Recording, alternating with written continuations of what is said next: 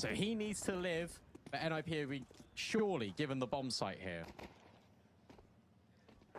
Prison sits back, so the bomb is going to go down. Snappy's going to flank all the way around, so he's on a very long journey.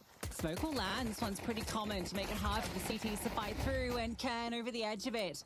Takes a double. He keeps on fighting forward. Can showing what he was doing on Nuke on that T side wasn't a fluke. Continues it here. Kaspersky comes through for the close.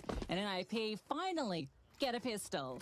Just a T-sided player. Clearly it is Can. That's brilliant. And as mentioned, just the rotates are so far away here for Heroic. So as a consequence, NIP just take all of the site, and it's actually say this smoke just does so much, and it just puts them all in this little pocket. I love the fact that he just wants to keep fighting forward. Youngster's got no clue that's happening. Kaspersky watches his teammate and says that he can also do the same. Those are the two players that you want to step up in a big way for NIP. They got the right setup to deal with this short play. Youngster's been spotted, but this should bait in Susp.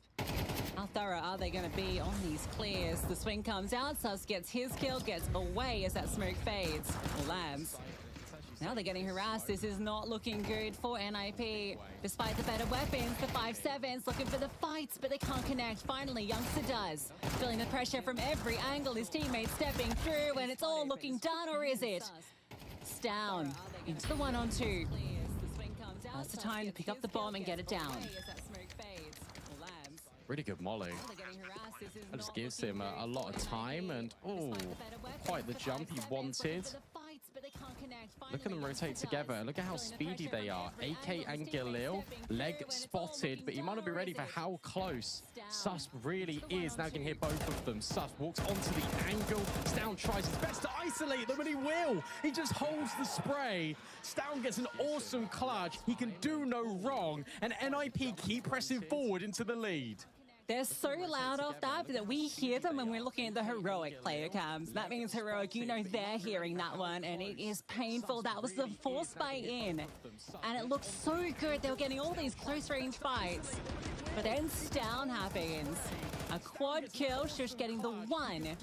Pistol's doing so much damage, you think it's all done at this moment.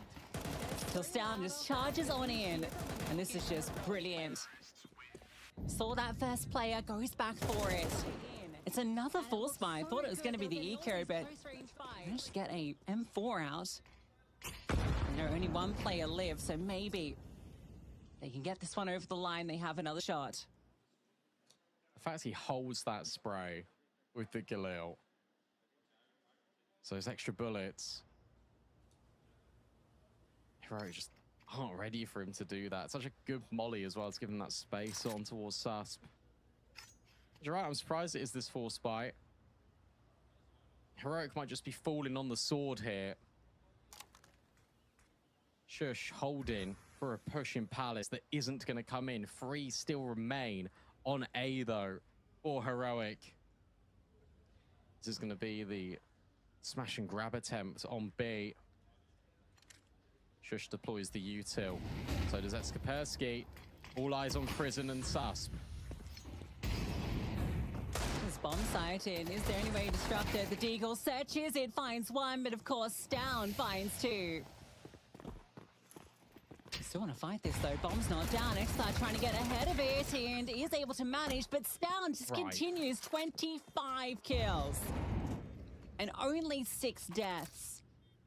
Back-to-back quad kills, and NIP now onto double digits, and M4 all to be saved if it is allowed.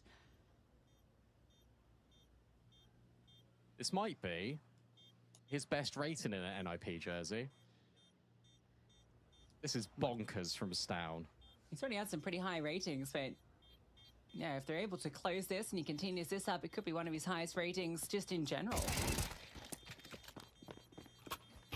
Doesn't get the ace, but I think he's done enough in that round. Double digits for NIP. Youngster can't hold on. That's no money. That's down with a smile. And there's 3 rounds separated NIP from the upper bracket semi-final. Well, put this in the back pocket. His highest rating in the NIP jersey is a 2.01 rating in a loss versus Monty. yeah, I think he's on for it right now. You got a half buy here. It's the only option you have. It stings. But you forced back to back. It has to be done.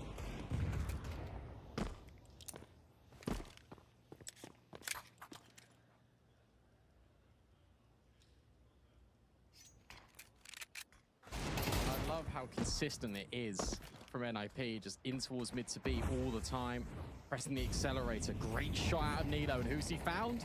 It's the Headhunter. It's Stown gone. It's Eskapersky low, and oh, maybe now they've got rid of Stown, they can find their way back into this round. Nilo knows that he should have Snappy locked in. This should be the Deagle's kill every day of the week, but Snappy somehow survives.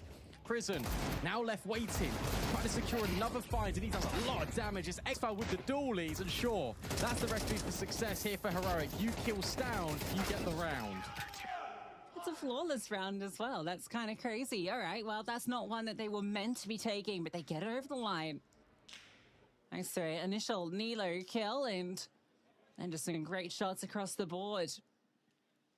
Also enjoyed how they play that on the B side. The Deagle hits a few body shots and just tucks.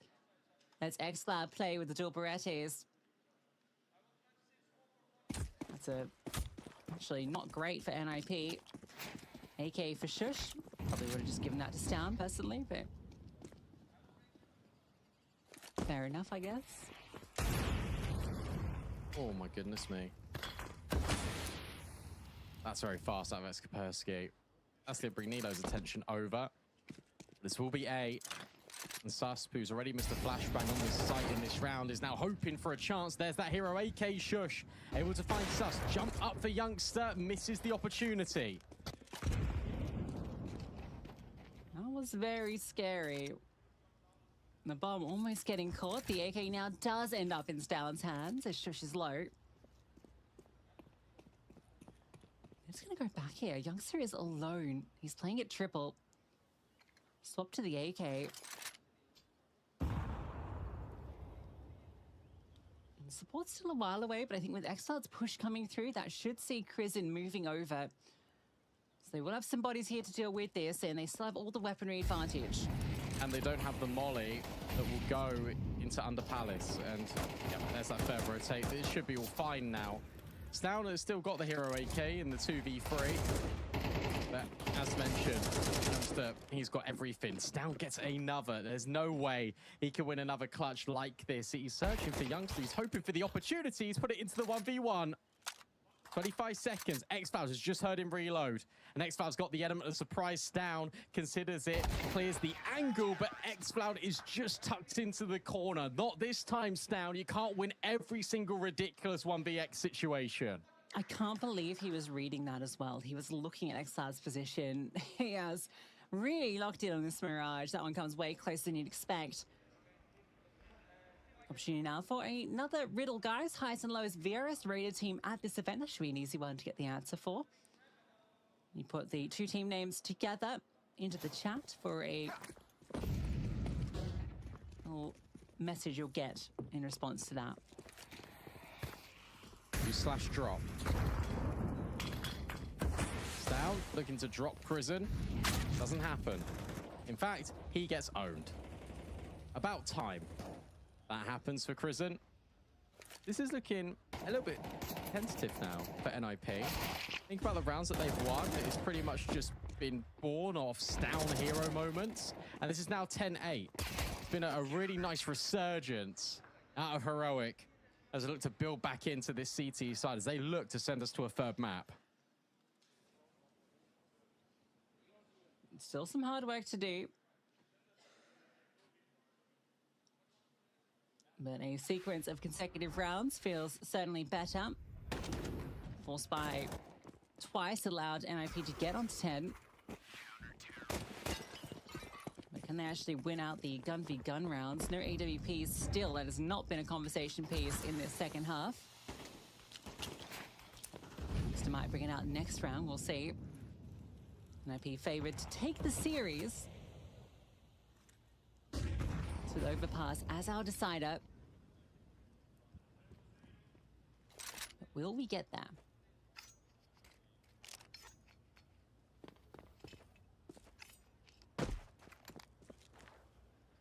Feels like someone needs to help us down for NIP.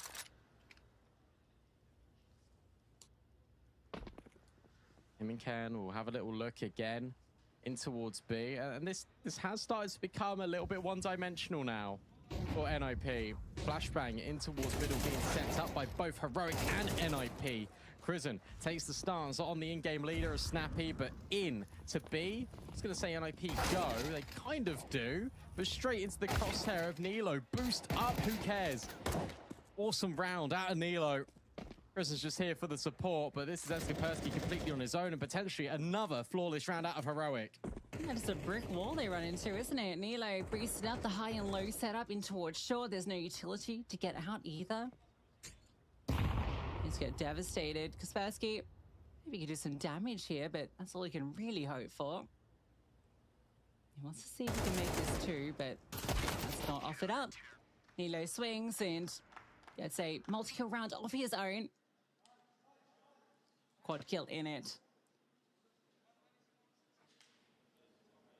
And only one round in it. No bomb plant, no money in it either for NIP. Has to be Tech9's. This can be the equalizer. This can be the road back in for Heroic. Awesome round out of Nilo. They knew exactly where he was. They just couldn't deal with him. As mentioned, this is a Mac 10. Tech9's. Another gambit in towards the B bomb site. This time you're able to get out, and that flashbang is brilliant from Stown. A dink that doesn't do that much damage, but it's a flying Mac 10 out of Shush. How is this a 5v3? Hold up, it's not done yet. Bomb's not even down. Exile's moving into the site. Flashbang is so good, he's been brought down low. 2 HP. But yet still, this bomb isn't planted. Look at Snappy go. He's so far away, though. He might be able to catch an X-Cloud. He should have this kill. Please pull your gun out. Okay, there it is. But it's Nilo. Oh, my God. There's He's walked all the way behind them. This is ridiculous from Nilo. He's just going to sit here. He wants to find that second frag. That's what he's looking for. Oh, my God. He just about gets the one. He can't reload the bomb. Right now. Reload, time for it. Smoke. In towards short, they start pushing at him. He gets out of the way of reposition. Nilo getting behind them, backstabbing constantly. It's on to Snappy, who steps forward, catches him off, and denies Nilo's clutch. That's 2 rounds now that Snappy has single-handedly won NIP in a 1v1. But that was nearly amazing out of Nilo. The fact that he holds the trigger discipline for so long, the fact that he knows that he's right behind Stown, he waits, he waits, he waits. That's so much pressure. And nearly is the greatest reward. Unlucky for Nilo. His teammates get decimated by a jumping Shush Mac 10. And NIP out of nowhere answer back with an 11th.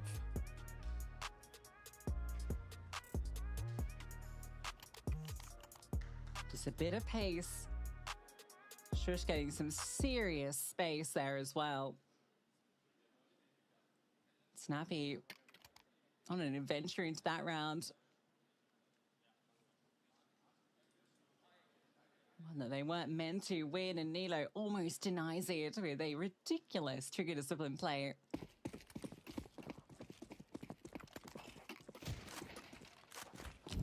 Still plenty of money for Heroic. Doesn't get easier for NIP, even as they edge closer to 12. Flashback forward. Oh, it doesn't matter. Stown and Cairn instantly hit back. 5v3. Molly now forces Xcloud forward, and it's a Cairn and Stown masterpiece. Youngster, we swap off his POV as he goes to smash his mouse. But that is flawless from NIP, and that is amazing teamwork out of Stown and Cairn, the 2 new additions to NIP, delivering them series point. Stown is 31 and 12 right now off the back of that triple kill. Absolutely unplayable. Oh my God, he dodges the flash and comes back for the quick shot.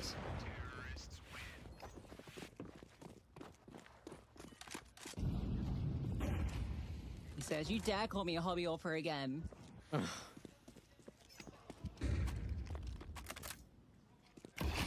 3 chances to close.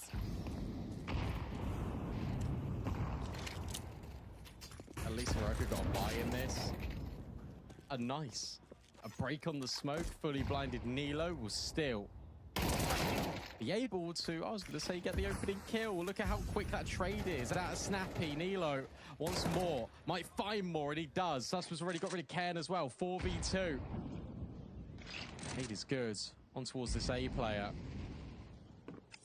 The Shush now looks to step in. Stound's alive, so that's already a little bit scary here for Heroic. The Shush has got very good space here on this A bomb site. Goes hunting for more. It's a double up in towards CT though. Youngster has to be clearing this angle diligently, but it's the Shadow spotted, and it's Shush collecting both kills. It's all up to Nilo, and he's nowhere near, but neither is Stound. He's got the bomb waiting in middle. Yeah, so separated. This gives Nilo an opportunity. I have no idea where he is. Shush surely comes over to help.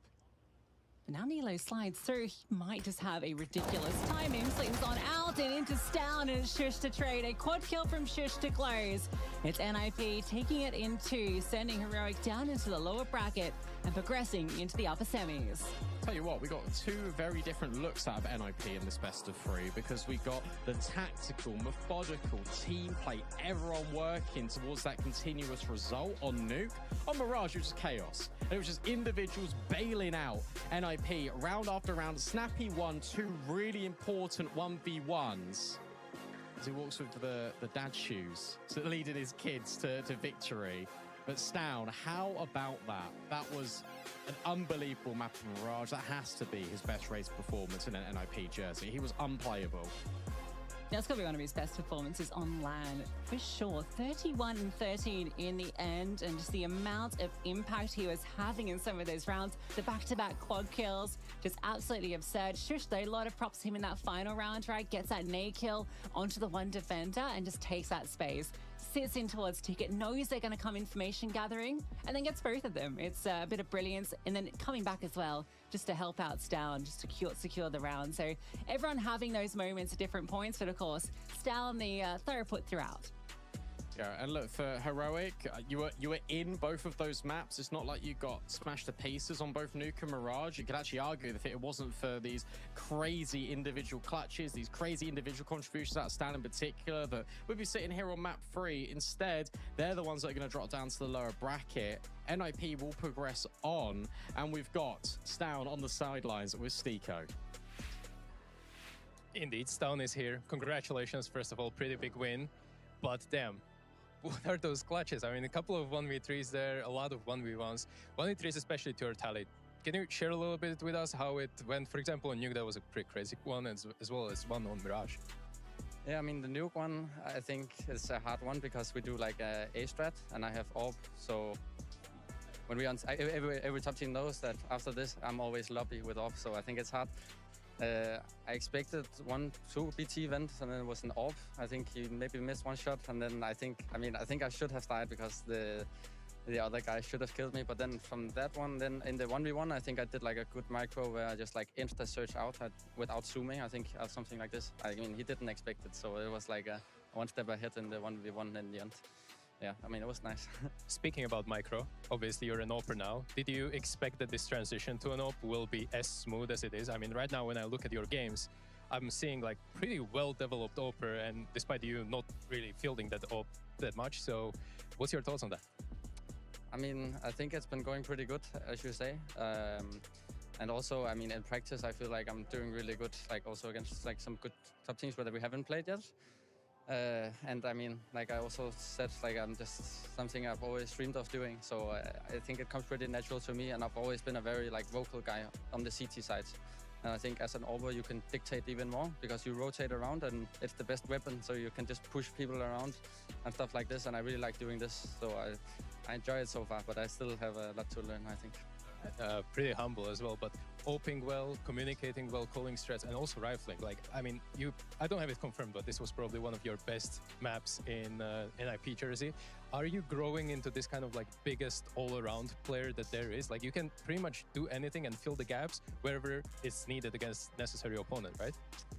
I mean, do have the edge, like maybe compared to some other Orbers that I've been rifle for like my career, basically. But I mean, still, like no one touches Saibu, I think, right? I think he's still maybe one of the best with rifle. But hopefully, at one point, I can come like maybe close, just a few percentage close to what he is. But I mean, that's the goal, right? So keep improving, and I think the guys also like that I can do rifle, you know. So it's good. Stown, thank you for this, and it's good to see you back after the break that you took, and good luck in the upper bracket semifinal. Well, we have the confirmation, Brandon, of his rating from that map. It's only a measly 2.03 rating, which is still his highest performance so far in the NIP jersey. I think it'd be slightly higher with a 31-3 KD and plus 8.37% round win percentage, but there you are. Tell you what, though, fair play to Nido and xCloud, because they really tried to keep Heroic in that game. It was Stown and Shush for a long time dictating the way for NIP, but Stown took over the game, and Snappy. Like, I really do want to highlight Snappy here in these clutches, because he won like the important ones to keep NIP having that buffer against Heroic when the half ended, and then that 1v1 against Nilo to really separate these two teams. It was fantastic from Snappy. It was awesome from Stown. And for Heroic, it's a tough one, because actually you look back at that game, and yes, there was a lot of crazy moments in there that you can look back on the demo, but ultimately, I kind of feel like they deserve to see Overpass. I really did. It definitely felt like it, but unfortunately, that's just the way the cookie crumbles sometimes. NIP progressed through to the semi-finals. Heroic will go down to the lower bracket. We'll have to see who they're going to play against. We've got 2 more games coming up today. FaZe Clan vs Alliance. I know that's the one everyone is excited to see. The 9Z vs Sharks to round it out. And then we'll get to see kind of what this bracket is shaping up to look like. FaZe vs Alliance. That one's coming up next. You will not want to miss it. I think there's a lot of eyes on that FaZe game and on Alliance, who with Malo 9 have been really doing some good stuff. So it'll be Neo and Scriv to take you through all the action to close out today after this.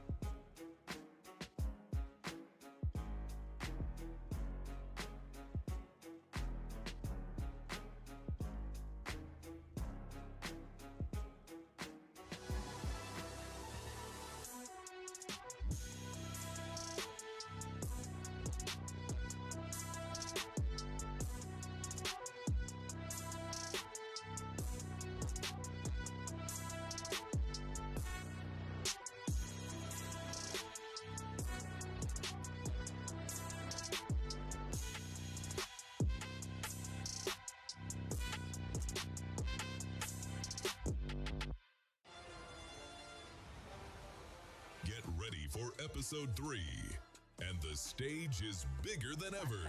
Dodge, bullet. You've been watching. You've been waiting. Now it's your turn to show what you're made of. Your moment is right here. Top 4 teams from open qualifiers advance to closed qualifier. Compete for your share of $100,000. Lock in your place and make it count. Register now.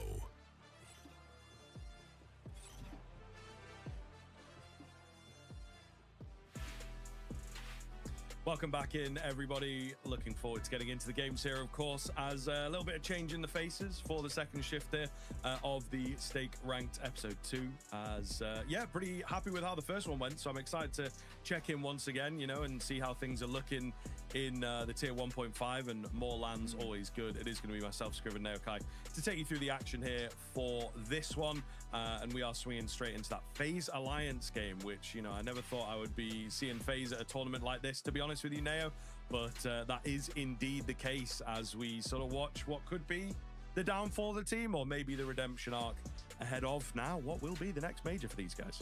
Yeah, absolutely. And of course, they've got Natu standing in with the side, who is a really kind of cool addition to this team, just off the back of Ent's kind of going away from this international team, going back to a bit more domestic roster. He gets an opportunity here alongside his coach, NKJ, of course, from that roster as well. So kind of a good looking team on paper, but the performances really haven't been kind of clicking all the same. And their other side, who also only just missed out on the major, is that of Alliance. They were, up until literally the final day, the final game, they were on the brink of making the major, only just missed out as well. But generally speaking as well, when we look towards this side, it's Melo9 that is kind of the main guy we keep an eye on for. But Error, of course, as well, very, very solid. You know, I think he's somebody who's been around for a long, long time. As long as I've been casting, Error's been involved in some iteration of a team and whatnot, and he's always, for me, looked like he can kind of really hold his own. I still remember his time back in kind of like Gamer Legion 2021, 2020, when I was sort of getting started, and yeah, always felt quite solid there for the most part. But Melo9, he is that real port of firepower for the side. He's so solid.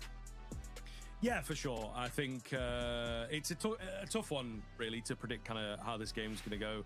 I think that FaZe, you know, they just have so much experience and firepower, like, on paper. But I think Alliance, you know, might have the ability, if FaZe are caught on a bad day here, as it seems they are just sort of spiraling down. Unfortunately, I think that maybe if Alliance can take a map off of them, they can be happy with the way that sort of pans out. But it will require quite a lot ultimately, as Neo mentioned, you know, across the course of this roster. There's a lot here, a lot to get excited about, maybe in the future, maybe in an upcoming major and whatnot. But can they do it against, you know, FaZe here, who are just going to feel, I think, really comfortable? There was all this pressure on them and whatnot, and trying to make the major, and then all of a sudden, oh my goodness, we're not going to make it. We need to, like, crowbar our way into a couple of lands and things like this. But I think now that they are realizing that it's like, okay, player breaks coming up, we're chilling, we've got to maybe build up that VRS, but that can be kind of an enjoyable experience. And, you know, you see them in a few of their games still having a fun time. We are going to get into the picks and bans here, of course, as we get that Nuke Anubis Ancient coming out.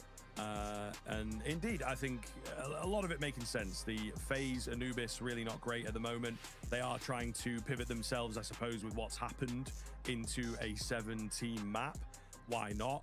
But indeed, they also get to move towards one of their favorites in the form of Nuke. So it should be interesting if that Ancient is required. I think that's where there's maybe a world in which Alliance could start thinking about pulling off the upset. I don't want to talk about it too much, but I'm sort of here for that. I don't know about you. I think it's a completely valid point. Like, quite literally, up until the major invites got locked in, Alliance were a better team. Like, it wasn't really debatable. Like, FaZe have looked so poor that I think it's a pretty clear-cut thing. Of course, they've gone through changes and whatnot, and Twist now taking over the calling, but I sort of counter a point of yours talking about how, you know, they're enjoying the VRS grind and all the rest. I kind of think it's the opposite. I think for FaZe, they hate the fact that they have to do this, and I think they know that every single tournament that they're entering into like this, there's way more pressure on them than any other kind of like the other tournaments they're going into. There wasn't really massive expectations for FaZe the last like 6 months when they were playing in tier 1 tournaments. It was like, it'd be cool if we can get into playoffs, but even then we know we're a little bit shaky. Now they come to every single one of these tournaments and it's win or bust, right? And I think that for me is actually a lot more pressure, because win or bust against much less lower you know, ranked sides, right? They, you know, on paper should be taking these sort of tournaments every day of the year, but then they're not, right? And that's obviously kind of the issue with them. We saw them lose out on that HLC Belgrade event as well. Yeah. Of course, too big. That was obviously quite a big one, letting that one sort of slip away as well. And then we've seen kind of events around this where it's really not looked like super clean for the expectations, you know, of this side. And I think that's where I look at this and say, I think they've got a lot of pressure on them to not only perform, but perform really, really well at this tournament. Yeah, no, I'd be in agreement. I would certainly be in agreement. I think there's quiet expectations always of a team like FaZe, even the post-Carrigan era, which, you know, is obviously a crazy thing to think about with just the successes they were able to find with him. There's still a great crop of players, you know, that experienced core of Twist, Frozen, Brokey, you feel like should be able to get it done, but so many inconsistencies. And I think playing with your friends, having a bit of fun, this kind of thing, sometimes it can be great, but when it stops working, it can be a problem. We're straight into the action, though, and we are straight into the fights as well, actually. FaZe not wasting any time getting in towards the B bomb site here as they just burst straight in. Well, he'll make himself known, but it is that 3 versus 2 that doesn't look too healthy here. There is a kit available for this, though. Yeah, definitely can't count it out just yet, but the fact that they got themselves in quite a deep post plan here, they just don't really need to ever show any contact. I feel like it's already all but a write-off unless they swing in towards this fight and make it work nice and quickly. Kills are going to drop nicely for them, and it might just happen. Dooley's run out of ammo right at that tail end, and Twists will see it off with two to his name to close. But yeah, made to work for that, and still remaining ever so slightly unconvinced. Like, my head in predictions said FaZe here, but my heart says Alliance. Like, I would love to see Alliance get a result. Yeah, I just feel it's one of those, isn't it, where maybe you're a little scared as a pundit, as a voice, to be like, ooh, do I want to bet over FaZe on the underdog story? Maybe not. Maybe it doesn't look too good if you get that wrong, right? Surely it was going to be FaZe. Why did you ever go against FaZe in a tournament like this and a matchup like this? But in the same vein, we're definitely here for it. We should, you know, change the prediction game into like percentage. 60% FaZe, sure. 40% Alliance. That might save us some face. What is going on here? They've actually done an awful lot of damage, got a man advantage on the Alliance side, but of course left the A bomb site wide open. Yeah, sticking together as a pack, hoping they can just overwhelm. Jacob Flash, he's trying to get the bomb to cross some stairs, but in doing so is wasting a bit of time, and it's pretty valuable as Alliance are now starting to swarm and get in behind. Twist is keeping an eye trained on this. He's heard those steps. He can't afford to fall here. This could be dicey. He's got to get in, and he does. Even for half seconds, he jiggle peeks back out. That worries me. If that bomb drops, it becomes really, really problematic. But thankfully, he gets in. Bomb will go down. And this should now just be a case of, for Alliance, making this kind of expensive, or even just sort of saving these and working with them in towards the next. They're not terrible guns to keep over. MP7 Galil in the right hands can be really scary. It looks like they're on those soft exits, right? If they come our way, there's a money-making opportunity for the MP7, for example. But yeah, they will just kind of hold it. I think economy game and whatnot, a lot of players prefer to be more conservative about that kind of thing. You can see Hera here, though. He's moving a little aggressive. And they are weary of it. Oh. They keep checking it a little bit. He might just have got the perfect timing for this. And they are encroaching. They are squeezing in with that USP as well to just kind of be distracting. He does land a lot of damage, but no kill coming in for that MP7, unfortunately. So, yeah, it could have been a beautiful double whammy. Keep the gun and make some money at the tail end. But unfortunately, not the case there. Yeah, it must be kind of annoying. I felt like he's tapping away and it looks sort of dead on, but in the end, not to be. So a 2-0 start. It's still ever so slightly a tad unconvincing. Like, I still want to see the side. You know, we even kind of got ourselves to the point where we were talking, you know, about 4v3 and if that bomb struggles to cross and whatnot, but we'll see. Tech pause, hopefully in a brief one, and it is. There we go.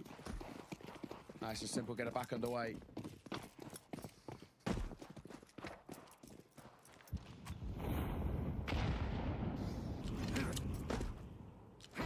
Interested to see what these early rounds are going to look like, honestly. A lot of sending the feelers out there. I think Alliance will be really quite nervous, you know, full of pressure to get this one going. Particularly on this map, as it is one that strikes you as the clear punish against FaZe. Not great history on it at all, I think it is safe to say. And it's probably Alliance's favorite map, in fact. So it works out really quite nicely in terms of that veto, which in the long run for this series could end up making a very, very big difference in how this game could have gone. Just the fact that some of the more preferential maps for Alliance are the exact opposite for FaZe. Well, early nade. This is about 45 seconds to work with. There's a slight tag on towards Shaker, but it does put him in that one tappable range. The swing behind by Twist is a bold move. He's too quick on the trade. He's not leaving this very late. And Molly will at least keep Mail guessing. There's one on each side, a smoking towards that pillar. And he's behind it. Decent damage. Mail needs to be very careful. He gets tagged up, but he doesn't get finished off. He's very fortunate, but it's Error and Avid to get kills apiece. Oh, Error with a big find through the smoke might just seal this one in. A2 misses the opportunity. Long range gets the one tap though. Oh my goodness, only on LAN here. A2 looking to hopefully turn this into a full position at FaZe. Wonderful clutch coming in. And a big old win for FaZe to steal that one away. It felt so very winnable for the Swedish side, but they are heartbroken. Yeah, that Mail kind of significant damage makes it harder for him to fight up close as well. FaZe, despite leaving it late, which is very concerning, they make it work. Well, just like that. 3-0, there is, of course, money to reinvest back in or in place for Error. A triple MP9 around it. And having to round it out with an M4, but not got loads of utility. Towards A, looks like they're going to head here, FaZe, but there's a smoke that'll meet them. Lovely find to kick things off. He's backed up as well. Nearly the double spray down for Avid. Not quite. Loop it around the corner. Does get taken down. There's a lot of bodies here. I would have expected a swing in from Mail, honestly, but he plays it safe. It's the AWP that goes first and loses his head. So a little messy for Alliance, as they're not quite on the right page. Well, it does fall eventually. It's going to be down to Twist over here, so not looking too good. He's got an MP9. It's not much to save, but I think he's 1 foot in, 1 foot out at the moment. I don't even think Twist will find Twists here, to be honest. It looks like he'll probably exit out with the rest of the team, unless he does make this slight dive. I mean, he's got no time for the Ninja. He's gonna tuck away. Twist was sticking around. Gonna rotate out via camera. Another on the board. Twist is just looking for an upgrade, and Twist is there to deny, making sure there is no recovery of that AWP. Brilliant work, FaZe. So far, it's getting more clean, more comfortable as we go.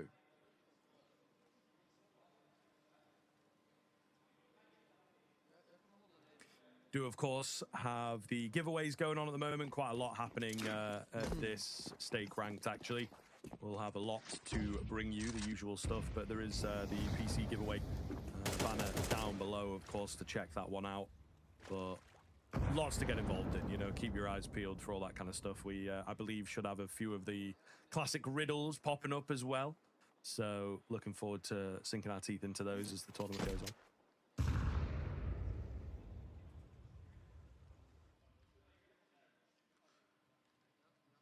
Lower by again for Alliance. Double MP9.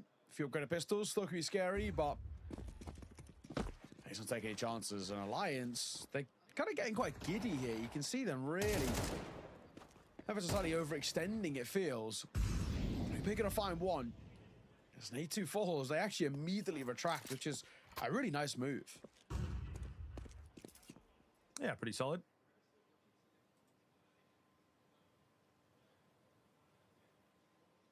Let's see what FaZe are able to create here.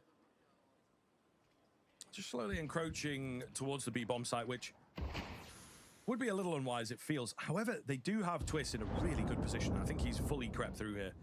Maybe halfway known, as Era seems to be moving to kind of check his angle, and indeed will swipe him in the side of the head, but it's the main attack that is finding success here against the pistols. Enough of a distraction going on that they've created that bomb plant, and, well, a decision to be made. You've got an AK savable, you've got an MP9, you've got two AK savable, excuse me. So, yeah, they've really managed to find the weaponry from here. And they're still halfway looking, but then Upe on his AK is on a save. So, not quite sure what the idea is. He gives it half a look in, he goes down.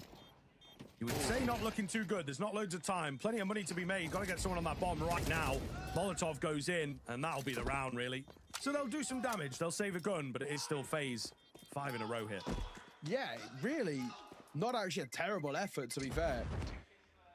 Make it really expensive over towards FaZe. However, we are kind of getting towards that point where, even though it's quite early and towards the map, we sort of start discussing about saying, like, does it really even matter? Like, I feel like FaZe are doing so well at building up a lead, and they're in a position, as we can see here, where they can reinvest in, and it doesn't really hinder them in terms of the finances. Like, Frozen, 6K in the back pocket, Jacob, 3K. You know, it's, for the most part, feels pretty relaxed over towards FaZe at the moment, with a 5-0 buffer zone. We're getting to a point where this is getting dicey, I think, for Alliance, to the point where if they don't get around in the next sort of 2, I think this map might be a write-off already. Yeah, I could probably agree with you there. I think it's in pretty scary territory. Just got to watch out in a big way here on the Alliance side of things. And there are moments they're able to shoot back, you know, that in and of itself might be an exciting prospect. It'd be nice to really, you know, make some money. Classic, though. FaZe just keeping it simple here. Very, very basic kind of calling so far, as you'd maybe expect from an Anubis T side as well. Straight in towards B after that timeout. Seems to work quite nicely for the moment, but unfortunately, numbers are being thinned. They've got themselves into a decent enough post plant. Smoke going to come in, though, and that does isolate Frozen pretty heavily. Twist knows that. He's got to get in there. He's got to help his teammate out. Or does he? Frozen seems to have it handled until the very final job. He will go down, and it's Alliance with their first. Yeah, and finally now. And now it's a kind of one of those where it needs to be sort of the start of something for them. Like, it needs to be the beginning of really getting going. Like, I feel like still, if this is an immediate flash in the pan with the residual cash of FaZe, that's where the real worry comes in for me. But FaZe go for a quicker round. It's something they've not been opting for in the opening sort of 5 that we had of play. They were very, very slow, drawing out Alliance in towards fights and sort of forcing over faces from them. That time they go for something a little bit pacey off the back of the pause, and it does absolutely nothing. Alliance are ready for it. So buy back in. Brokey gets out his ore, but Twist is left on just the Tech 9, so not conclusive across the board. Oh my, what a perfect flashbang. We're still here in the blinded era, of course, but I think that's a lovely little moment for it. You just see how effective it is, and then when you come to, everybody's dead. Great move from Alliance. What a flash. And should be a second by all accounts. Yeah, you're right. You'd assume from a spot like this, unlosable, 2 versus 4. Around this corner.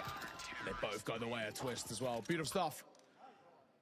As Alliance find yet another, now going back to back, he's going to start to give them actually a pretty decent little runway to work with now. We're now talking about actually where the second should turn towards the third, because money is broken over towards FaZe, and already what was a decent start in towards this map can very quickly start to crumble on its head. So I feel like maybe even going in towards the next gun round, I wouldn't even mind a attack timeout coming through from FaZe. Just a conversation to try and bring it back in their favor.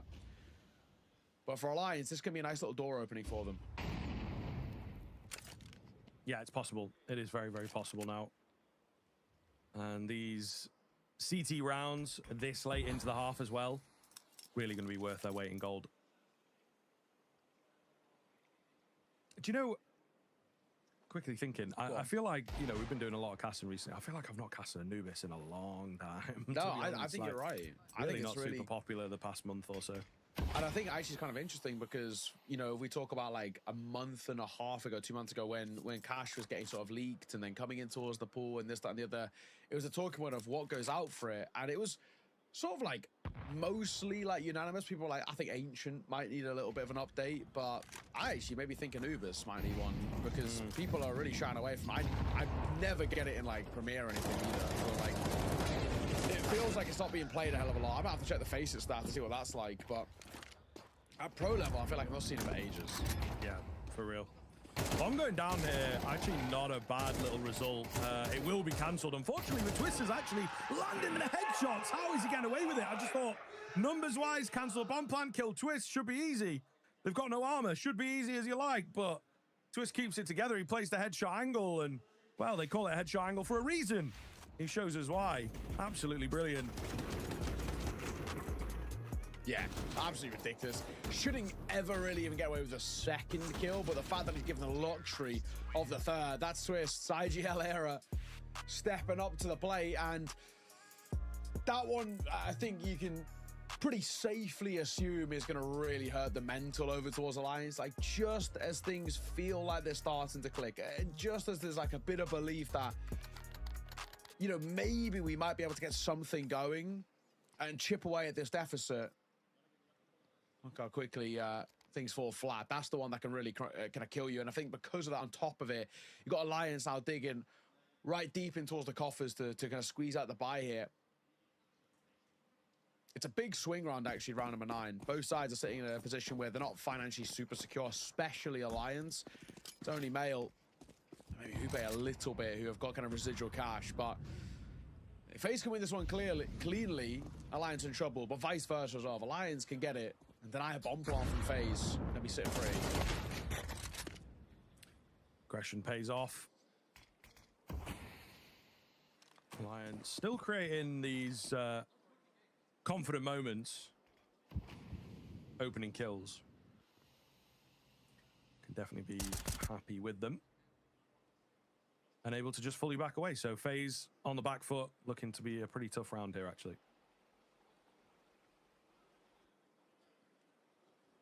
So it's waiting for an overextension, one he won't get, because we can already see that Lions have full retracted away from the B side. They're going to leave Male there, but they're gamble stacking A, and they're actually trying to get kind of aggressive here.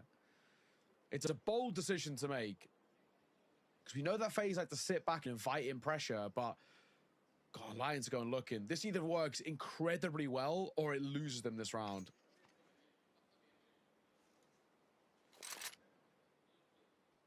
"35 seconds.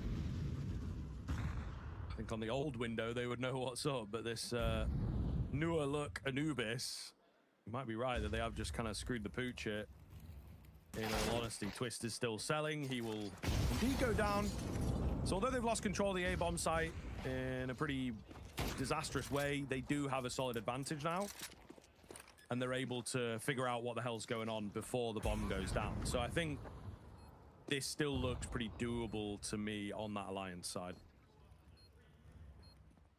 Yeah, it feels like slightly all part of the plan. This first fight big, and they'll find it. It's a double stack as well. Now, a known one. So, Era, how do you make your move? At the very least, Alliance will know there's decent gaps elsewhere. He's around that corner. Jacob somehow taking minimal damage here. Time is really ticking as Arvid makes his move, and he will lose his head. Save for Era. Alliance look like they're about to lose this round, unless they stick through, which they do. It looked like FaZe, for them, they'd done enough. The opening 2 in that 3 versus 4, but then a smoke on top of the plant, and before you know it,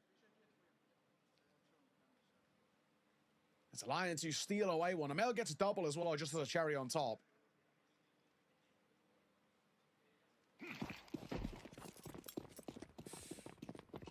Looking good. I mean, they're competing here, but I don't know if competition is going to be enough, to be fair. This very much is that map. True. That we potentially expected Alliance to have a much stronger look. So, for my money, going to need to get up to at least 5 on this CT side. maybe a little more, but I think 5 you can be happy with, especially the way that it started, right? Obviously, FaZe dominated in the early portion. So we'll see how things continue to develop. FaZe, I think, are more the ones that have hit a bit of a wall here, though. They get very lucky thanks to a twist clutch. Without that, it's actually a hell of a lot closer here, and, you know, some really nice looking rifle rounds for Alliance. Yeah.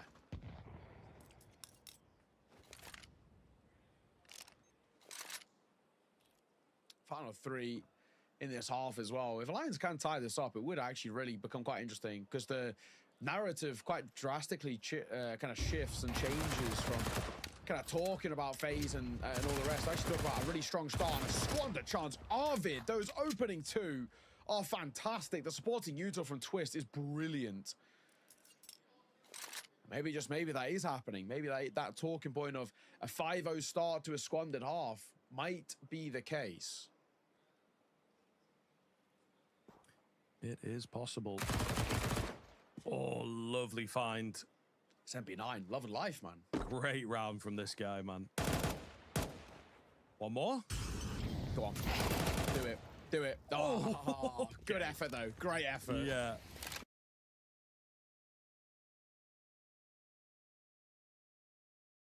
Done enough damage. You feel like the round. Oh, yeah, should be over. Definitely with that nade. Cancelling the bomb plant. So nigh on flawless, actually, for Alliance. Really sending a message with a round like that they should be able to close this gap. Classic FaZe now going to have to sit up and wake up and stop this from happening. Otherwise, yeah, you might end up the 5-0 start and then an even finish at the end of the first half. Really not going to be happy with that. Yeah, that's very true. FaZe, things are looking considerably dicey, I think, is a safe way of putting it.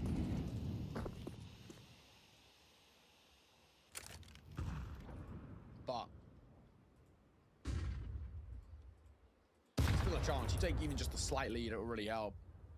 Guys, make sure to go and check out the weekly reload as well. Join Stake. Use code RANKED over there. You get $10 reload for every day for 7 days. So would be rude not to.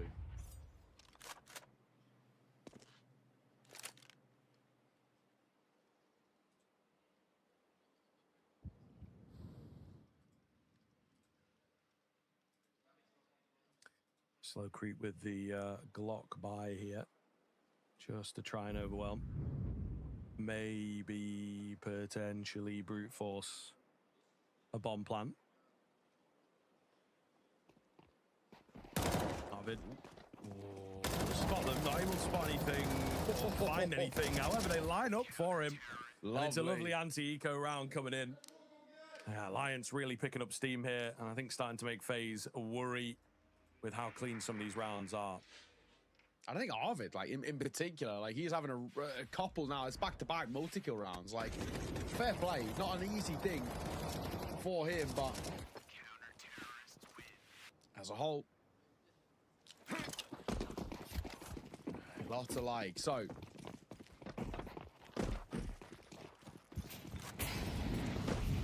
one-round game for the final round of the half. Can we see any sort of tie-up by Alliance? You feel like with their current run of form that the expectations will be there. It's a great flash, Mel in trouble. Dip away, but he go for the re-aggress and he'll lose his life for it. Natu. No proper proceedings, Frozen's behind as well. So FaZe looking like they want to pip them at the post to take a lead in this first half, but Aaron might have other ideas. Bomb goes down. What can we get done here? Doesn't look like the best retake, does it, to be honest? They're so far back. They've got that AWP in there, which is always difficult. Decent utility is maybe the big thing that stands out. Try and clear some angles here. Molotov in the wrong place. Flashes are decent, though, to allow a gap close. You can't be having the one-for-one trades, unfortunately. Gonna need somebody to step up and get multiple. It has to be Upe, and maybe he is the guy to do it. Finds 2 on that bomb, but he's immediately dealt with. Twists with a lovely find. Will indeed take it. So just getting that little bit of a lead, squeezing into the second half here for FaZe. I think still Alliance will be pretty happy with the way that they've managed to come back into things and keep that conversation alive. Yeah, I agree. Okay. So now looking at, I think as well for Alliance, the talking point is like for the majority of that tail end of the half, they are looking like the slightly stronger side, and they are going onto what is sort of generally revered as the easier side to play. It's the only kind of map in the pool that we can actually properly consider T-sided. So I think where we're at, I don't think Vibe is going to be too bad. Yes, it was a slow start, but the recovery was pretty excellent. 5-0 down to make it a 7-5 half. You take those. I think for FaZe, kind of similar to the narrative I kind of brought into this, it does feel like there's more pressure on them. And especially now in this situation, despite a lead, it does feel like they're sort of having to force themselves to lock in a little bit.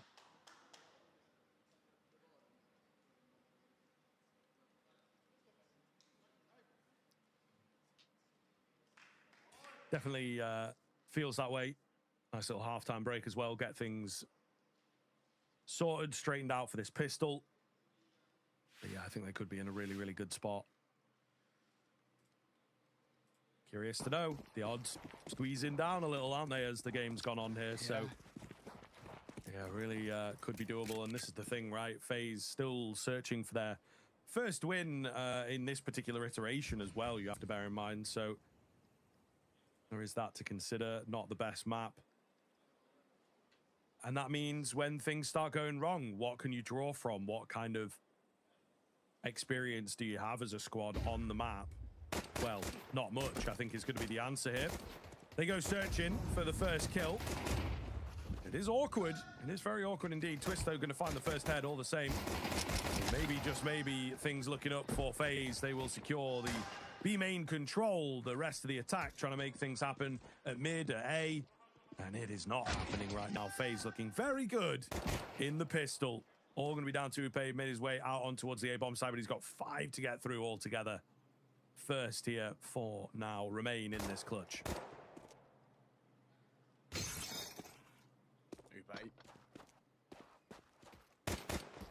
Spotted. One in towards mid. He's just desperately trying to get a kill or two here. The round feels safe to call as a complete write-off unless they feed, and he was running out of ammo anyway. So down he'll go. And FaZe, that's the real kind of desired star. Not only, of course, just getting a pistol, but it's the fact that on top of that, it's so clean. It's a real confidence booster. It's exactly kind of what they need as well. I think for a side who obviously weren't feeling super comfortable, right, at that tail end, this is going to allow them to bridge a bit of a gap once again. The 8th should naturally turn towards a 9th. There's only 1 kill and no bomb plan, of course, for Alliance.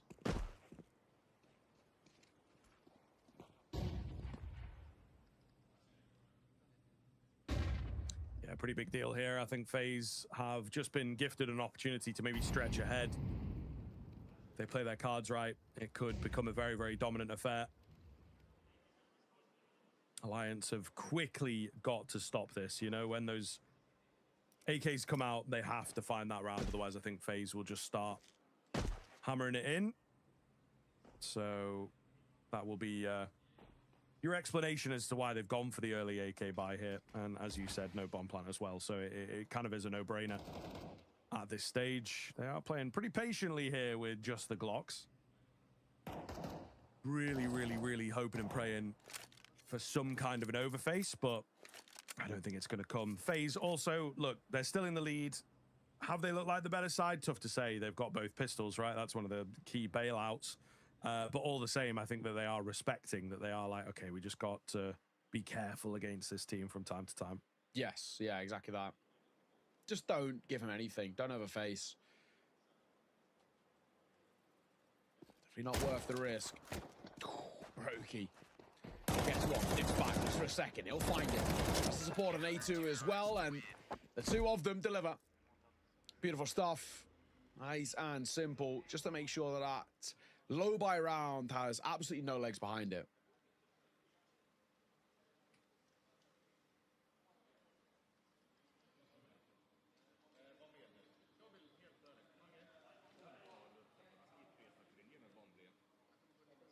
Don't think we're going to be able to catch anything in Swedish, unfortunately, but yeah, you never know. And I do know people watching at home might enjoy hearing what some of the teams are saying. I'm sure there's a few Swedish fans out there. Yeah, always good for a check-in. I feel like you know, if we can understand it, it helps more. But always nice to see what they're saying. Frozen. It's a nice find. And a molly behind it as well, just in case anybody was tempted by the trade. And a smoke to follow. Already dumping the kitchen sink at B main. They don't need to be too on edge about it, but that second nade in particular does do a lot of damage towards Mail.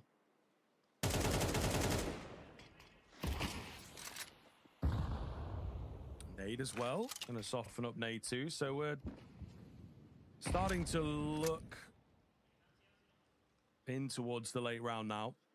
FaZe playing quite loose with the rotations, floating around, looking for some of these frags at the moment, just to try and really solidify their position. Nothing coming. Alliance enjoying quite a slow, contact-heavy style. Brokey knows what's up.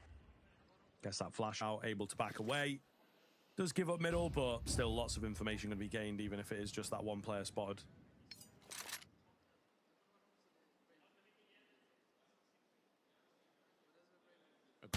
Bomb on the back at Swiss, but Frozen gets him behind. And he'll find two. And now, surely this is all but done.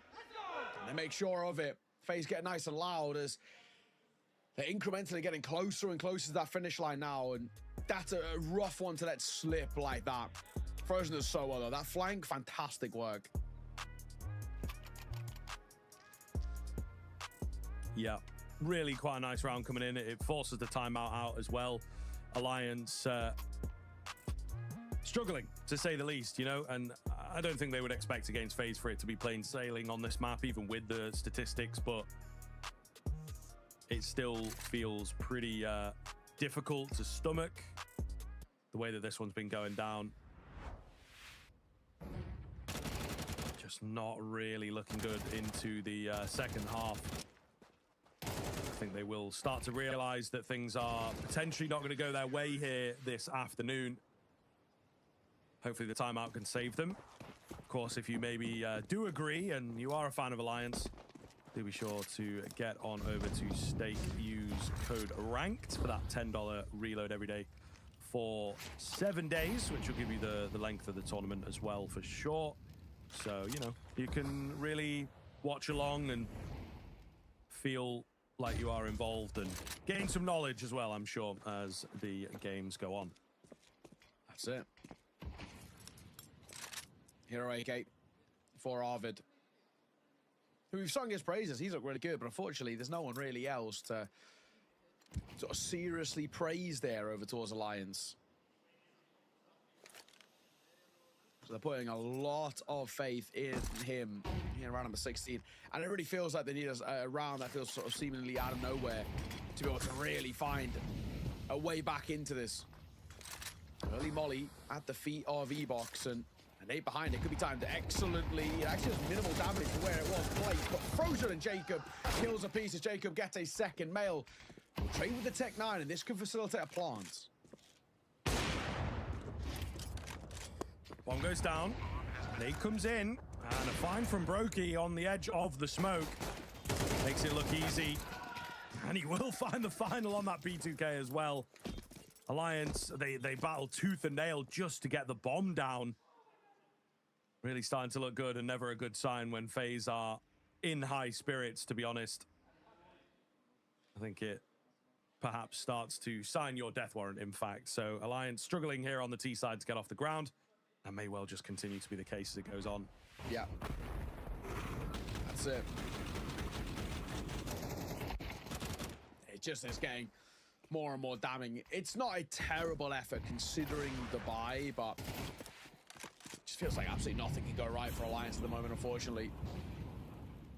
Whatever they throw is falling flat. Nade at the feet of Mail, and Brokey will open it up. Looks for more, and he'll get it. He's done his job. Getting a double in that spot is really impressive.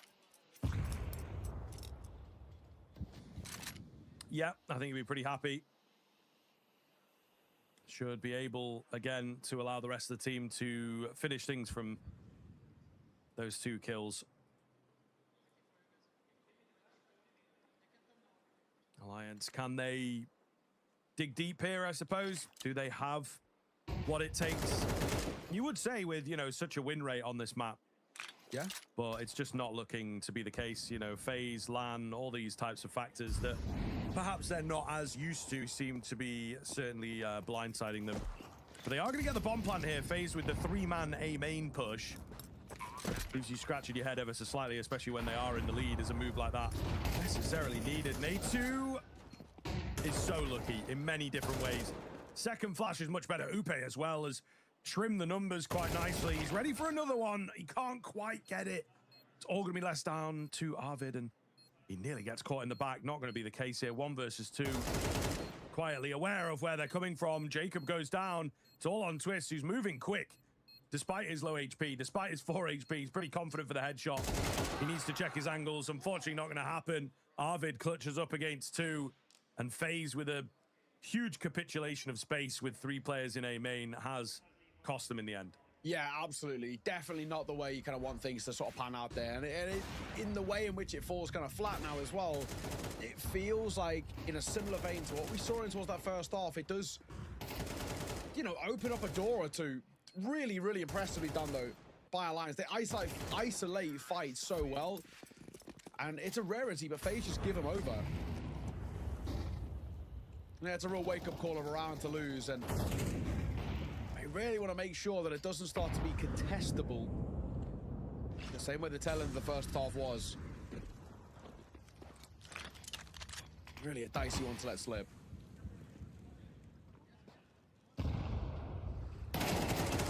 Oh my goodness. How has Arvid ever found that? I thought he was surely dead to rights as that smoke dissipated, but not the case. Does get traded out. Difficult to say. I think FaZe will be happy with that, and you can see what they've done. They've allowed Frozen, I believe it is, to scale up here.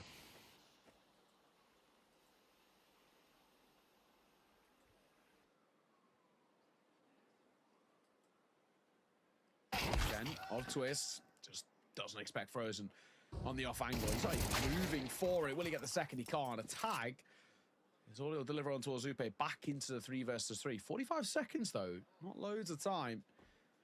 The decision has to be made here. And without the big hitter of Arvid, not exactly the spot you want to be in.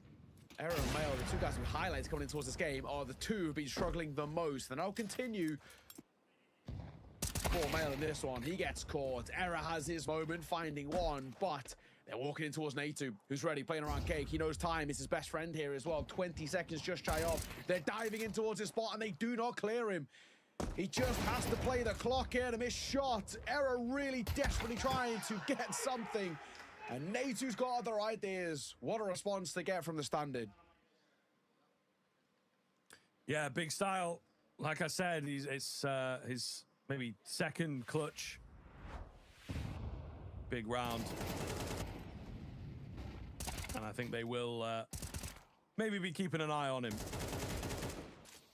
in time to come. I mean, you know, they're obviously trying to scrape things together. Do they have the biggest checkbook at the moment, FaZe? Probably not. I think this is certainly an organization that can survive, but probably looking for tournament wins to really boost their position. The esports division's always been separate, that's what they say, but, you know, the main company obviously having some weird times, so I don't really know how that all works, but either way, Natu looking good, and looking good again. Double to open up this round and maybe close out proceedings if the rest of the team can convert his individual move.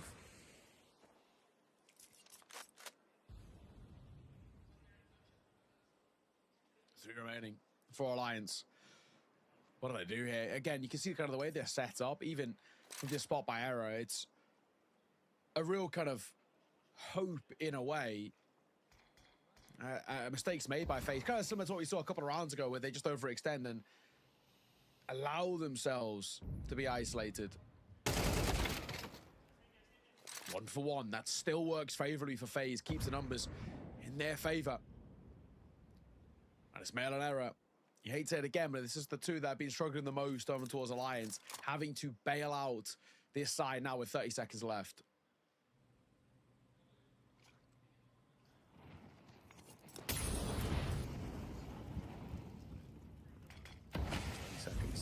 not a lot of time. One going to get planted. They set themselves up for a decent retake with Twist on the flank as well. It's so open, but it works. It works. They were not expecting that at all, and the two CT players get totally caught off. Brilliant little save from Alliance. I think the FaZe boys will be kicking themselves. They couldn't get it done there, but they still have plenty of room. No need to start the emergency sirens just yet. They should be able to get it done, but not here. Yeah, honestly, really, really decent recovery again. Been a couple of those. Twist will save that M4. Arrow does very well in particular. So, with that being said, now into a spot where, again, you can start scaling a little bit if you're Alliance. Still, a lot of things have got to go right. And this will require quite the crumble from FaZe to let this one slip, but we've seen some crazy ones. Another timeout taken, third and final for Alliance. Well, I suppose trying to salvage what they can. I think this is also one of the games that we sometimes talk about where it's like, this is a learning experience, so on and so on. You know, you'd love to see it as a victory opportunity, but try and get as many rounds as you possibly can and work from there. They also have a series at large. Nuke's going to be tough, but not impossible. And if they can kick it into Ancient, then it reopens the conversation, you know? So we'll see here how things continue on this map and whether it does, you know, stay alive for them or, unfortunately, if it just fizzles out. Yeah, that's it.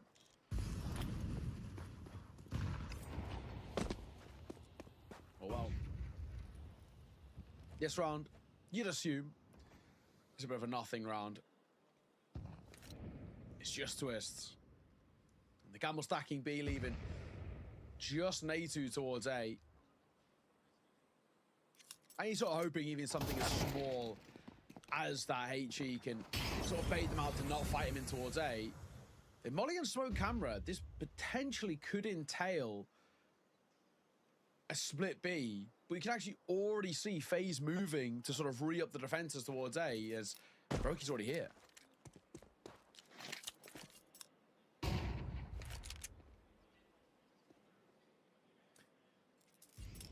They do bail on it, though. They do bail on the idea. I was sort of waiting patiently to let things scale up for Alliance. It's actually worked quite nicely for FaZe.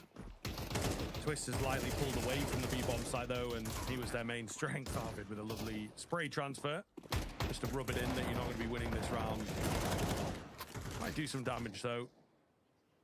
And Twist with a thought, perhaps, to try and take another kill if he can. It doesn't matter too much. Maybe you try and deny guns away. Maybe you try and deny the AWP away. But he is just soft saving here and, you know, taking it in. Or is he? I mean, I thought for a moment, you see him with the kit, maybe you would think about the Ninja. Not going to be the case here, though. Yeah, you're right.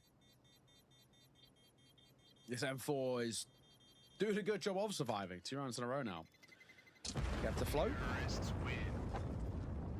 Alliance, the road still remains kind of treacherous, but right steps, you know, timeouts, their third and final into a successful round without really that much of a hiccup or a worry. It still keeps that door ever so slightly cracked open.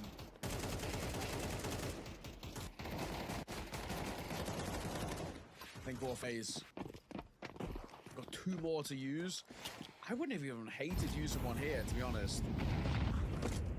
Just to really shore this one up. Get it closed out, get it confirmed in place, but they'll let it play. So again, maybe a chance if you believe Alliance can do it. Check out the weekly reload. The banners are down below. Use that code ranked as well.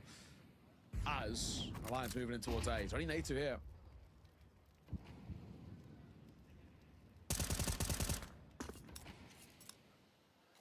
Might not be enough. They are starting to back him up a little, but Alliance play pretty wide default at the start of rounds. We've not seen as much pace from them.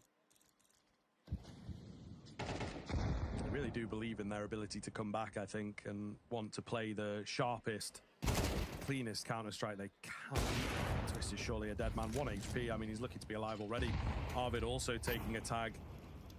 He just about makes it away. I would have thought man from the main angle would take him down there in towards mid, but not the case. Era up on the boost to drop Twist, who's hunting for that low HP player. So Alliance, despite these early tags, are still in a pretty advantageous position.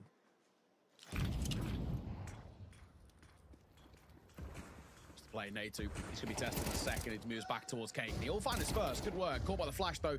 He's sort of desperately trying to stay alive as they're trying to surround him. It deals damage, but Jacob and NATO both fall. Brokey and Frozen are here, though. And as Brokey gets both, he puts it all on the shoulders of Upe. Bomb planted for main. And Frozen, he definitely made steps there, so Upe knows about it. Playing on the edge of this smoke. Waiting. Brokey trying to make his move. Frozen gets the perfect timing to close it, and that's 13 for FaZe. Made to work for it a little bit, but generally speaking, those strong starts to the half were massive for FaZe. Yeah, I think so, right? It is a bit of work in the end. I think Alliance maybe earned their respect slightly. But then, as we said throughout, that really was not a good map for FaZe on paper. So the fact that they are able to take it maybe even comes in as a light surprise. I think we, you know, were not necessarily in their corner. Was it going to be hard fought? And to be honest, not really. I think there's certainly moments where Alliance bring it close, but FaZe, as you might expect in a game where they're the overdog, a lot more of those clutch moments and whatnot going in their favor. Alliance leaning on some of the individuals, particularly Arvid, to keep them in it. If he drops like 18 instead of 23 kills, it's really not as close of a game. So yeah, just a lot of things in there not quite good enough from the Alliance side, unfortunately. Yeah, like, you know, generally speaking, I never felt like there was like a doubt about FaZe. Yes, there was hiccups along the way, but it still felt kind of comfortable, even despite maybe that first half getting a little close right towards that tail end. I think, you know, I think you're spot on, right? If Arvid doesn't have the sort of a meteoric performance that he does, like, there isn't really much of a game there, to be perfectly honest. It might have been kind of done 2 or 3 rounds ago, to be completely frank. So it's an okay effort by Alliance, but I wouldn't say it's exactly a confidence booster for them in this series as well. And it's their map pick to make things all the more worse. We're going to head to a break. When we are back, we've got FaZe's pick. It's Nuke coming up next.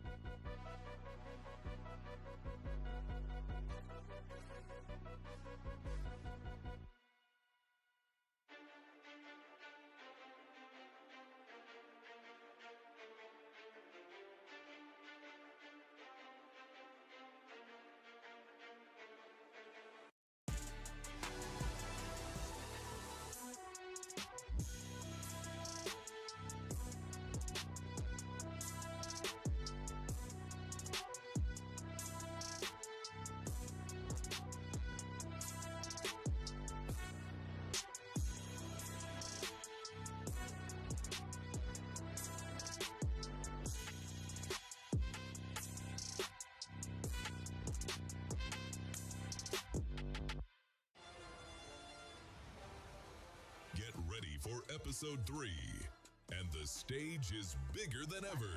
Dodge, bullet. You've been watching, you've been waiting. Now it's your turn to show what you're made of. Your moment is right here. Top 4 teams from open qualifiers advance to closed qualifier. Compete for your share of $100,000. Lock in your place and make it count. Register now.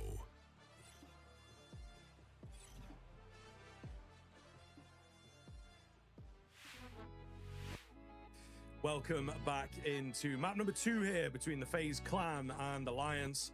FaZe with their first win on Anubis. I'm sure Alliance were hoping it wasn't going to be them. And a lot of us probably on their side for that one. A really clean map for Alliance usually. Not quite the case there. Didn't quite get going. Lost both pistols. Will they put it down to that? Maybe. Now we move on to the nuke, of course, which is potentially in this era of FaZe looking dodgy and really disappointing and what's happening to them. This is maybe the only map that they can reliably lean on to pick up wins within a series at the top level in particular, as you saw there on the breakdown, bringing it very, very close against Vitality at Atlanta recently. But a lot of experience on this one. Is one of their safer maps, if not the only map that they can fully rely on at the moment. So going to be tough for Alliance to stop this 2-0 from happening. Yeah, for sure. I mean, this is the map that, the only one that feels like it's confident that, you know, we talk about where teams really cement themselves and become like gatekeepers and all the rest. It's like, can they beat teams that are lesser ranked than them?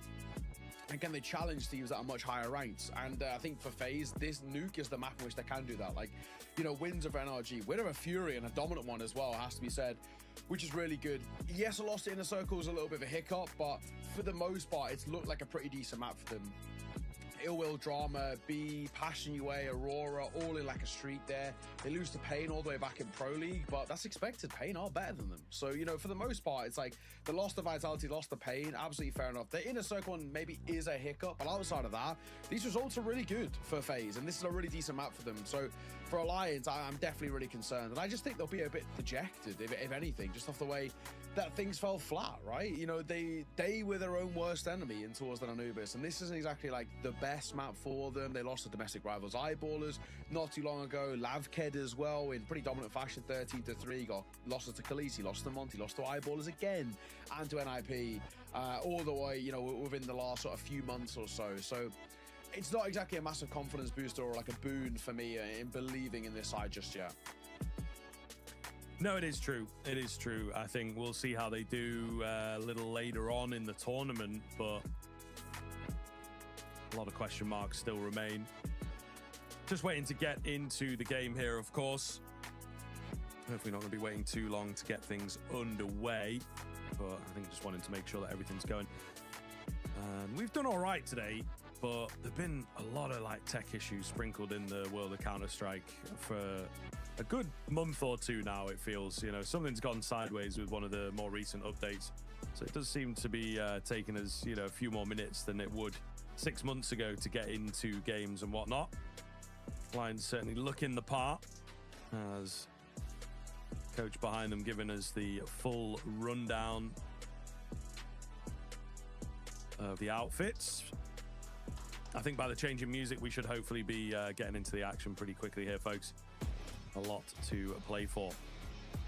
Yes, and this is for sort of staying alive here for Alliance in this series. It's kind of needed one for them, of course. You know, they're still going to have that second chance in towards that lower bracket, and loser of this does play against 3D Max, which honestly feels, for either side, like a winnable game. 3D Max are looking very vulnerable at the moment. Lost to Magic 2-0 earlier today, but just this entire 2026 has not been good since they've made changes. They're just getting worse and worse. So, feels like you put yourself in a fairly solid spot. But, let's see, FaZe on this T side moving towards outside. It's Arvid who continues his really good form as he'll find Brokey to open up proceedings.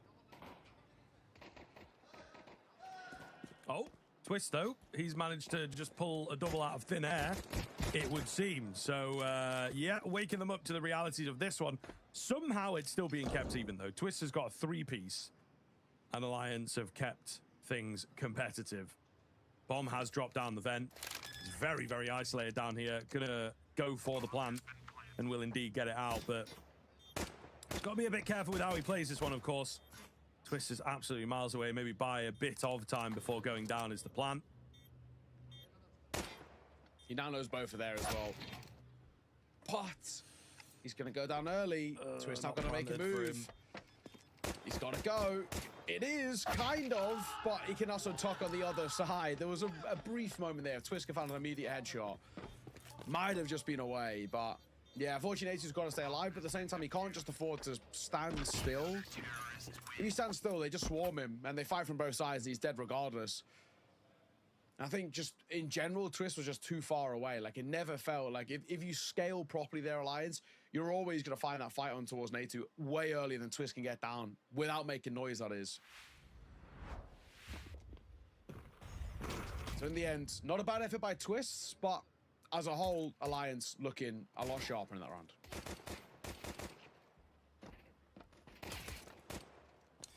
Yeah, big style. I think they'll ultimately be pretty happy with the way that things have turned out.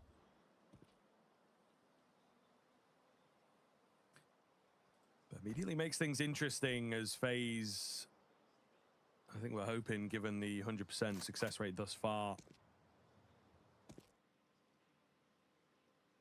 unfortunately not happening here.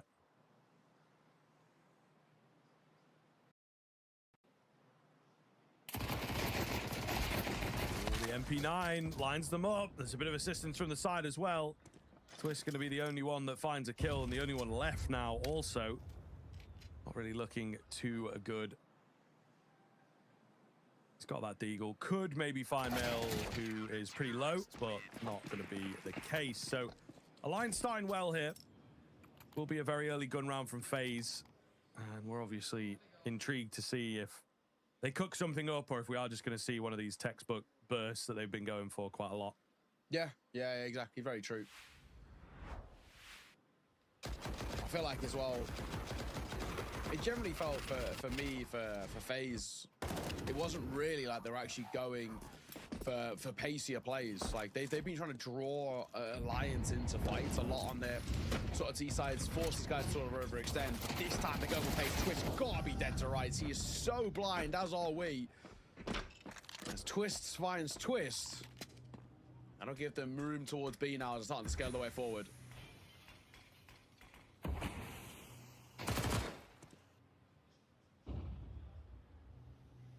Arvid in a pretty advanced position. That's about all Alliance have got going for them at the minute. Mail's down below, but they know about him. Smoke is a little dodgy. There is a gap in it, and they will exploit that. They'll make it even bigger. Coupe down below. The Molotov didn't quite reach him. They're savvy of that fact and do trade him out. I think with the remaining two, you're just going to look to save now. So pretty simple stuff as FaZe do take that first gun round. Yeah. Bit of pace behind it. Beautiful stuff. And Aaron Arvid will just save. And they're really hoping that that isn't a sign of things to come. I think it's sort of the feeling. We just know, you know, generally with how good things did look when FaZe really got going, Alliance just cannot afford for them to snowball again. It was such a crucial thing that they're able to lean on. This ability to chain so many rounds together so quickly. That being said, bomb goes off and Now FaZe looking and hoping to really start building.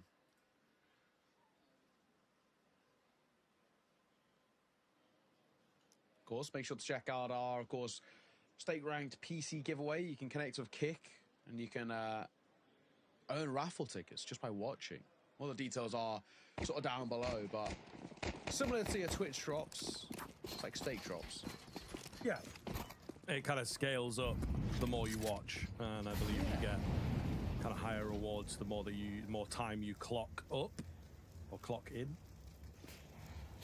Clocking into watching a CS tournament in the middle of the day. It's kind of an ironic way of putting it, but there you go. I love it. Maybe you are clocked in at work. You got us on the second monitor, of course, is a classic. All the same, back to the game. Advanced position here from the CT side is not going well. The AWP does commit. I have to respect it. Going down with the ship. Instead of pulling away, I think had to do something there to try and recover the round. But my goodness, Alliance are looking uncomfortable. Still liking their aggression as they did on Anubis, but just not as good, is it? Yeah, definitely not exactly a positive sign, I think, is a real worrying thing about this. Twist, outside. Him and Arvid are basically already softly conceding this one, to be completely honest. Feels pretty safe to call this one a write-off. So, FaZe will tie this one up. The question really is, can we keep these guns alive? Because we don't really have the funds that facilitate the reinvestment. They do really need to keep both of these alive to have any sort of chance of really competing in towards the next round. Looks like Arvid will get the luxury of joining Twist over towards their spawn to save. Unless Brokey catches them in transition, which actually he might. Arvid does give it a double check there, thankfully. Ooh, some bangers to make sure the save happens. Not gonna win the round, of course, but like consolations, never going to turn away from that, are you? They do get a chance to maybe reapproach things into the next round, but looking very, very good here. Man under a lot of scrutiny at the moment on the FaZe side is, of course, their coach of NKJ. I think certainly, well, I would have said so, yeah, with the way that, you know, things have just not really gone well. You know, he's not been in there for a long time. I think he's under a lot of scrutiny because, days, so like, just because there's a little bit of, is he a good enough coach? I think is a lot of what I have seen. You know, is he really the guy to pull them from the depths of wherever the hell they found themselves? Yeah, fair. I mean, I feel like that's quite harsh.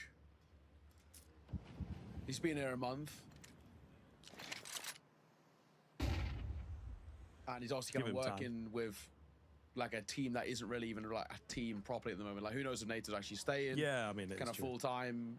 He's obviously just standing for now while they play out the rest of the season. Feels like quite a harsh sentiment if that's the case. Well, that's how it is, man. Those FaZe fans.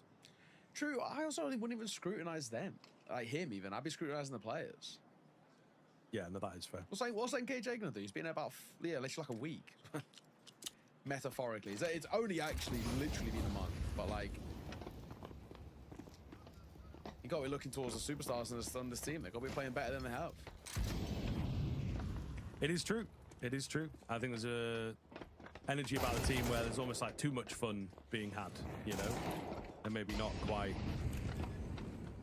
locked in enough, it feels at times, you know, especially in the bigger games.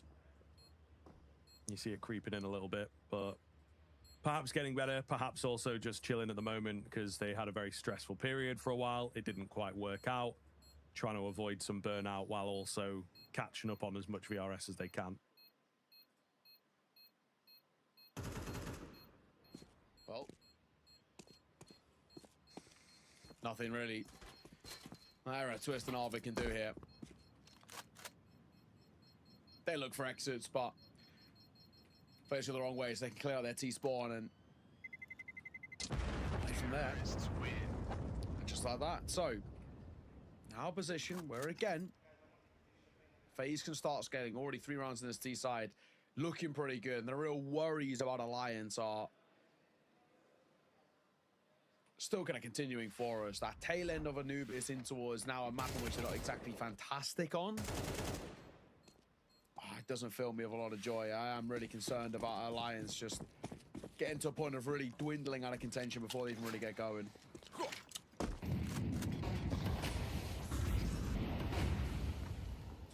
Yeah, I'm in agreement. I'm certainly in agreement. It really could get scary here on this map. Maybe, again, you believe in the Alliance side as seems to be the way to lean, the underdog to lean. You can get on over to Stake and use code RANKED for the $10 reload every day for 7 days. So do be sure to check that out. Plenty of banners down below as well. We've got a lot going on for this particular tournament, so do check it all out. Giveaways, etc. So give it a look. We're straight out of ramp here. FaZe not messing around, as they will burst forwards, forcing the ramp presence back. And my goodness, Alliance with a huge adjustment. 3 players down below, 1 at hell. They really do not have a lot of presence now on the A-bomb side. They've got to be careful and wary of the pullback, the fake out.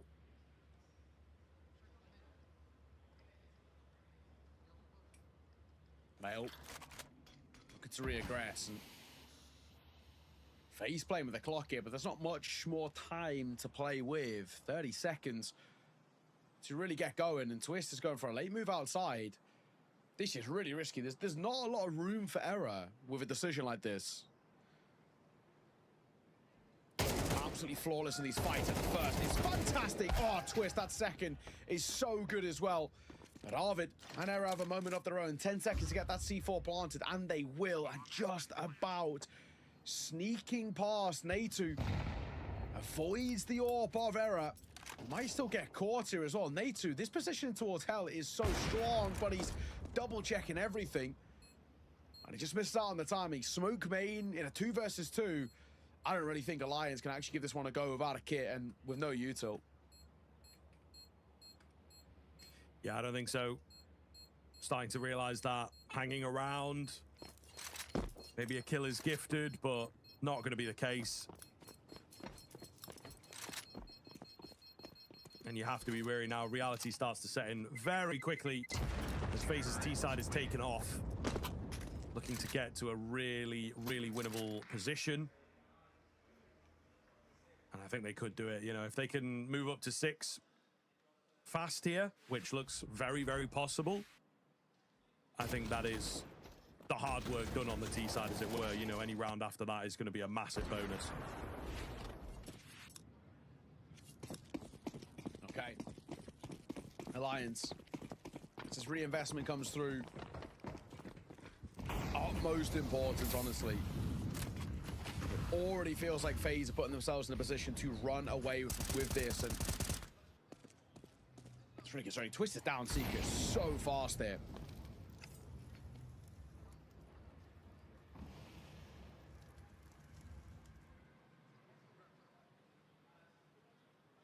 Are they aware, I suppose, becomes the question. They have to be. Guy in garage, he could hear Twist running all the way. Surely they know about it. Yeah, and they are, again, set up pretty heavily on the B-bomb site.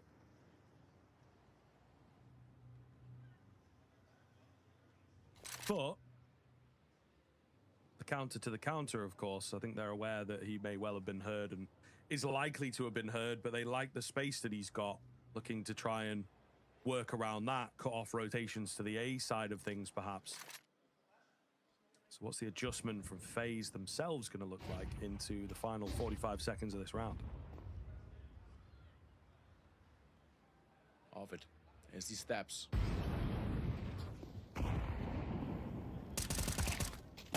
Make this move. This one. Can't get the second as Twists. Quick, sharp on that trade.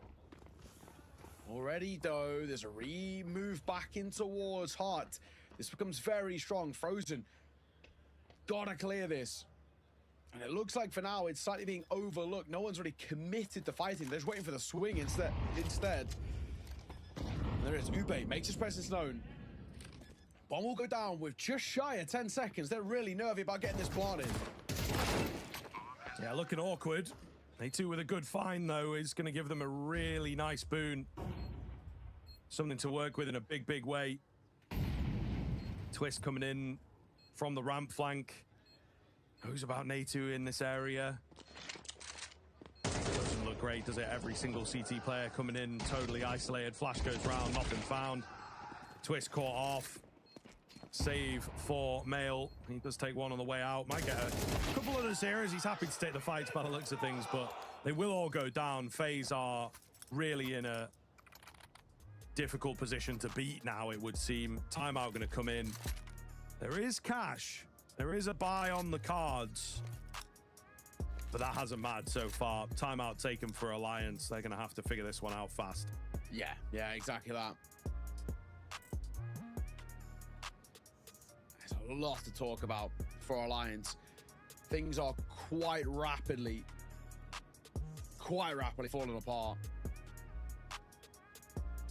Really horrible spot to be in, but FaZe have already done, you know, even if this half was to end on the amount they've got now of 5, we'd say it's good, but we're put into a position now where we can very easily talk about FaZe putting up like an 8-4, 9-3 half. Technically, double digits is still in consideration, but surely we expect Alliance to get at least 1 for the remainder of this half, and you'd hope it's immediately off the back of a pause. The odds are getting further and further away from being contendable for the likes of Alliance. Daca are really believing this one feels softly done, and maybe even moments like that could be why. Yeah, picking up the pace. I mean, it's kind of, again, FaZe keeping it simple after the timeout, not allowing Alliance to scale up their round and sprinkle in their ideas. They just charge straight in, and I think, yeah, flat save once the bomb goes down. Try and save some of those ideas for the next round instead. It is very, very difficult here for Alliance, but nothing seems to be working. And yeah, another round coming in for that D side, moving up to 6 now, which just feels so very winnable. Yeah. Every, you know, round that gets put on the board from sort of here on out, it feels like it just increases FaZe's chances by sort of like 10%. Terrorists win. You just can't expect to be able to recover things if you're Alliance on the D side. You know, this is just how the map and Nuke is played out, but yeah, so far so good. There's just a lot to like. Really simple, really effective in the way they're approaching things at the moment, FaZe. Very, very few mistakes actually being made by them as well, and it's feeling quite damning already for Alliance. You buy back in. There's a bit of residual cash as well. Arvid, even a little bit towards Mail feels okay, and Twist is going to be tested here. Gets the first and the second. Finally, a bit of a closure towards that ramp position, but losing his life, they can go down towards B. Yeah, they can maybe get something going here. But it certainly looks worse than some of their previous B attempts. The space that's available is maybe they're able to stop them, but I don't think so. Should be a bomb plan for FaZe. Not something that they necessarily need, but it will reset the round and make Alliance work for this retake. Something that they're probably going to be quite nervous about, as they do not have much practice at retaking on this map, it feels like. It has been pretty difficult for them to give these rounds a proper good look. The bomb already going to be fairly ticked before they start coming in. Plenty of noise for FaZe to work with.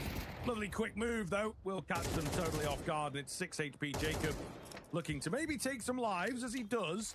Oh, he's got 2 more to get on this low HP, though. Does not happen, as the nade will touch down and take him out. So Alliance, this is go time, and they have started that first step towards recovering the half. Yeah, and it needs to be now a real chain of things to come through for them. No consistency required, but even still keeping things kind of expensive, those couple of kills at the tail end actually are sort of worth their weight in gold. You still see with Twist, Dupe, Male, and into them long-term aren't exactly great, where FaZe, they've got essentially money to burn all the way for the remainder of this half. Let's start to our Jacob. He'll kickstart things, finding Arvid, who in back-to-back maps is the real hero player for Alliance at the moment.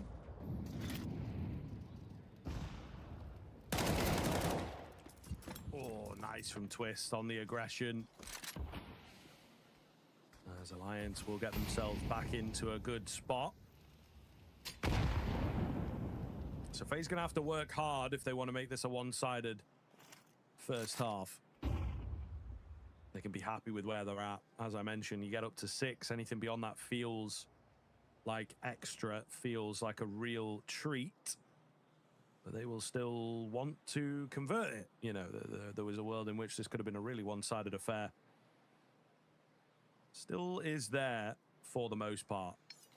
Just one more kill required to even things up here, but it is not occurring. Alliance playing a safe game to hold on to this man advantage. Yeah.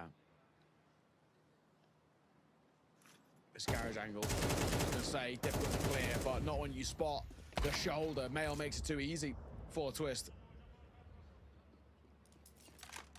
It might be tested again here. One hand's crossed. He looks to re-aggress. He'll find Brokey. How about the fourth? Just a closer. Quad kill by Error. What a round from him. Continuing to isolate fights, and very similar towards map number 1. We are seeing Alliance start to wake up towards this tail end.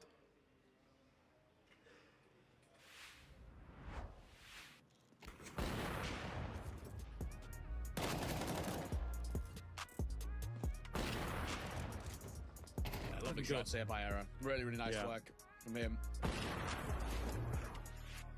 And I think as well, we're kind of putting ourselves where for Alliance it is that similar vein to Anubis, where they're giving themselves a bit of a runway back into this. I think for FaZe, they'll know very similar to what they did on the T side again. Live streaming on YouTube is a great your communities you can live coder. Web setup, quick go to back, or easily live does for host content. This type of an option.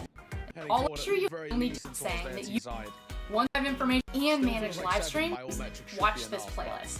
And check out the Help Center articles. We'll have to see how the remaining 2 go. Penultimate round of play here. Alliance off the back of Error's quad kill. Of course, Orb remains in play for him, but rifles alongside an AK scooped up for Upe. There's still a lot of money to work with over towards FaZe. Now becoming something pacier as Upe will find A2, Brokey, Frozen combine well, but Error starting to have his moments too. This is looking kind of good as he continues to be so confident, which is what you want out of your AWPer. Becoming a bit predictable at this point, isn't it? After a timeout, FaZe will play fast.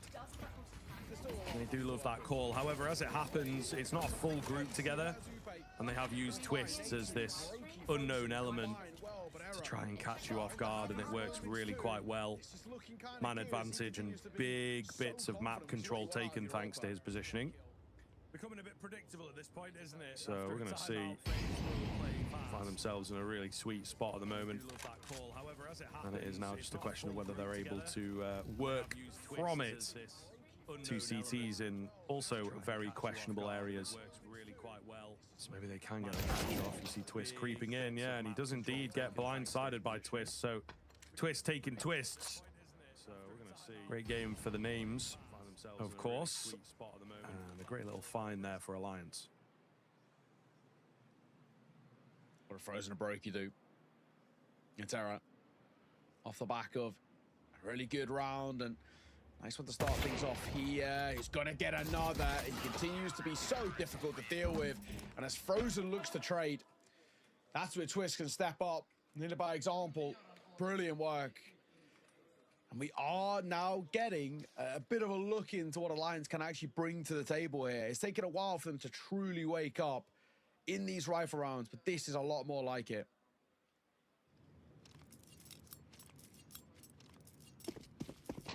Yeah, it is. It is. And I mean, FaZe have got to be careful not to get caught sleeping here. Otherwise, things could very quickly turn ugly. Yeah. Can they take the lead into that second half as they did on the first map? Twist again, moving with pace. He's able to find one. He nearly finds another. Trying to potentially pick up on their mistakes of the previous round. Great little angle for Upe here, but he is dealt with. The credit of Jacob, that's a quick shot to find. And it is pacey again from FaZe, but this time much more effective. I think slightly different, letting Twist go first. He really feels like he's found a gap in the outer yard play from Alliance. And this time around, they exploit it. Yeah, exactly that. Yeah, for Aaron, Twist. He's made the assumption of a non-starter here, and I think a smart call. Error. Nice shots, regardless. You take those all the same, but doesn't take away from the fact of where we're at, which is another 7-2-5 half. Yeah, it's a lovely pickup, I think, coming in as they do look sharp, but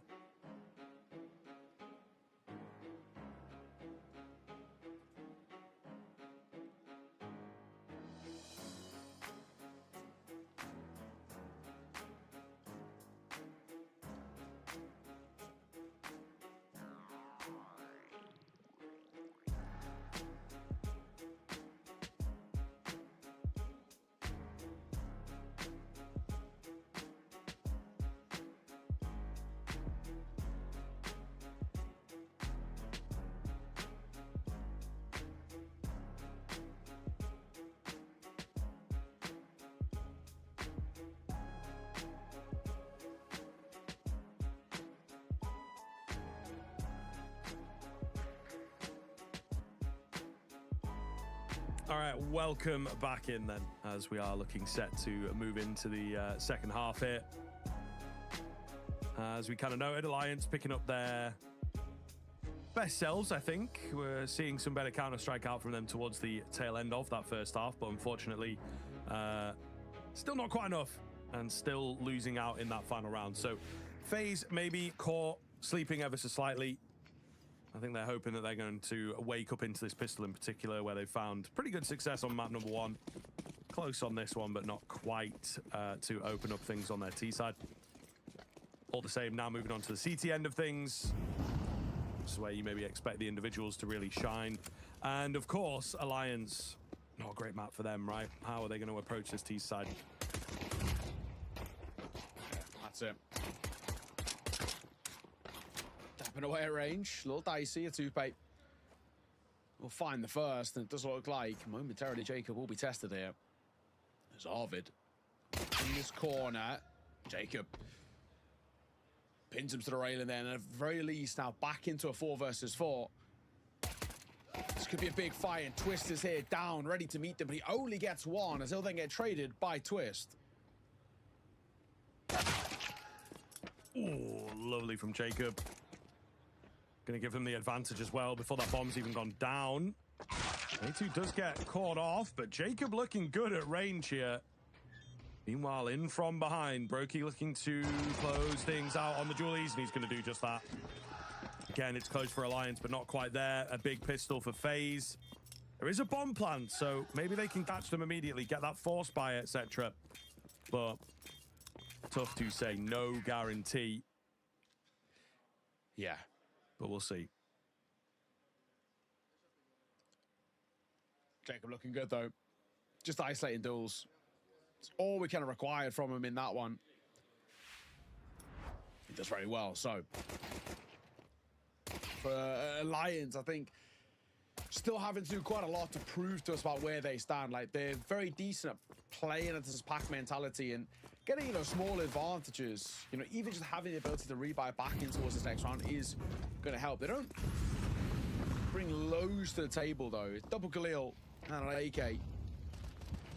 Take out an Deagle to round it out, but it's the limited util which really worries me. They don't really have any to actually facilitate and execute. I haven't been in the play to have one more of those rifles, take a kind of a step back, join with the pistols, just have a few extra kind of flashes or a smoke.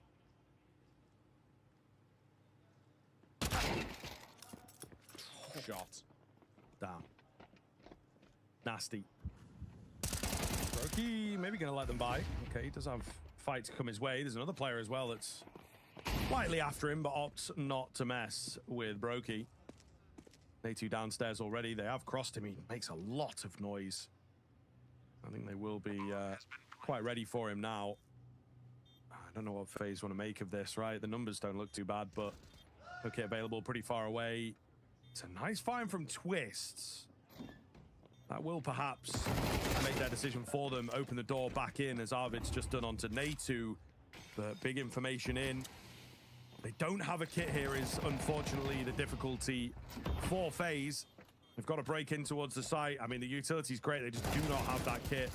So any kills that come in, any slowdown that comes in is going to make the job much, much harder. No time, of course.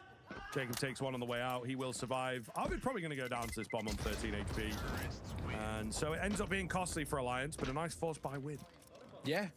Yeah, exactly. You take them all the same. And now it gives a chance for the Swedish side to start scaling themselves. I think, obviously, you know, FaZe are pretty immediately put on the back foot, and with it being a pretty close half, considering the run of form that we had out for FaZe and all the rest, there's still an air of worry creeping in. A 2-round game, which very quickly could be brought down to none. If FaZe lose out this force buy, and money runs dry, Alliance find the 7th and the 8th to follow it.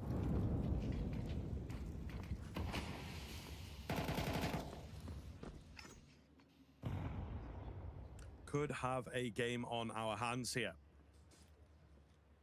And certainly here for that.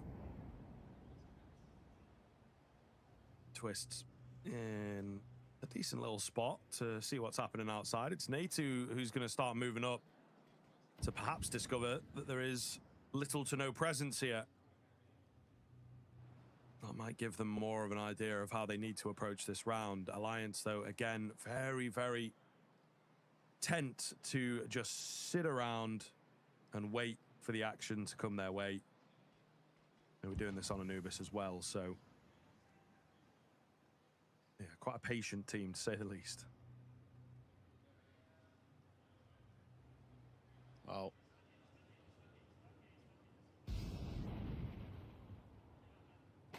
Seconds. Arrow waiting to go. That smoke, which is now faded, frozen. I think he can spot his legs, yeah. Arrow will fall. Natu, nice find from him. Just to get one back in response. It's smoke, but a swing behind it, and they nearly line up for Jacob. He gets one. Twist on the trade. The molly's ticking him. Oh, he's very lucky. It feels like it's all around him, at least on our spec. He only needs to look down. He will have Brokey dead to right, which he does. Diving through there. They've spotted him, and Twist going to get both with the Deagle. It's an unfortunate time. I think if Mail stays up in towards heaven, they win that round. Yeah, pretty tough. I'm agreeing with you. FaZe have done well to answer back. And it's quite a challenging one for the side of Alliance to deal with. As unfortunately, things just not working well. And again, when the chaos is in there, I think that's what FaZe want at the moment. That does seem to be the approach from this team. Still a pretty close game. If you're feeling it, head on over to Stake and use code RANKED, of course, for the $10 reload every day for 7 days. Banner down below to give you everything that you need for that one. But plenty of Counter-Strike action happening. We've got a lot of games taking place. So do be sure to get on over there and get signed up on day one. Jacob, he's opened things up here. Deagle outside. Arvid trying to make something work. His Twists will deliver on one. That's a decision to be made of how he wants to get down. He's 3 points of HP and blind as well. So feels like he should be dead to right, and he's now all that's left, funny enough. They know about it as well. And then Aid will see him off as it bounced through the smoke. He's making sure as Frozen getting cooled down. 4 rounds ahead, 3 away. FaZe are on track to taking this in a pretty seamless 2-0. Yeah, which I mean makes sense, right? We obviously had talked about maybe possibly can Alliance do it? Feels like the time, of course, but when you use your head, this is what makes sense. At the moment, we'll find out. I think Alliance want to make things serviceable at the very least, to just have some good, clean LAN rounds to pull from going into the lower bracket side of things. They will be facing off against 3D Max down there. If things continue in this direction with Frozen, he reckons they will. Nice eco frags for him. Not going to be able to get a bomb plant here, you would say. Twist is in a pretty good spot. Okay, wait a minute. He misses his chance, and A2 does go down. So actually, I think the bomb plant could be forced. And indeed, they do get it, thanks to some utility picked up and whatnot. But round itself, not going to happen. FaZe will see it off and move up to 11. Yeah, and they're getting so close now, unfortunately, into a position where it feels pretty safe to assume that this map and therefore series is all but done. I just really haven't seen enough from Alliance. It doesn't feel like a side. Unfortunately, that were, you know, at one point contending for that major spot. Of course, both of these sides didn't make it, but it really feels like Alliance are a whole sort of step or run below at the moment. FaZe are clean, they're comfortable. Nothing really to sort of deny or doubt about how strong this side looks right now. And Alliance, I think you can already still feel like it feels like they're getting checked out. Like, even in rounds like this, we're kind of happy with a bomb plan, but it's the general idea that with this late in towards a game and the lead is so big for FaZe that, you know, those sort of silver linings aren't really worth anything anymore. Yeah. Yeah. And I think they will know it as well. Hopefully, for their own sake, they're going to be able to turn things around, but FaZe maybe even more so than Anubis looking to just close this out. You know, I think Anubis was going to indeed cause a little bit of an upset, a little bit of work for them. It's a great little follow there from Brokey. Frozen as well, in kind of a game-winning spot in a round like this. You've already found a couple opening moments. He's able to get another. He will go down, but 3 versus 2 feels pretty good. They don't have loads of map control, but Twist is in a weird spot with the bomb as well. So it could very quickly turn on a dime here if he plays his cards right.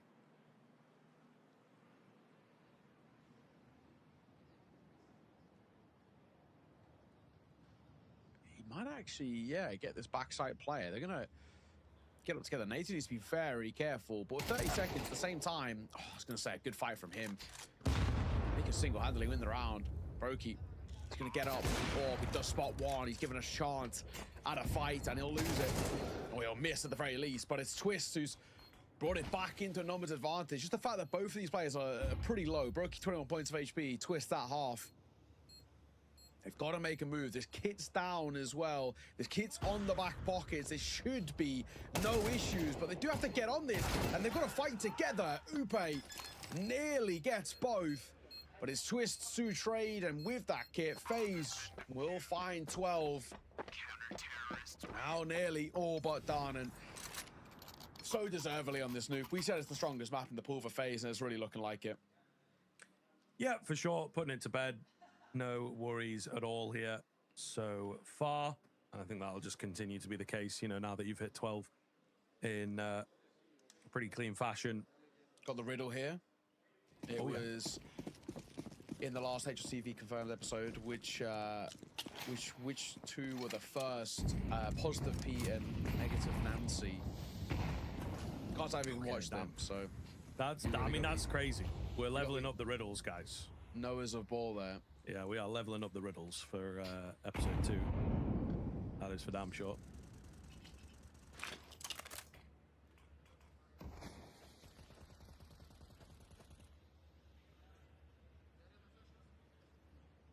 Moving into what could be the final round of this particular series. Very blind moving in. Alliance trying their best here with the execute, but unfortunately their best is not going to be enough.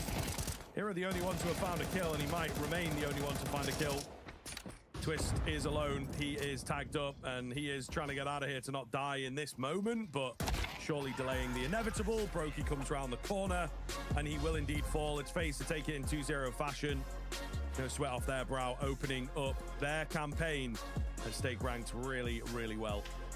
Yeah, honestly, just a very easy series, I think, is the kind of safe way of putting it. FaZe looking like the favorites and playing like it all the way throughout. You know, coming into the tournament, we've kind of already spoken about it, that it feels like there's nothing outside of a win that feels acceptable for FaZe, even despite kind of the troubles they're going through. But that's the perfect way to kickstart things and to really kind of get this tournament going for them. And of course, now they're facing off against Magic, which is a very interesting game. Of course, just made playoffs this side not too long ago.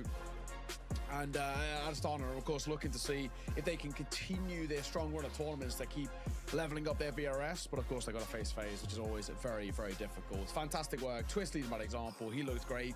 Jacob looked fantastic as well. And I think it just feels like one of those where there's just so many different guys you can talk about on a positive note off the back of that series. I think NATO and towards map #1 was so locked down on that CT side. Brokey had some nice moments too, but you know, you're looking towards that second and it's all led by Twist. Jacob was looking very solid. He was rotating in through heaven on the CT side.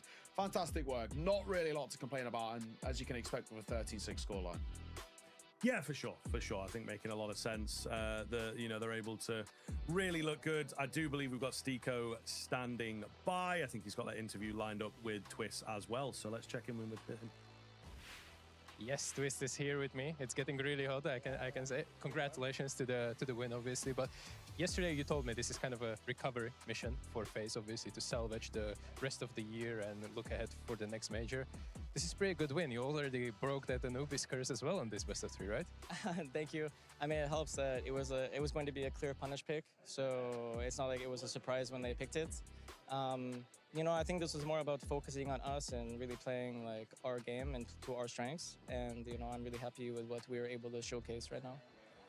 Talking about strengths, the development of this team is apparent, right? It's been a month since Kerrigan obviously left. I want to ask you, what is this lineup already better at than the previous one? Do you have anything specific in your mind? I mean, new players always bring new things, right? And we basically just have another anchor who is very vocal. Ryan's making a lot of moves, calling a lot of things, so I think it helps the overall team dynamic on CT side. Yeah, maybe there's just more suggestions and, you know, in general, but I wouldn't say there's something clearly better than before. It's just going to be a new team with new strengths, and that's it. All right, and I heard you throughout this best of 3 being really loud. It feels like a completely new energy in the team.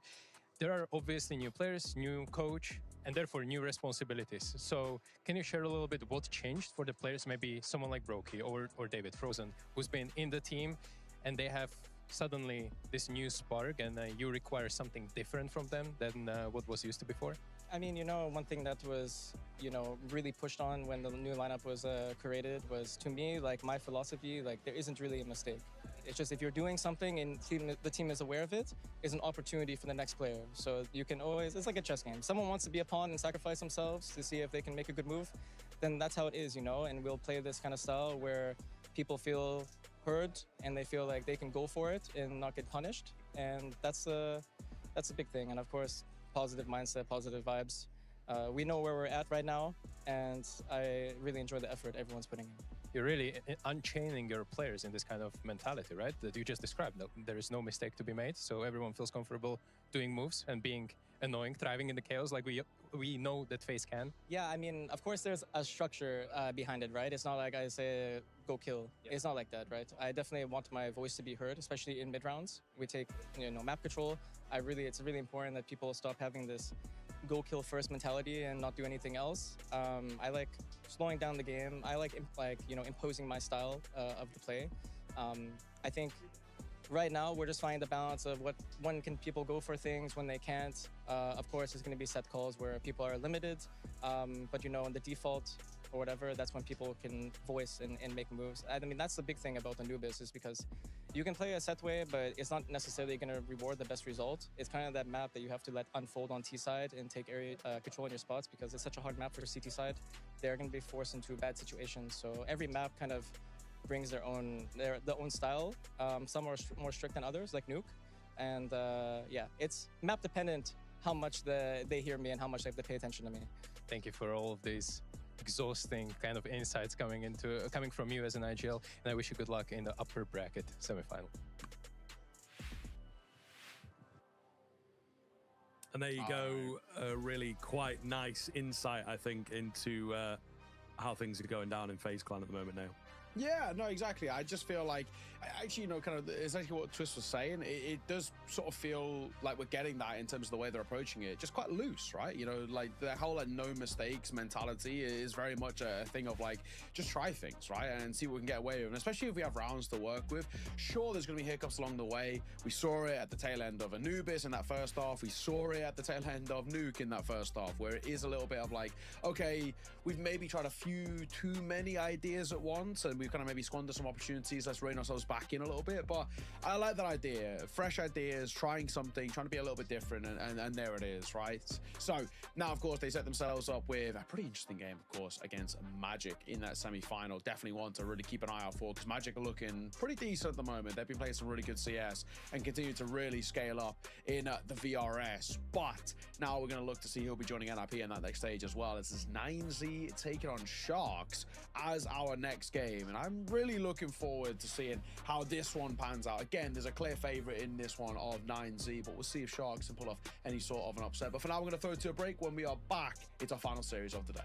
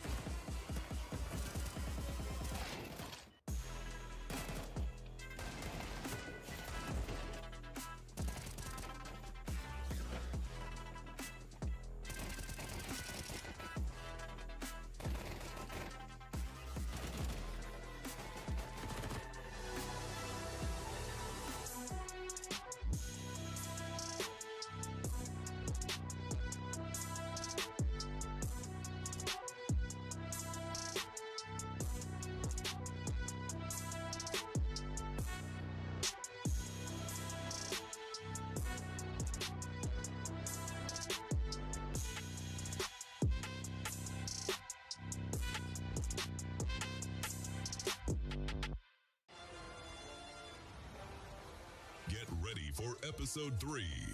And the stage is bigger than ever. Dodge, bullet. You've been watching.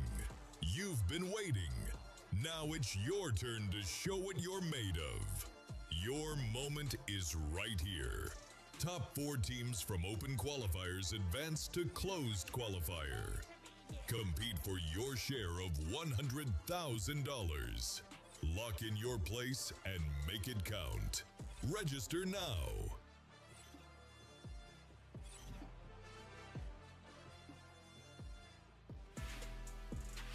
Alrighty, welcome back. We're getting ready for our final game of the day as 9Z take on Sharks in this one. A bit of a sort of a domestic derby, quote unquote, from the region as a whole. We don't really get too many opportunities, too many sort of South American sides. We're here on European soil for an international LAN. So we take them where we can get as well. And 9Z, obviously a really quite interesting team to look at the moment. I think for 9Z as a whole, it feels like they've been putting themselves into really decent positions to be, you know, actually quite a scary side to contend from this region.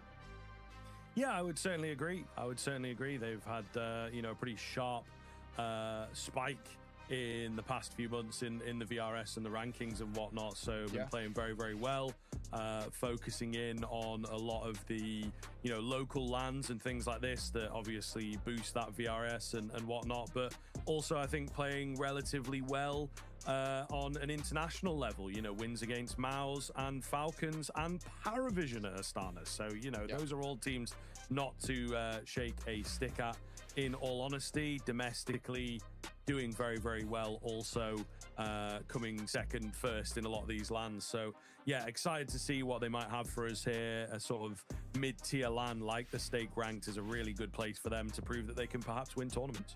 Yeah, you got Sharks on the side as well, who are a kind of interesting team. You know, for them, they of course qualified for the major in towards that stage 1, but you know, a lot of this comes with the back of them playing a lot of domestic LANs. They don't really play that many in international tournaments, but generally speaking, they do quite well when they talk about those sort of domestic tournaments. They're playing a fair decent amount of kind of the tier 2 online circuit, a few LANs dotted around here and there with decent performances and decent wins under their belts, which has led them to being in a strong enough spot to qualify through kind of the sort of like America's ranking and whatnot, which obviously isn't super contestable at the moment.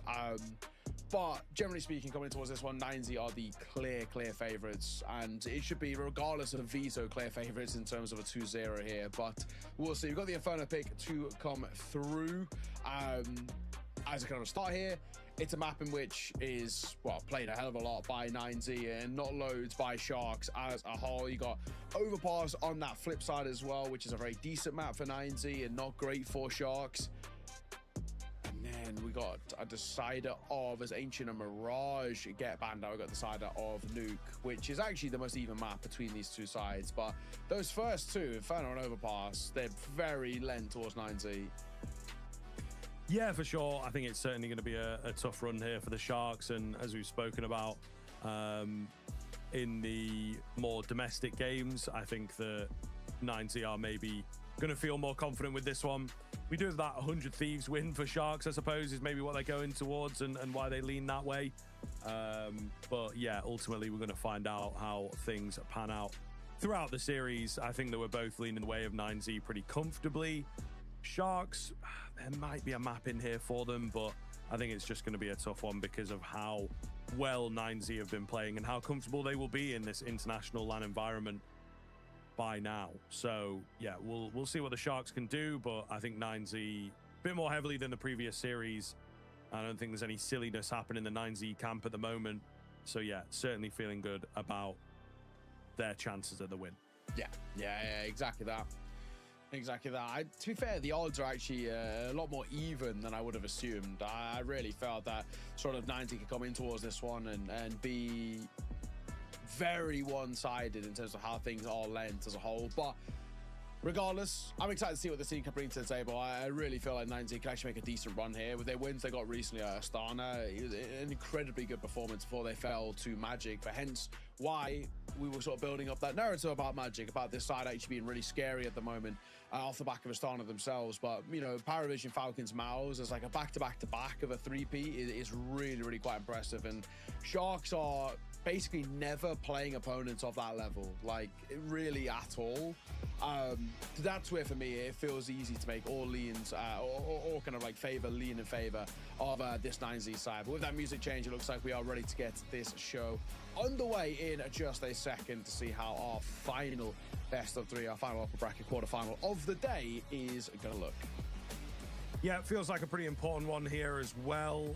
Both these teams may well struggle in that lower bracket, again against a few opponents that you don't have the most amount of experience with. So I think solidifying themselves in the upper bracket side of things is going to be very, very important as things pan out.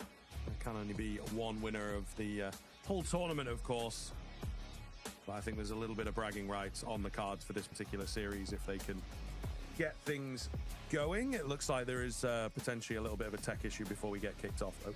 Yeah, the music changed, but actually we do have an issue, so keep an eye on that. Hopefully it's nothing too bad. It's like, you know, a PC change. Oh no, that's the worst case, a PC change, to be honest. But like, you know, a server change or like a change of the headset.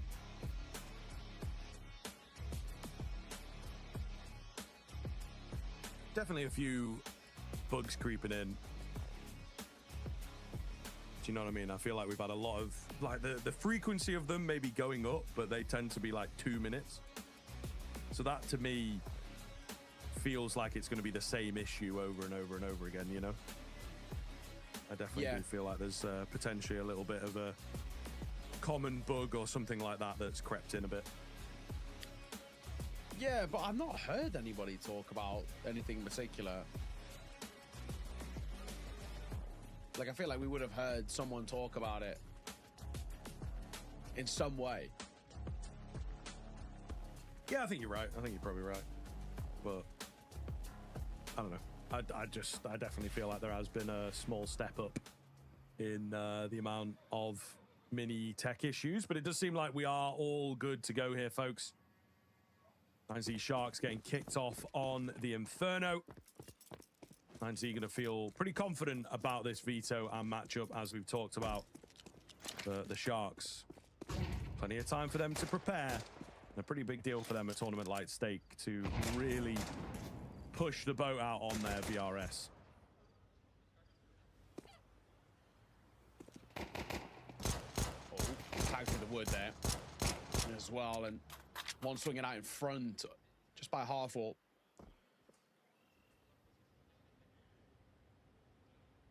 Koala making his move, and there's only one towards A here, and there's a bit of a group from Sharks making their move. Oh, this could be really dicey. Oh, Dennis are going to be tested, but thankfully rotations are coming through quite quickly.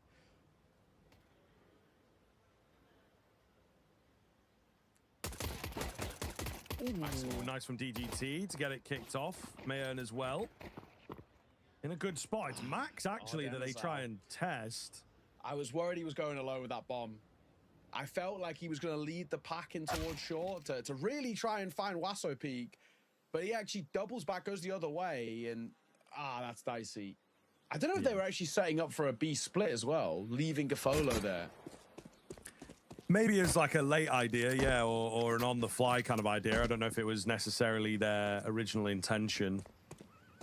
Could have been.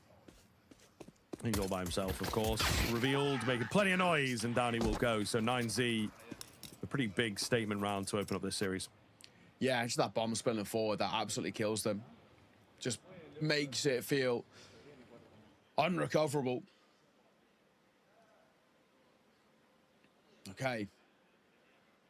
In a spot now where for, you know, of course you look towards the Shark side and we just really want to see, A, what the response is like, but, you know, can they really just sort of put themselves into really fighting off against 9Z? Like, all expectations this side should be more than comfortable in a game like this, and they should be absolutely flying through a series, but I don't want to completely count out Sharks. I've seen them pick up some decent moments here and there. Sure, it's not exactly against the same level of opponents that 9Z have been able to scout, but I want to believe that they can really be competitive in this sort of series, especially on their map pick.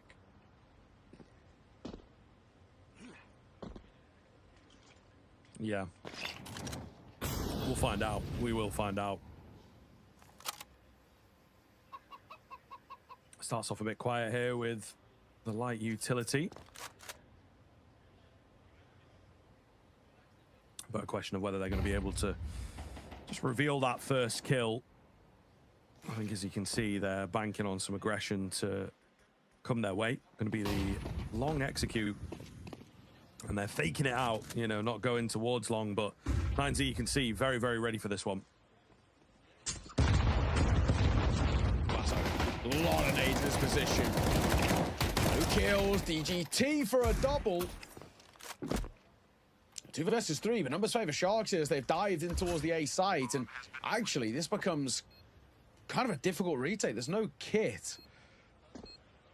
And 1 flash on Max. Good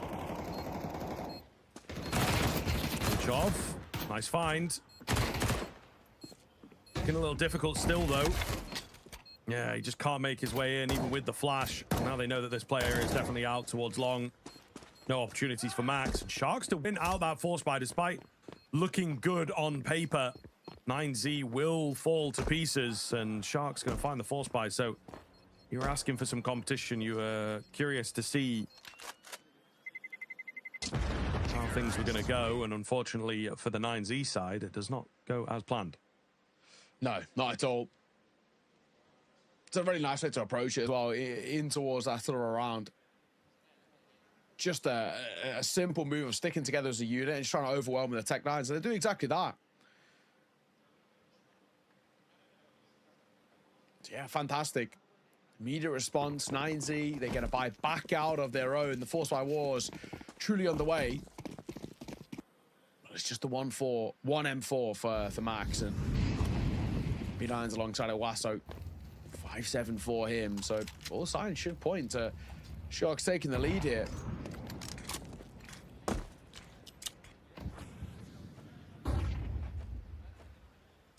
We'll see. We will see. It depends on what kind of domestic derby it's going to be, right? Are we in for a very back and forth affair to kick things off? They will once again shape up towards the A bomb site, but immediately pushed away, immediately scared to fully commit in. And they would be correct. 9Z have got 4 players over here, so makes a lot of sense that they're apprehensive to go for the A play.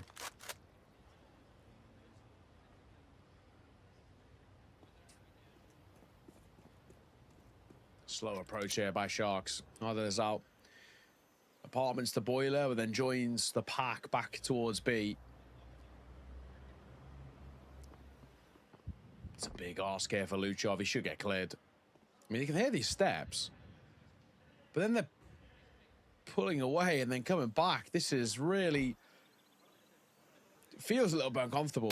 They should clear this. They will. As Cafolo finds that kill, that's the round all but done. Sharks going to find a second. Surely. Should cross as the 4 of them. The spam is good. Just going off the back of sound cues. But unfortunately, the crosses come through and the bomb will go down. And yeah, that'll be that, really. I think you just save for 9Z and you reset this buy-in towards the next round.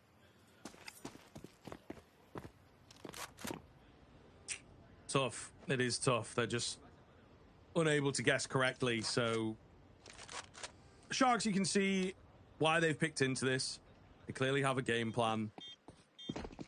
And it has worked very, very recently. You know, they have that precedent set in the game against 100 Thieves. I think they'll be looking to try and just repeat as much as they possibly can from that one. But for the time being, it will be Sharks looking good. 9Z left to figure things out. Do we see an early timeout coming in from them? Or are they just going to roll through the motions here? Yeah, well, we'll have to see. Of course, keep an eye out for a stake ranked PC giveaway. There is that banner down below that worth taking a look at. All the information is on there, but rewarded for watching.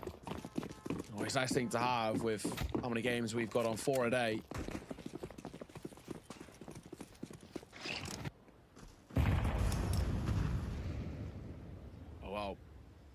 resetting and reusing that buy back in. Lushov is the only one. He can't invest into anything. Doesn't want to. He was that B anchor that got caught by Sandbag. So just the smoke for him.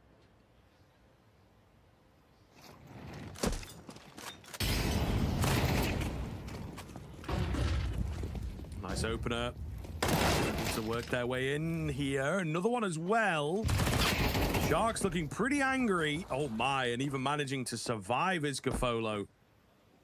Crazy stuff. Despite the fact that you thought for a moment it might come a bit close. Might be in the right place to find 1 or 2 kills. It's not the case. Mine's going to have their work cut out in a big way. Sharks actually looking really good right now. Yeah. They're just playing really, you know, fundamentally just quite solid when you look towards the way this is a kind of approached. I mean, there's really quite a lot to like. Like Sharks are not doing anything too like detailed on this map. I do think Inferno is kind of difficult to do like really like complex detailed plans and all the rest.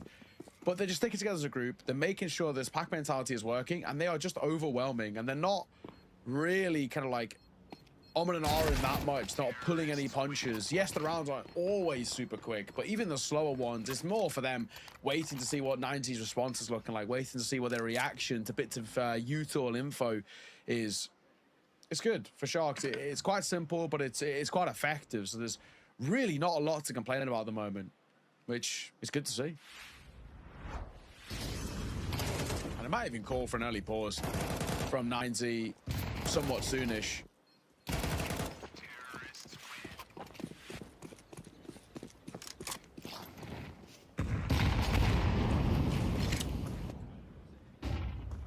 It would be a good idea, I think, but we'll see if 9Z can make this one work. And again, just trusting in the process. It's been a messy beginning. You might argue for both teams, but yeah, in particular, 9Z side as the scoreline starts to separate out now.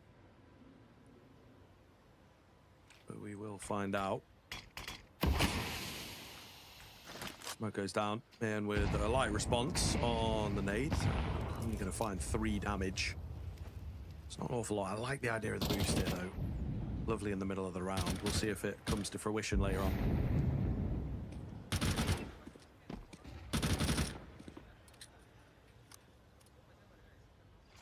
Elevated angle is good, but they're retracting and going back towards B.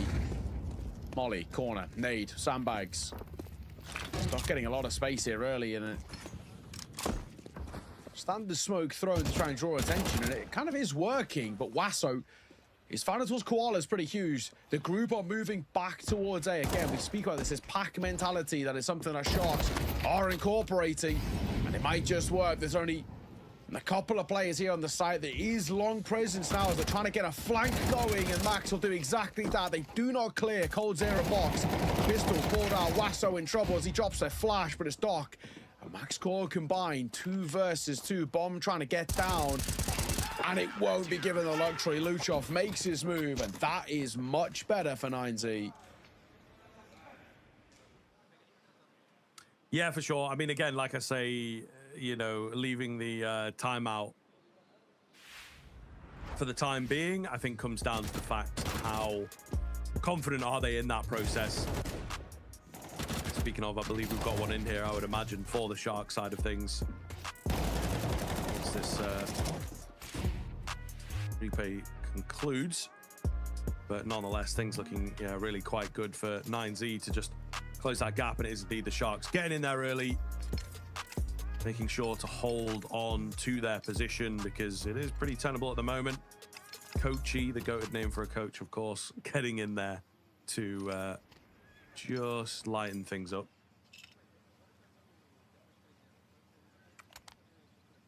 Yeah, well, it's a really important round for 9Z, of course. No issues rebuying in, though, for Sharks. Just checking on that weekly reload. Join Stake. Use the code ranked. $10 reload every day for 7 days. Click that banner down below. Also popping up periodically in the chat, too.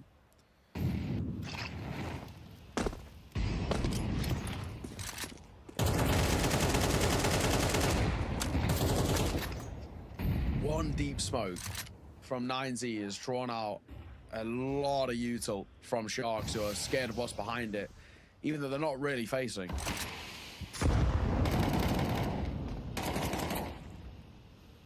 Just spamming away here. I mean, I'm really surprised that like no damage has been done at all from all of that. But we'll find out where the banana control goes towards the T or the CT side. As the smokes go down, thinking about backing away. Molotov comes in. Doc is lucky. Not going to spread to him. I think that would have been an awkward fight if he had to go forwards, but yeah, not going to spread to him. Late little boost coming in. Seems like it will be a B hit. Lurker left out towards A, but they are still headed towards B. Contact heavy. Luchov known about and dealt with. 9Z probably going to look to save here, so great response from the Sharks. Yeah. Feel like we're seeing this quite consistently now, where Sharks are proving just how strong their individuals can be, and it's not a case of like anyone in particular is running away. We're not having that kind of like moment of like Arvid in that previous game where he was looking so good across kind of both maps. It's more a case here of everybody is having their moments at the same time. This lurk by Koala is great. Oh, and he spots the last. I feel like you can't even see the head there, but just a pixel to work with. Koala delivers. After save, nothing gained. The Sharks double the lead once again, and yeah, put themselves in a really strong spot to continue scaling through. This T-side's looking fantastic.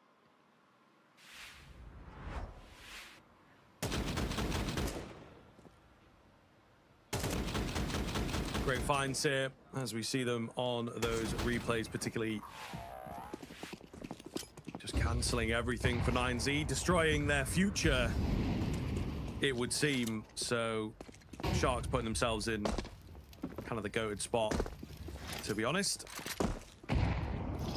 Will be a heavy stack out on towards that B-bomb site for the USPs, but we're not really too worried about what Sharks are coming up against here if they do head towards B, which is going to be the case. A lot of open angles, all the CTs spotted as well, so they can take the bomb out if they need to.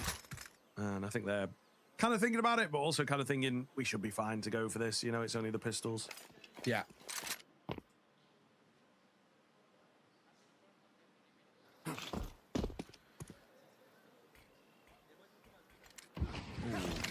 That smoke didn't actually work perfectly. It was thrown, I think, actually a little too low there. Might not make actually too much of a difference. Gaffolo. Yeah, lovely work. Consolation. That smoke thrown is meant to land on towards plant part, but who cares? Easy fights, easy stuff. And Sharks, the fifth, to be found in just a second. It's just Wasso to 1 versus 3.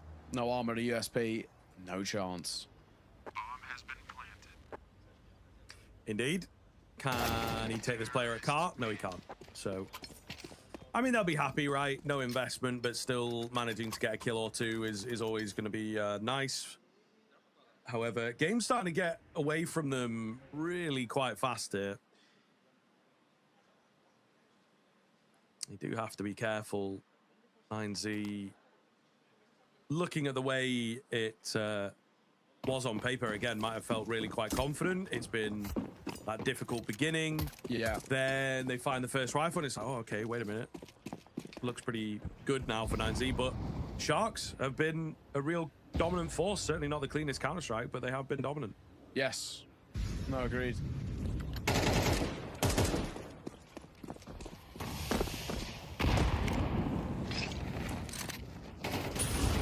Gonna try and fight up here, 9Z. I mean, trying to take this banana control, but Sharks doing a good job. And generally, they do it in the mid to late round as well. They allow 9Z to take it early. Bit of util down, they fight behind it, but the mid to late round is really where Sharks have been doing a lot of their best work. There's readjustments to catch players off guard.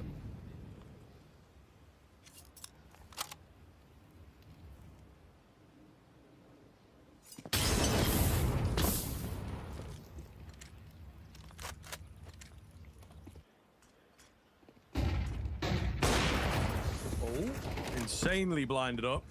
Mayan pushed away. Does break open the smoke, and that slows down Sharks for now. DGT going to get caught behind his own smoke. Mayan with some crazy moves here. He's shotgun open at the moment. Not really the way to go. That's painful. Mayan going to go down, though. He was the only CT with a good, clean kill, it feels like. Max, meanwhile, will be left in the 1 versus 3, but kind of hilarious. It's a 1-on-3. 2 players down on that T side, only one of them from the CTs, right? Could have been a pretty dominant affair, but it's a little comical in the end. Yeah, and this map is playing out a little comical, to be honest. I mean, it just continues to look so solid for Sharks, and yeah, decent side with some decent individuals, but it's really solid. Max scores a tad missing, but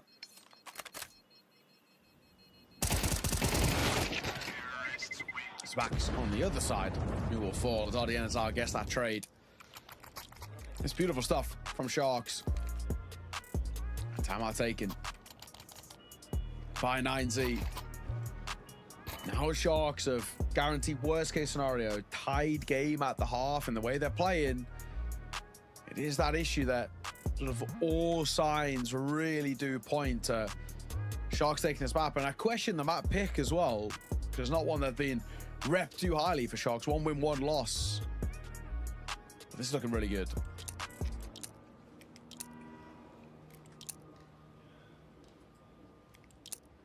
Yeah, I think they'll be really happy with the way that they've positioned themselves here, and if they can keep this going, it could be actually a really dominant affair. So I think they're excited to get back into the action and just keep proving what they can do from here. Totally valid. I think they're looking good. Again, like I say, it's pretty chaotic, but it's that pack-based ball of death kind of Counter-Strike that the region is known for. So staying true to the style. Mag 7 in on a jump peak. Nothing found at the moment. Going to eat a nade as well on the way out. So a little chunky, but low buy here anyway for 9Z. Not expecting too much. Yeah. Be cool if they could get some kills just to bolster their confidence a little bit, but it should be Sharks for the most part taking it quite seamlessly. Whether that's actually the case. It's out towards long.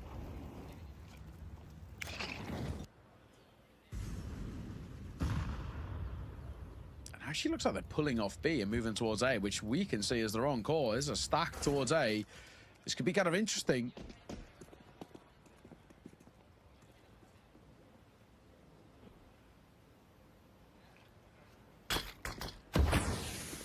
Oh, Zhao ahead of things. There is a little awkward Mayan in the middle, though. Yeah, this is not looking too bad, you know. DGT coming around with another. There's going to be some recovered weapons now as well, and all of a sudden, wow, Swasao Piku does most of the work, but 9Z, as you said, that stack in a good spot. And just Mayan in the middle really confused things for a moment there. Yeah, really well done. And I just think, unfortunately, it's just the wrong call by Sharks. It's something sort of as simple as that, but what ends up happening is they just move in towards the numbers, and they're able to overwhelm the fights really well. So a third on the board for 9Z. Still a chance here to recover this half, make something of it.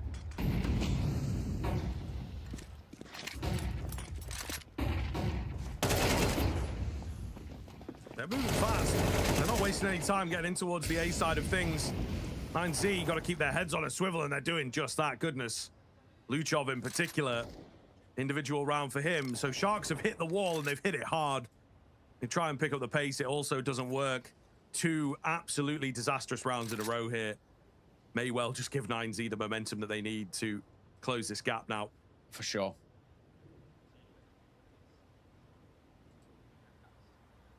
Koala, he's got a whole minute to work with.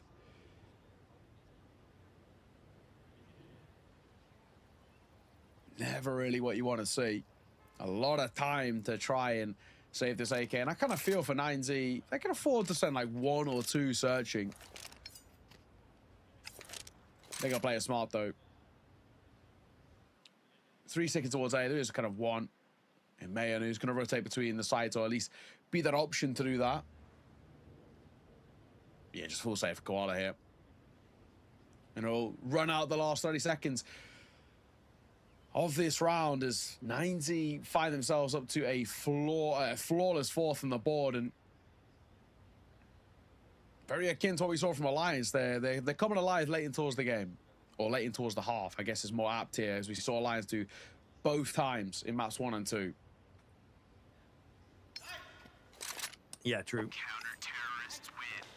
But we'll just see. I mean, it still obviously is a pretty good spot for the Sharks.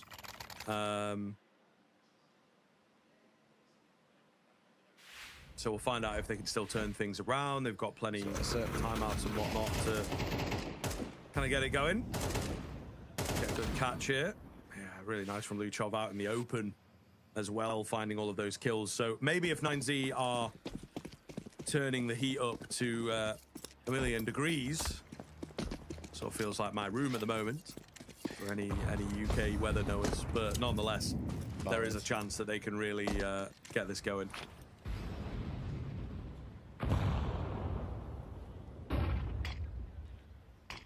You see, tough. Suit all day in the early round, but you can actually see that rotation coming through now. Pulls to these defenses, and Sharks aren't doing loads. I say that until they flash their way in for short control. They don't spot anything.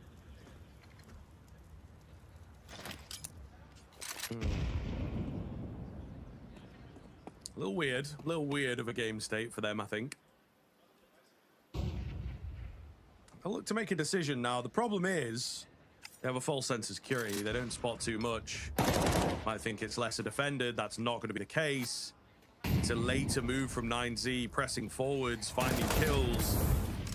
And might just lock this in 4 versus 3 as a trade does come back in from the T side.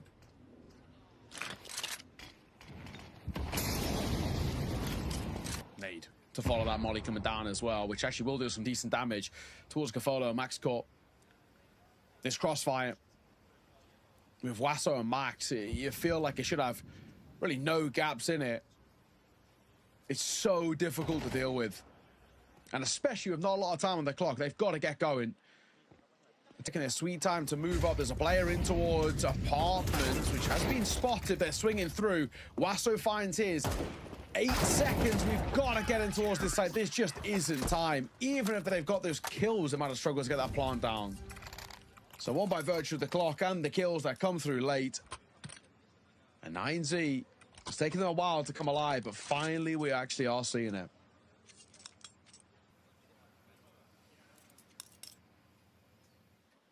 Yeah, it is true, and I think, again, may well have just done enough at this stage to recover things and keep it competitive.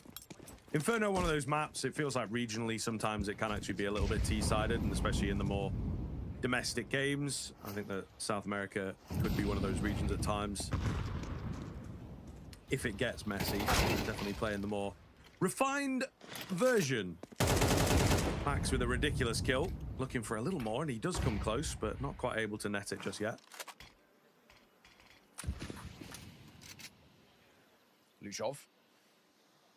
Gonna play out close here. If he tempts fate with a spam, he actually could do really well. He's standing right in the open. Oh, but he's just waiting. He's waiting for Cafolo to get up close. He's now going to start moving through this smoke. This is so risky, but it could pay off in dividends. One, and only the one for him. Luchov feels like he's hard done by not to get more. But Cafolo's crossing got in towards the side. There's nothing they can do about denying that position.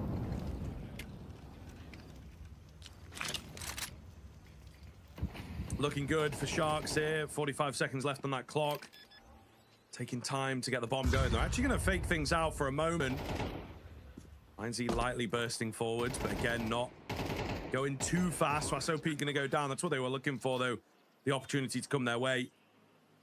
Always going to get planted in a pretty weird place, it feels at times. But we'll see. Quite an aggressive plan, to say the least. DGT moving in here. ZRN is out. Hidden away. It's a lovely little crossfire, but they go together, and 9Z getting it done. Oh, the smoke coming in. There's kits available. There's multiple flashes as well. Gonna make life hard for MaxCore. He does try his best here. Finds the first diffuser, but not the second.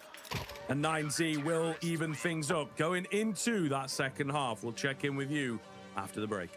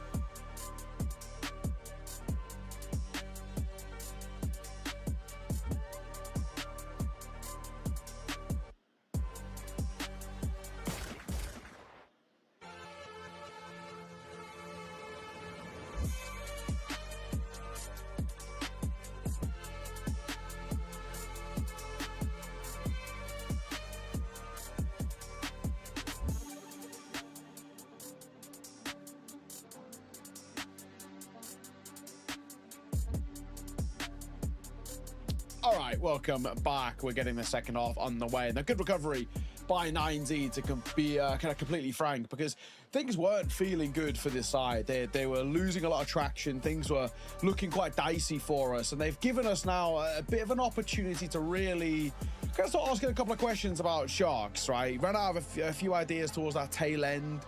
But I'm still in a spot where I think we can actually be pleasantly surprised by what they put up in towards that first half. Just, you know, by virtue of we kind of had softly written them off, I think, already coming in towards the series because of how good 9Z have looked at the moment. 6-all's not bad, but it was a really good start that they did allow 9Z back in. And if they can start well on this T side, then we'll get concerned. Yeah, for sure. I think this is a prime position for both teams, really. But we're going to find out. Top of Banana could be the first battleground. Sharks maybe looking to make it so. A lot of utility at the back there. A lot of utility, a lot of players, of course, just looking to keep the guns up. And wow, it is dominant. So both teams expecting each other. It is, however, Sharks to come out on top. DGT round this corner. It's up close to his right that he's got to be careful of. A flash round. There's a lot of weird fights now happening simultaneously. Koala makes his move as he looks for two, but it's already getting us out. But we'll close it. Yikes, not where you want to be. Not the start that 9Z were hoping for off the back of what initially had felt quite good. That's the worst case.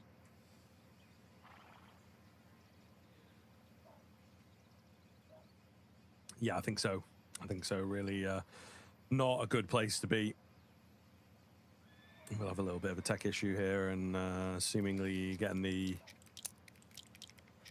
login back. So yeah, a little bit of a crash, a little bit of a restart. But hopefully not going to be too long here. Not what you want, you know. You lose out on the pistol, kind of feel like you've been anti-stratted in a way, and then you've got to wait for everything to get restarted again. So that's a bit annoying. Yeah, exactly that. Our sort of phone get brought out as well, which means a log back in to Steam. That's the assumption. But wait, Sharks, nice spot for them to be in. You take the pistol, gives you a chance to scale on this CT side quite well, and very similar to how they started off in this one, just bridge enough of a gap.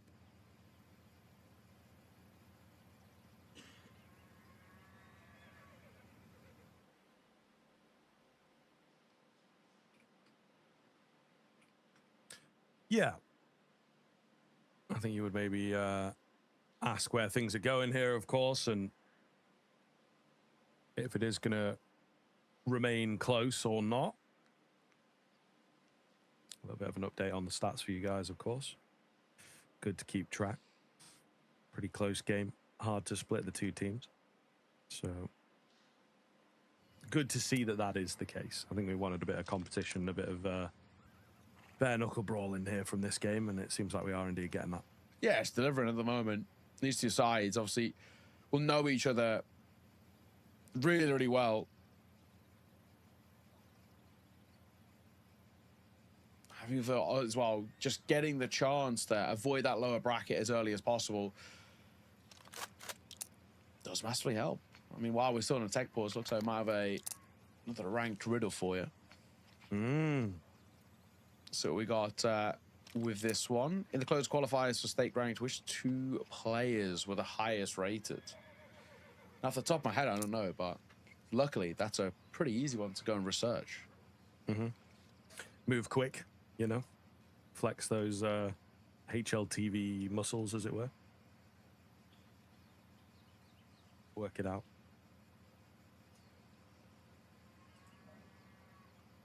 But yeah, definitely a doable one. So, you know, we're working on, the riddles are getting nice and creative, but different ways of getting there. Different ways of indeed figuring it out. That last one was crazy difficult, at least on paper to me. Yeah, definitely not the easiest for sure.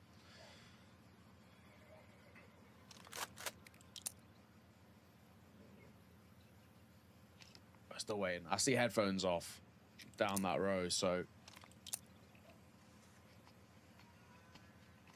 not a great sign.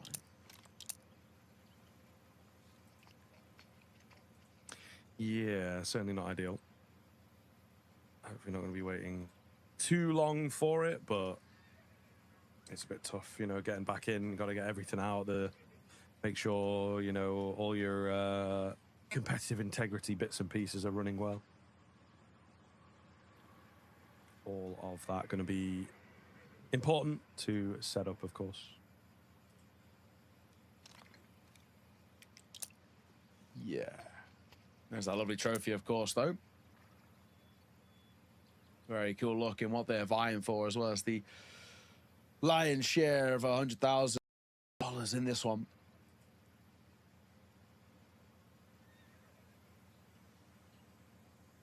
Yeah, it's always kind of the worst when you win a round as well, and you then just have to sit there. I do see both those headsets back on, though. That, at the very least, is a good sign to me. Yeah, I would say so. Certainly in agreement. Hopefully quickly back into the action, but we will indeed hedge our bets on this one, just in case it is going to be a little longer. But oh, there you go. Brilliant. We're back. So whatever the issue was, a PC crash or a relog in and whatnot, back underway.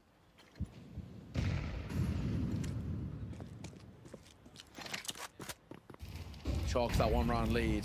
No buy, 490.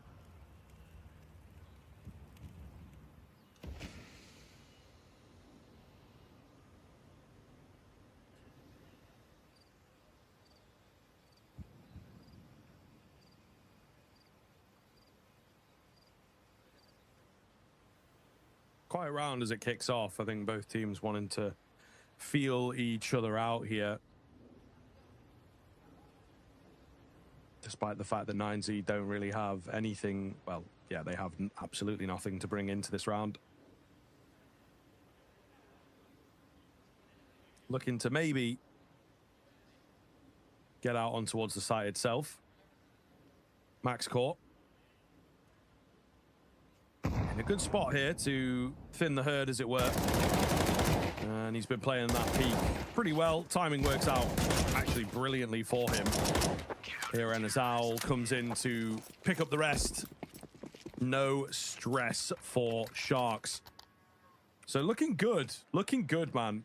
There is a world in which, you know, you start to believe in this team in a strong position. I do believe as well, I'm not going crazy here, I think they qualified through that closed qualifier.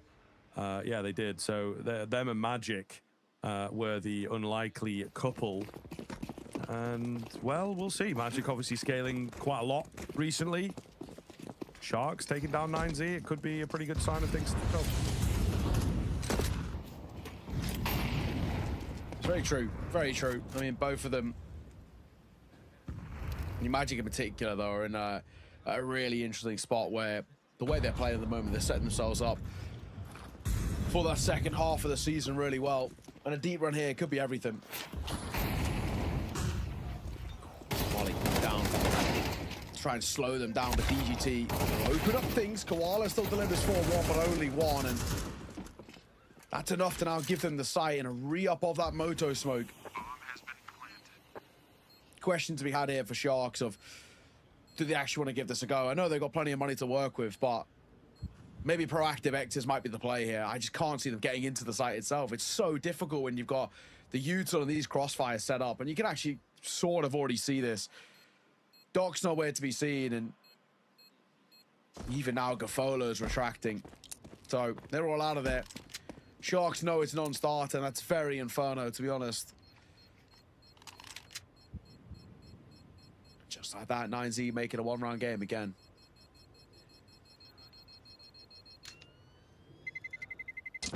Terrorists win. Yeah, super tight stuff here. Really, really difficult to split these two teams, which, you know, is lovely to see, but it really does make it an unpredictable affair. Strong buy for the side of 9Z to maybe just regain the lead in the time to come. Close game here. Difficult one to predict, but maybe you have an idea of how to do so. You can join Stake and use code RANKED. $10 reload every day for 7 days. That banner down below, of course, so make sure to check things out. See how you're going, see if you can get on. Either way, looking good. Yeah, agreed.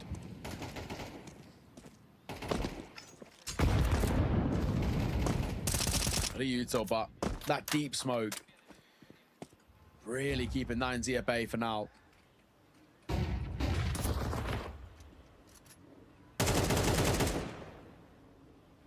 Got a desperate move as 9Z just contacting. Slightly hoping for the best. Audience out is here on the corner.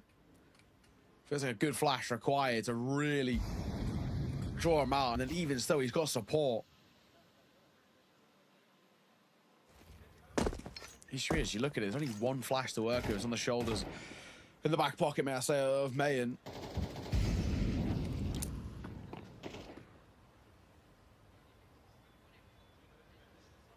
It's a strange round. Like, I don't really know what 9Z are doing.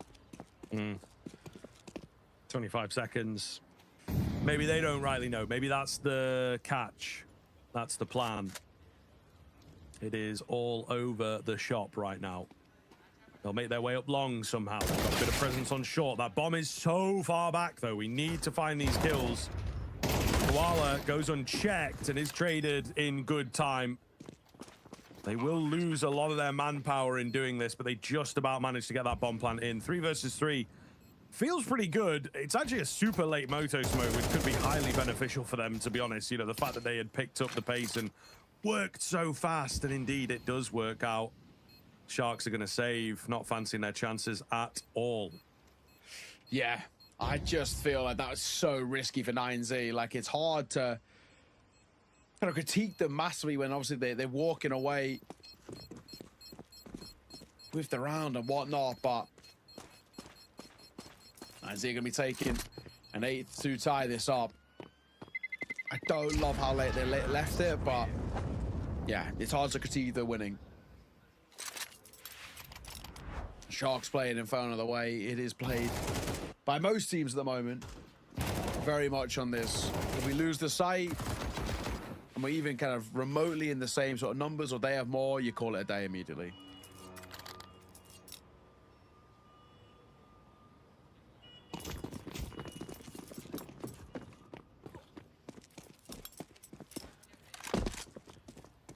Unfortunately, it makes sense. But yes, that's the way the things go. Oh, man. Big nades. Luchov going to go down without even seeing anybody else. That certainly is difficult to stomach, but exactly what the Sharks needed. A nice, easy opener here into round number 17. Okay. Flash round that corner, but Doc just deleted so quickly. 9Z was so ready for it. Two players playing anti. Completely unaffected. Wasso and Max, that's a bold move as they walk into Ardenizal and Gafolo. Then pokes his head up. DGT will drop. Yikes. Very quickly that slips away.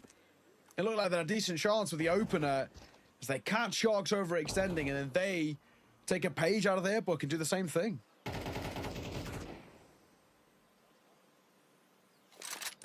Yeah, indeed. Really lovely stuff. So Sharks, right at that scary time, will manage to get their lead back. So all of a sudden, things are actually in a very, very good spot. And creeping forwards here. I think he's trying to take some guns away if he can. Not going to happen for him at all. Best he would have done there is 1 anyway. Would still leave Sharks with 3. So 9 coming in here. 9Z need to figure things out. Certainly get more creative into what could be the dying embers of this map if they're not careful. They have a timeout here. We'll find out, but definitely lacking some of that textbook energy in that round, to be honest with you. Really quite a lazy approach. Yeah. Yeah, exactly.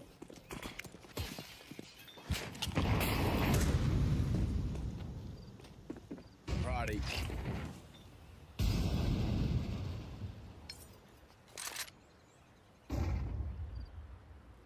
Still a 1-round lead. 4 Sharks just trying to keep themselves at any sort of distance. Really want to take their own map pick, but yeah, 90 their own worst enemies in that round.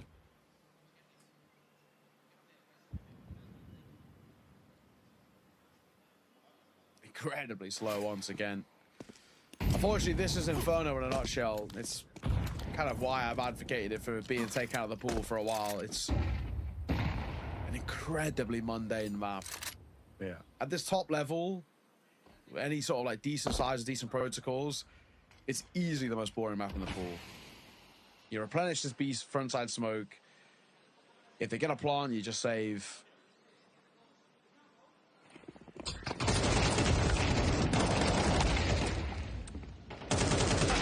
Clean burst forwards. Paso peek through the smoke. That's the big one. 35 seconds here left on that clock.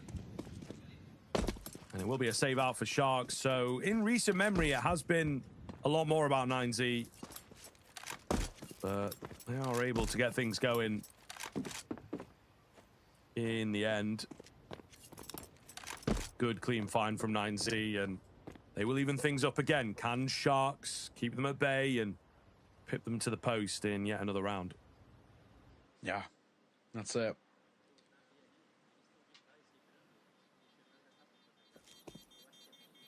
Another tied game, and they are looking to see if there's anything playing around CT side, or around CT, might I say, but it won't be the case for at all. But the priority is really getting as far away from the action as possible.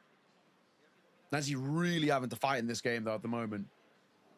Way more than initial expectations, especially on a map in which, you know, on paper, they're definitely pretty good at, right? You know, we look at this Inferno and some of the teams that they've played against recently. That win over Power Vision obviously is very good. Lost to Mouse, sure, and Legacy prior to that. But generally speaking, domestically, like within kind of the South American region, it's been a really, really good map for them. And in recent head-to-heads, it's basically always been going the way of 9Z. Most serious sent their way the last couple.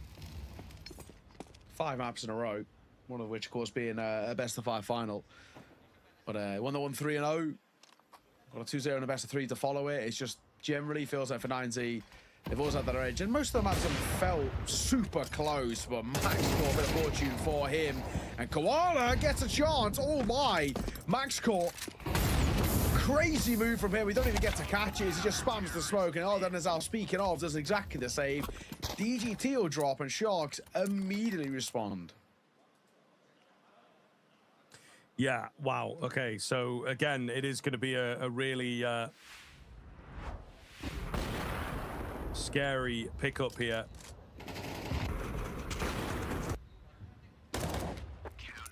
Very, very curious to know how things are going to go down now into these final few rounds, because Sharks are just able, when it gets stressful, to keep things in their favor. But time will tell on this one as whether 9Z can stay hot on the heels and, you know, maybe start to knock on the door to a bit of an overtime, perhaps, if that is going to be required here. Sharks, though, hoping to just net their own map pick as this one goes on. Yeah.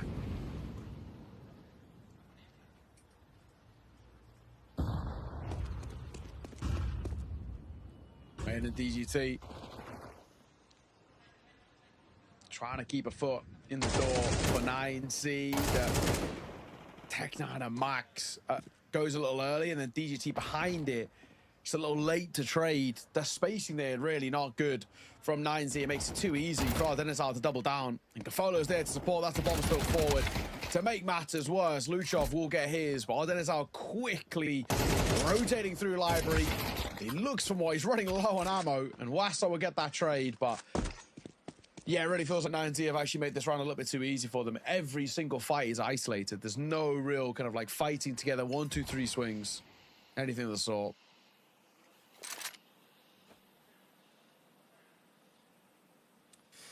Yeah, it's scary stuff, isn't it, really? This could be very, very dangerous if they are not careful. I'm going to get planted. Maybe Huasao Peak has opened something up with that kill and plant. He's a little low. If he can find this banana player in particular, he's in a very, very good spot. Really giddy for the fight. And we'll move his position now as well. There's a nade with his name on. There is a kit available, very, very retrievable here for the CT side as well. The nade goes to the wrong spot. It has been picked up. Tap onto the bomb. He gives me some hope, but unfortunately not going to happen. They'll be happy with the bomb plant, though. That might facilitate something into this next round. Just got to catch, though. It's still not quite going to be enough to get anything substantial going. Big round for Sharks. Yeah, absolutely. Damning spot. The 9Z are in for that back-to-back for Sharks. Really going to start making us question about 9Z on this map, and it's getting to a point of quite drastically slipping out of contention. 2 ahead, 2 away.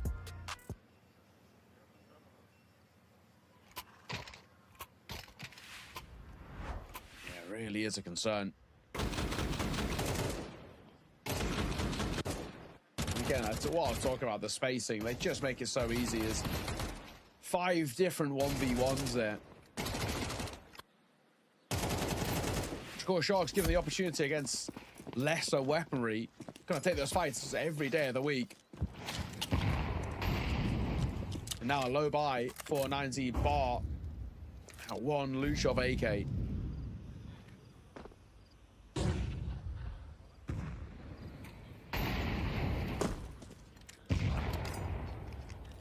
Ooh, another nice opening nade combo.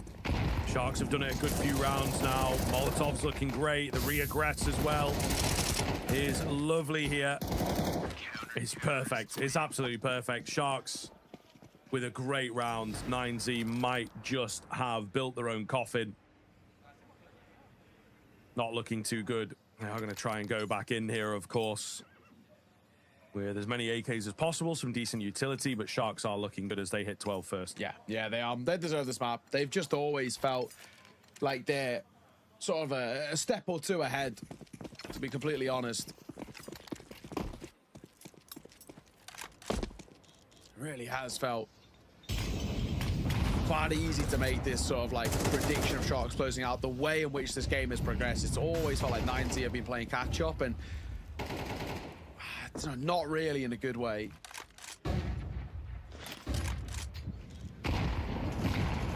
Seriously dicey predicament, but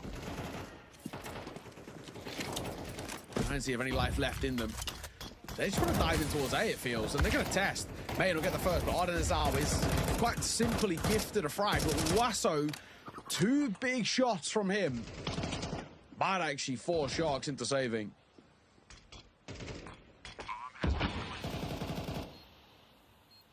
Well, we extend play, it would seem. I think indeed they are lightly saving here. Here Azal in a decent spot, plenty of cash. And he's feeling good, isn't he? I mean, he's having a great game, so thinking about trying to find an exit or two. If anything came his way, nothing does, so he will be the one exiting. But yeah, some very, very keen rounds on the cards on the way. 4-9Z, Sharks just got to be careful that they don't let things slip through their fingers. It is entirely possible. Terrorists win. Yeah, don't let this slip. I think if you do, if you give 9Z the opportunity to the great reset in overtime, then things do become kind of interesting, because I think that's where the pressure actually gets towards the Shark side. They're so close to the finish line. Sharks just one more step, then he's just stumble over, and they're really going to make sure of this. Tamar called a moment just to really reassure themselves. See this one over the line. Take your map pick with a couple of rounds to work with and give yourself an advantage in towards this series, which was already felt slightly unexpected.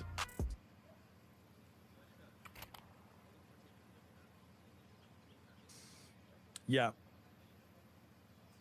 I'm agreeing with you. It is a pretty scary look, to say the least. And it does potentially open the door for the rest of the matchup here. So Sharks might surprise us all. I mean, the overpass is your most obvious punish pick at the moment. Decent reps, not very good success for Sharks, but yeah, we'll find out on that second map if, of course, we get there. Can we start the conversation with the 2-0 for Sharks? We'll see. 9Z are battling tooth and nail to keep the hopes alive here on the first map.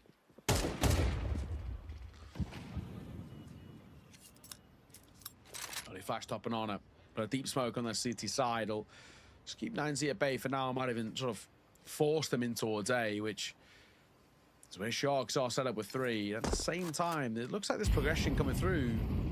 It felt like a temptation by Sharks to actually go for this banana presence, but the safe way, they're going to draw Gafolo back over to support up the Z defense, or so I thought. He's then doubting himself and doubling back, but so is the bomb.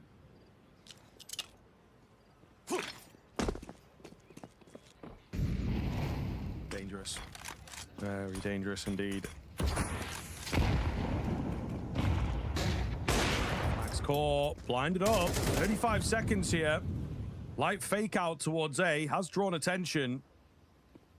The AWP needs to be careful not to go down too fast. Meanwhile, the main hit is happening on the site itself. Oh, the boost up was nearly successful, but not quite. A little bit annoying on the other side. Wasso P keeping them entertained. And indeed convincing them to save with the fact that he is in the backline. So it's going to come down to all 24 rounds required, maybe a few more as well. Yeah, and really kind of one of those where for Sharks, I feel like in a round like that, they're slightly their own worst enemy. They're really indecisive about how they want to play it. And they're really not proactive, which is not always the end of the world. Like sitting back and just accepting it, it's not the worst possible thing in the world, but it's more a case of 9Z so much chance to kind of move around. Because you're indecisive about where you want to play things, it's too easy for you to be caught in transition, which is exactly what happens. Squala trying to save, and he does get 2 for it. Not a bad effort by him. Double up that tail end, but 9Z have pushed us the full 24 and are making a bit of a game out of this.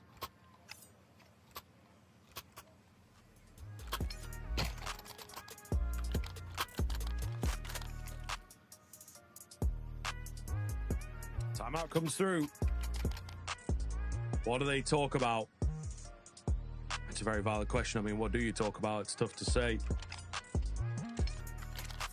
But yeah, quietly curious here for the Shark side, as they're maybe starting to get a bit scared, starting to get a bit worried. 9Z picking up steam. If this goes into overtime, can we survive that? I think it's going to be really quite a worrying turn of affairs. So Sharks have got to get it done here, in my opinion. Yes. Yeah, it's still towards OT, and it's going to be brutal, I think, for your morale.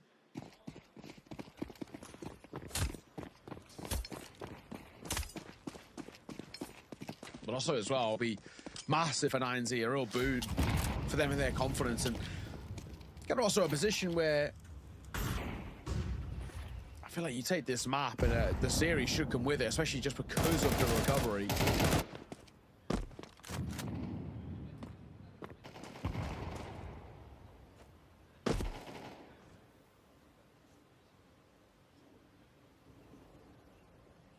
Very standoffish by 9Z, early portion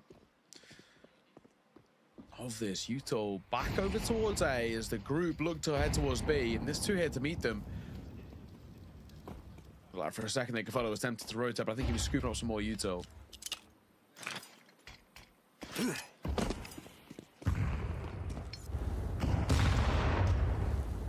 Oh, great nade. Hits the entire team for assorted amounts of damage.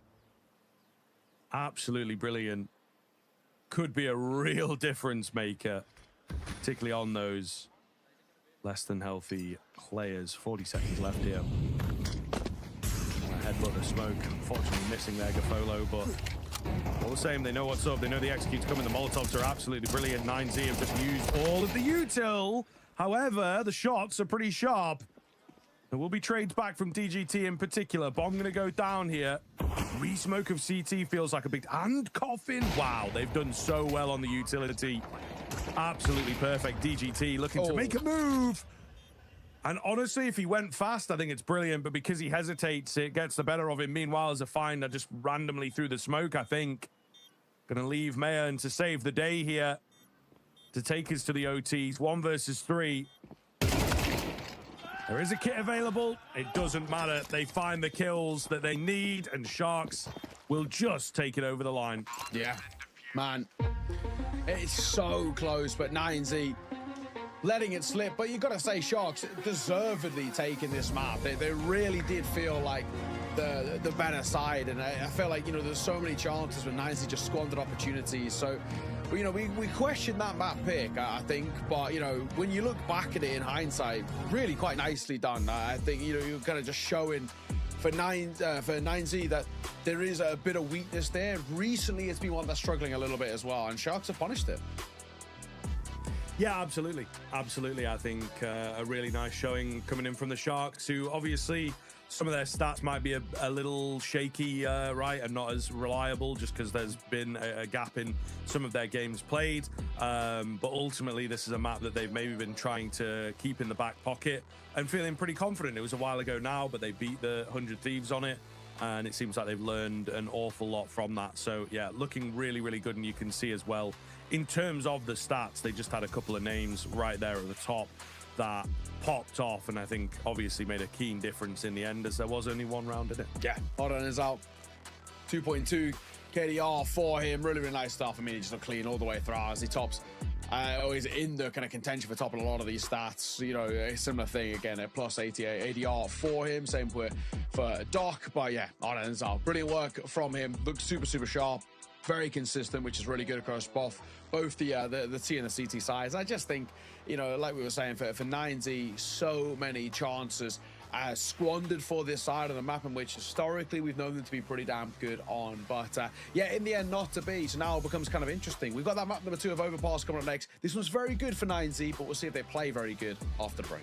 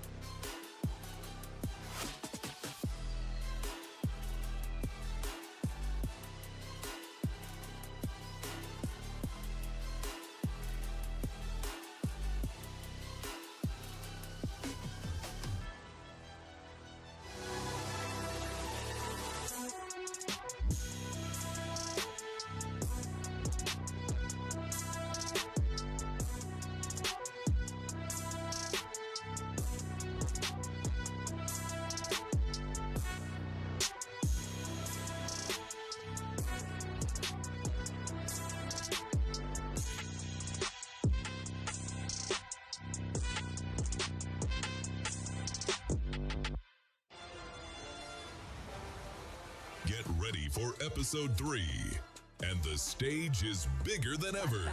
Dodge, bullet. You've been watching. You've been waiting. Now it's your turn to show what you're made of. Your moment is right here. Top 4 teams from open qualifiers advance to closed qualifier. Compete for your share of $100,000. Lock in your place and make it count. Register now.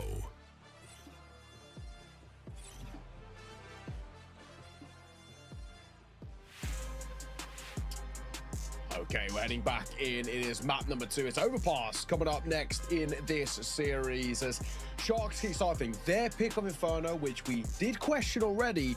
They end up doing very, very well on it and taking it right in that final round. But just as a whole, from a map in which they've not got a lot of reps on and it wasn't very convincing, it's really quite well done. On the flip side, 9Z, we're heading in towards this one of Overpass with them, which, to be fair, against the top teams, they've been really struggling on. Spirit and Vitality, unable to scalp too many heads there, right? But on the flip side, Sharks don't have anywhere near the level of experience of those like top-end tier 1 teams.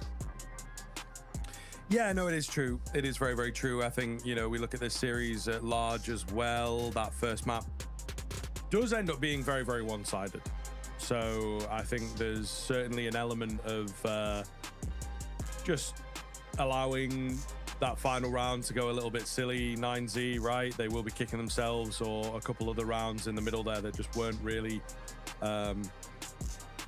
all that impressive. You know, I think they'll be disappointed in themselves that they weren't able to take it on map 1, and I also think that they will know. But we'll see. We'll see. I think that there is certainly a case here that in this particular matchup is really quite scary. So they just have to be careful at the end of the day whether this is going to be another chaotic kind of map.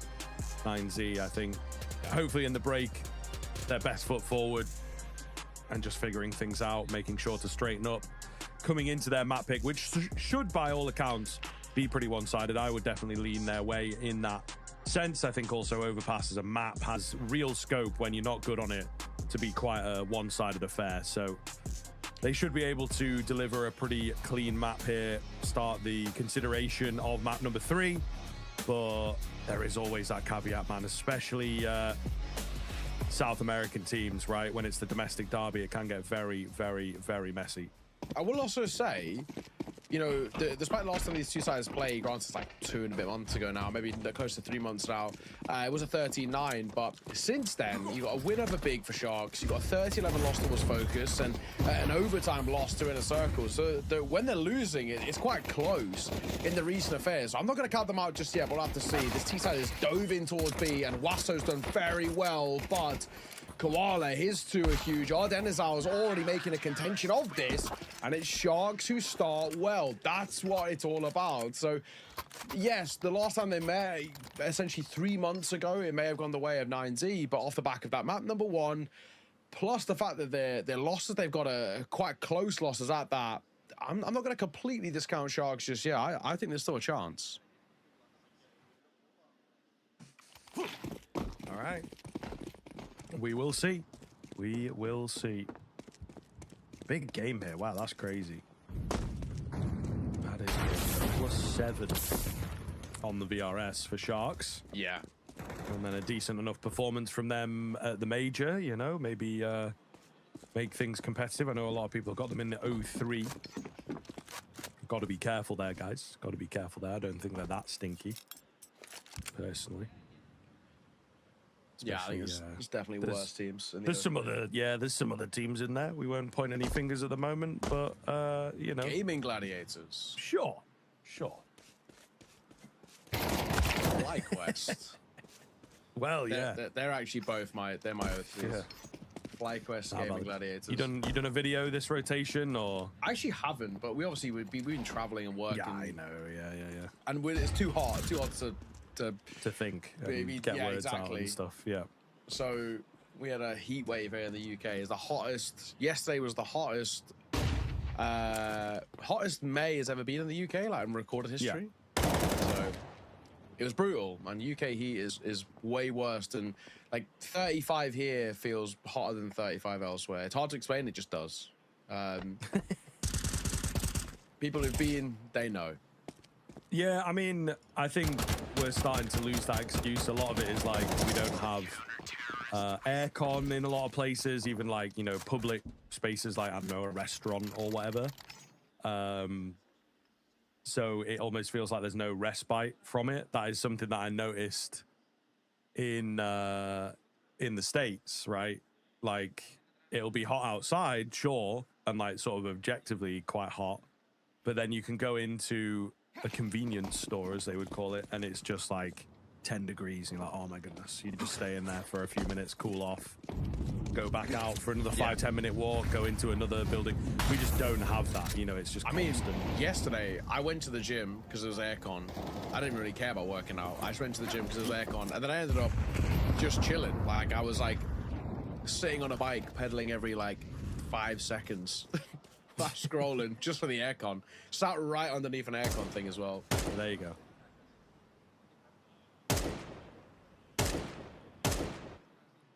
Alrighty, we're into an important round here, of course.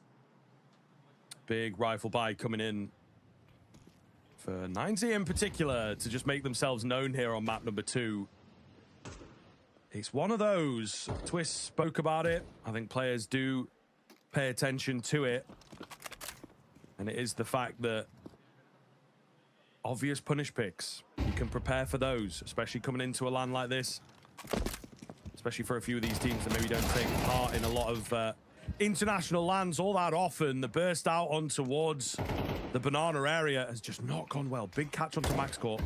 Docking behind, they now know about him, unfortunately. I think he did have the element of surprise for a moment there, but he will be known about. He's got that bomb at his feet, however, so he can just play around that for quite some time. Happy to let them pick it up while the rotations come in. 25 seconds to get this round going. Okay. Bomb has been planted. Oh, awkward move. Gafolo for one. Wasso, one of his own as well. As Wasso tries to play this position, but he just can't.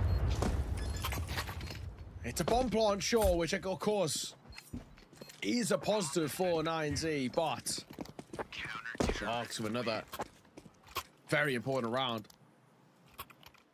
on that board and starting to hopefully continue scaling their way forward. This is still what you want to be seeing from a CT side. Of course, make sure to go check that banner down below. There's that Stake PC giveaway that's happening. You can link your account and via your watch time get entered into the raffle.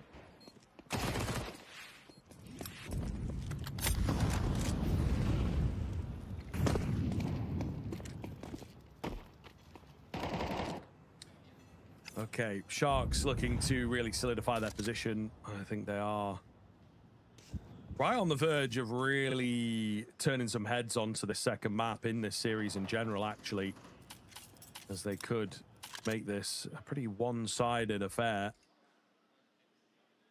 if things continue. And as I said, as we know, that's how CT sides can often go. Really can be very, very, very, very scary to deal with. Once they get going, you know, how do you stop them? Is a very difficult question to answer at times.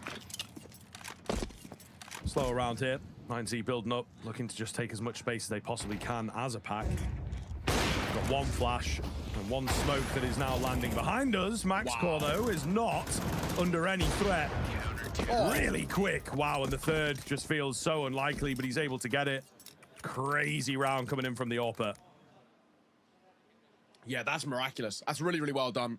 The first two in particular, fantastic work. And that third just to sort of seal that deal. But yeah, he does so well. I think you're under a lot of pressure when you're playing back towards DICE. And he's so confident to be refighting. That second shot, there it is. It's really something quite special. That is too shabby either. 4-0. Not the start the 9Z were looking for on their map pick.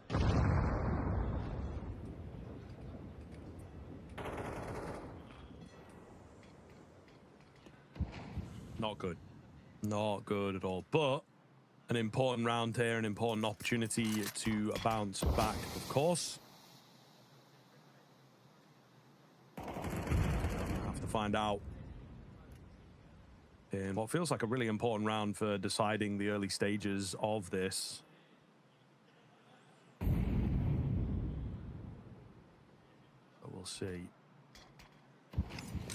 Slow going at the moment. First kill comes in for Doc as he gets advanced up Banana. The rest of the team chilling outside a Monster for the time being. Looking to try and split B, or are they grouping up and perhaps just brute force via short? So this could get very, very messy.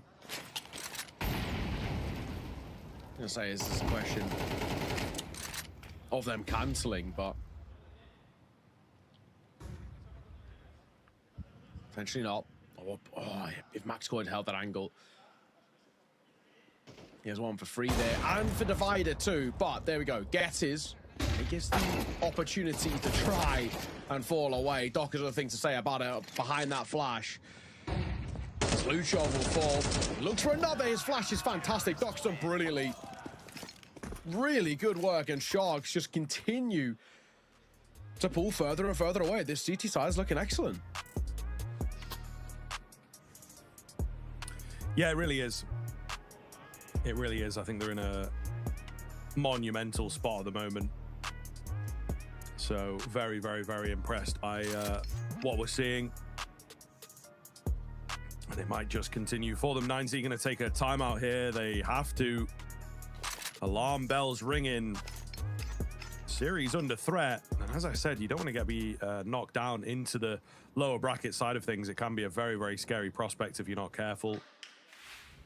So indeed, that might to be the case here. Time going to tell on this one, of course. Some really nice finds at moments. As, I don't know, Sharks also individually looking really good, right? That's kind of the key thing here. I mean, definitely in terms of like their head-to-heads, like absolutely the sharper side. He got 2 players on 0 kills towards 9Z, 0-5 for Max and Mayan. Luchov only 1 for him, DCC 2, and Lasso leading the way, quote-unquote, with 3 as he all fought alongside Luchov. Max, CDG and Mayan, they're all going to get kills themselves, though, so the numbers are looking good here, but Ardenazal could have 1 for free. The AK scooped up, but he'll reface and find. Levels out again.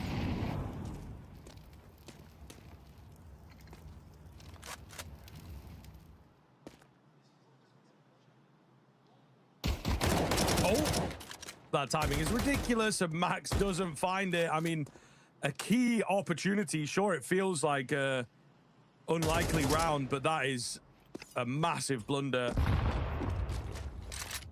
That's a bit of a desk slammer, if ever I've seen it, to be honest. Max will be kicking himself. Man still does have a chance here, of course. He's got that bomb. He's faked things out, trying to draw them upstairs, but he's actually going downstairs, right? He's being a confusing guy, to say the least, but will he be able to find this round? Really nice from Yeren Azao as he hides away at ABC, playing this one safe. He's so deep as well. I'm surprised he's not holding this cross. He really doesn't want to give up anything. 15 seconds. And a molly placed nicely. It won't tick onto Arden as well, but does give an opportunity. I think the orbs have been spotted as well. Maxcore's made some noise. Maxcore, I think, has spotted him to make matters all the more better. Tag, he knows where both of them are. He gets dinked as well. Pistol pulled out. And Maxcore, he'll be the one to close it as Sharks find yet another round. But it does really feel like a blunder there, unfortunately. I feel like, you know, for Max, great opportunity, squandered chance.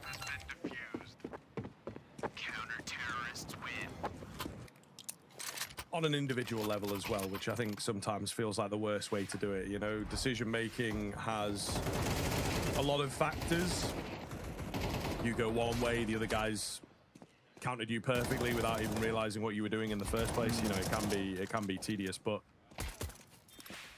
unfortunately, that's a mechanical one, and they are often avoidable. Yes. So a light tilter, to say the least, especially with 19 looking to get on the board, and that felt like one of their better chances. First kill comes in for Luchov here. Missed trade opportunity as well. Doc in a dangerous spot as he stands out in the open looking for a return frag. Max Core goes down below. He will melt somehow. I think there was a spot that he could have gotten away, but he just didn't find it. 3 versus 3 as the dust settles. Another opportunity for 9Z. They've got to get something started on the C side, though. A re-smoke monster of just over a minute on the clock to work with.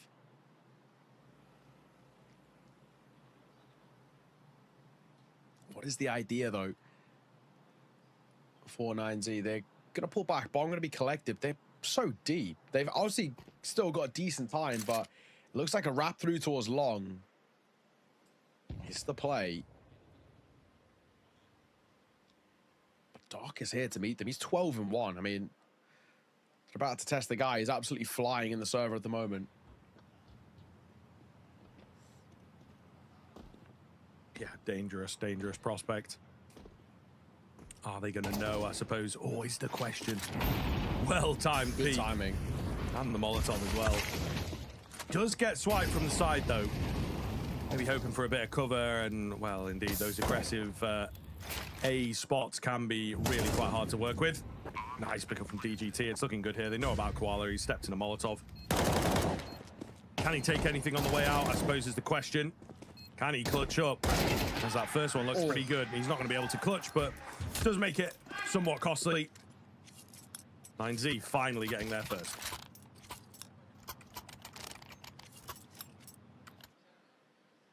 Wow.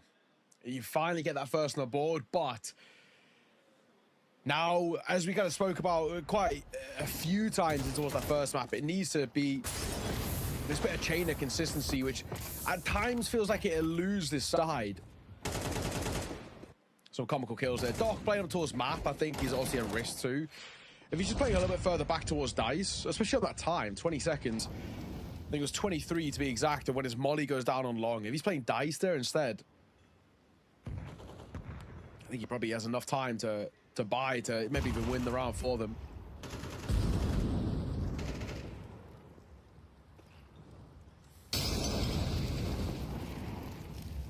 But Yeah, first of all, for 9Z, need to go for a lot more. I think we need at least 4 in this first half. Sure.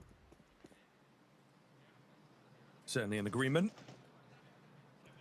SOP will take down Doc here, so the campaign for that does start pretty well. He gets another as well. Sharks losing some of their magic.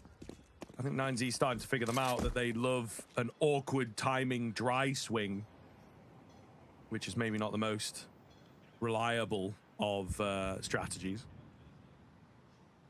And that will be Koala and Gafolo just to save him, you would imagine. But we'll find out. DGT does go down. I mean, there's still a lot of time for them to hunt if they want. The bomb not gone down yet. I think they will start to realize how solid this round is for them. And indeed, as it goes down, you extend the time. So they could indeed look for these last couple of guns. Yeah, and this is the worrying thing now for Sharks, is that, you know, finally 9Z getting one on the board and getting things going, and looks like quite quickly starting to scale a bit now, which is the real worry that comes through. So question marks for definite to be had here. And for Sharks, I wouldn't really mind a timeout to be taken. Heading in towards this next round, you can sort of reassure things. They had decent success in that first map off the back of their timeouts.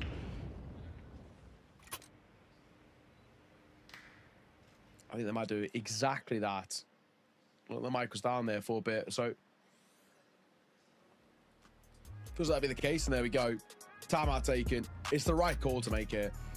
Just take a breather. They got plenty of money to buy back in. It's fine, but it's more a case of let's not allow these guys to snowball.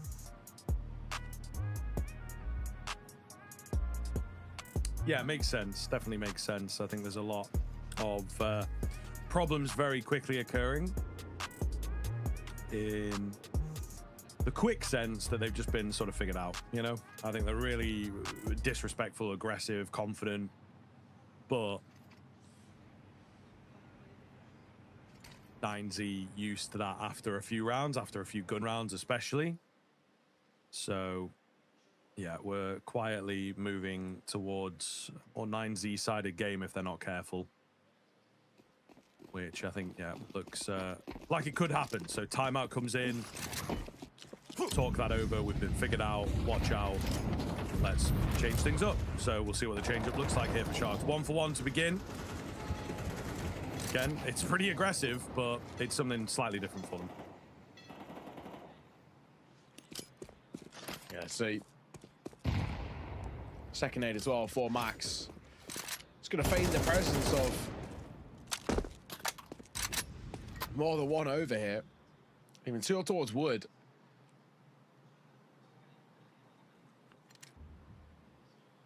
What's the idea? Max goes holding for the crossing towards short tunnel. But it also allows them to hold if they want to push. He's now slightly off the angle. If he just peered around the corner now, he might actually get decent timing. Just stay trained in this position. Wasso should be first to fall. And there he is. Now he gets support from the rifler. You'd hope. Molly down to slow them down. Flash behind it is really good. Gafolo gets his and he gets out. Yeah, could be a big deal. Could be a really big deal for the Sharks that he goes untraded. They will start to re-aggress here, 9Z. Just contacting in, playing into the fact that they might think they've moved away, and you know, it will work for at least one. I mean, the cover was lightly there, but unfortunately Gafolo really did not consider it, and he's left to his own devices. Here Enazao here has remained silent. It's so awkward. He gets the AWP on the double dinker, which is honestly no mean feat. One plank going to be held this time around. Doc is known about. How do we play this? Max has managed to find himself a smoke and can slowly crab away. Now, Doc is pretty sure of the fact that he should be able to see him if he'd moved in towards short. This gets weird, though. Love it. Absolutely love it. Max has really, really crept away. The kit is a bit too far away from proceedings as well, so he definitely needs the kill. And Max just not giving him the fight. Where is that kit? He's been told, you know, it's down towards Monster. Max maybe giving a bit too much space, though. Smoke's a bit weird. Taps onto the bomb, and he's not confident to go for the hold. I don't know that he necessarily had time, actually. Yeah, I don't think he did. So it will be 9Z to take it. Fine margins, really. I think in hindsight as well, with that fight that happens in towards long, the AWP gets one insta-traded, which obviously is sort of like expected, but I think rather than getting the molly down there, I think just fighting behind it as they're sort of fumbling around, like right there, right? Rather than kind of just going for one and then falling back. I think they had the chance of potentially catching two because they were retracting a little bit. 3-6. 4 Sharks. This is the last sort of dregs of their finances. This is really a lot of onus on round number 10 to make this a very solid first half. You lose this one, and actually 9Z, we'd probably flip the script and say they've done a decent job of not only recovering, but putting up a decent C side. It's normally first 4 rounds or more, you're sitting pretty happy.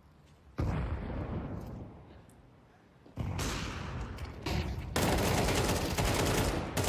looking aggressive. The T side just kind of holding off for a moment, though. They find massive success with that. Lovely little round here from 9Z in terms of the overall strategy. Doc will be in this 1 versus 3 situation. Probably going to move to save, actually. So 9Z, again, still looking capable. Some really great rounds at times. Just curious to know if they can keep this up for the rest of the half. How many rounds do they need as well? How many do they feel they need?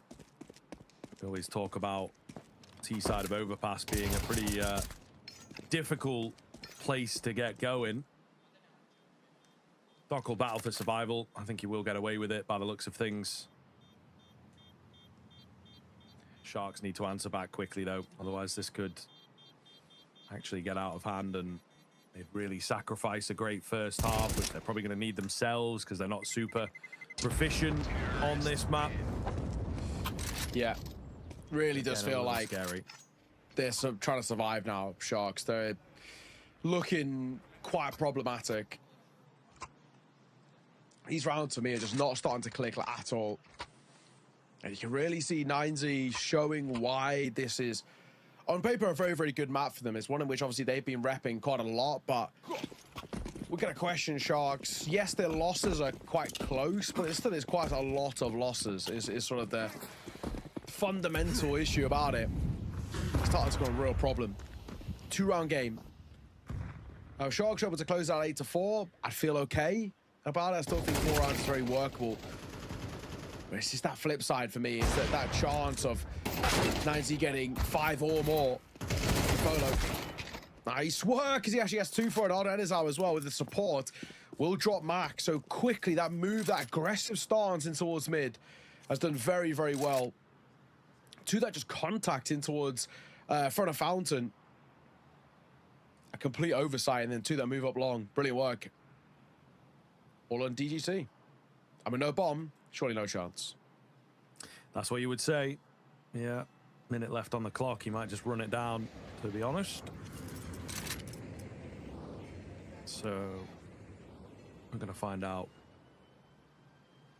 if 9Z can remain competitive. I think already, you know, they're on for a serviceable T half. But there's not loads and loads to it. Certainly could become a bit scary here if they're not careful themselves. So I think both teams are right on the cusp of putting together a nice half.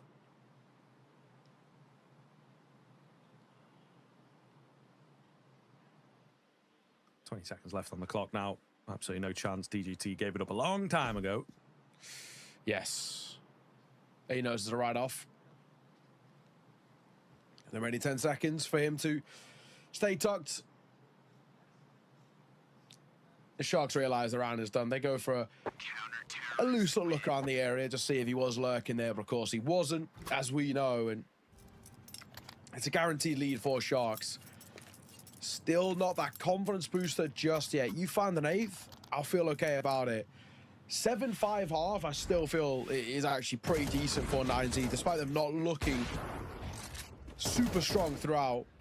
I still feel like it's going to make a fairly decent enough of a difference. This round of the top was very important. There's a vast difference in the feel between an 8-4 and a 7-5 and a map like Overpass. Yep. Max Core, nice find on to Luchov to open things up here. Waller, double spray down for him. So I think that might just answer all your questions here, folks. 9Z will have a tough go of it in the second half. Pistol going to be so important. And Sharks open up the door, open up the 2-0, which is wild to say. Really did not think they would be competing here today. Yeah, same here. Man, he's going to try something here, but 1v5, it's really safe to assume this is never going to get off the ground. Sure, he has bomb on his back, but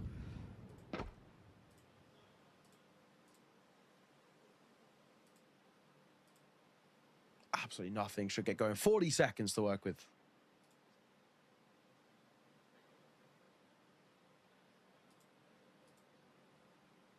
Can he do anything here? Spotted. Surely finished. Indeed he is. So pretty one-sided finish. The Sharks will get the 8-4 going. Excited to see what they can come up with here in this second half.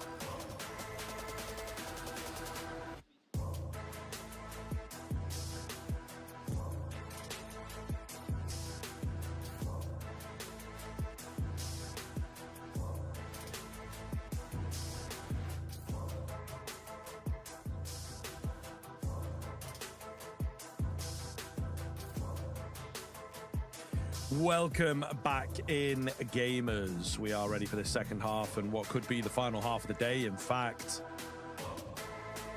Sharks looking to give the working folk a quick finish. But we're going to find out here. This is where things change in a big way, of course, right? We are on that T side now.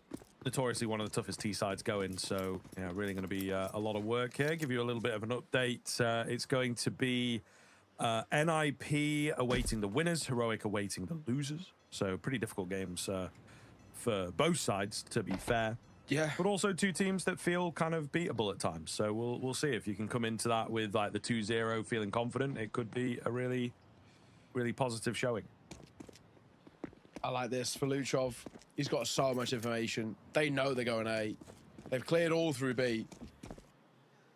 This theoretically should be absolutely unlosable for 9Z.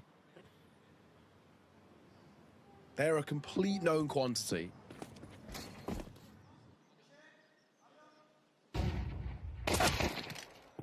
Oh, banger. Okay. They're gonna you lose, were saying? They were going to lose. You were saying? They've known they were A from like a minute 30. Sharks are just lose it. landing shots though, man. Yeah, they're just crisper. They really are.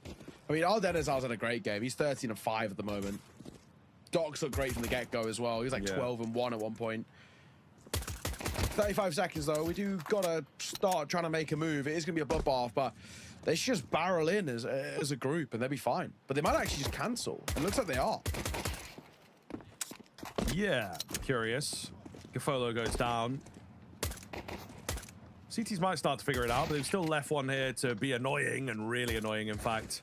Great finds from Iranazao. Great finds multiple.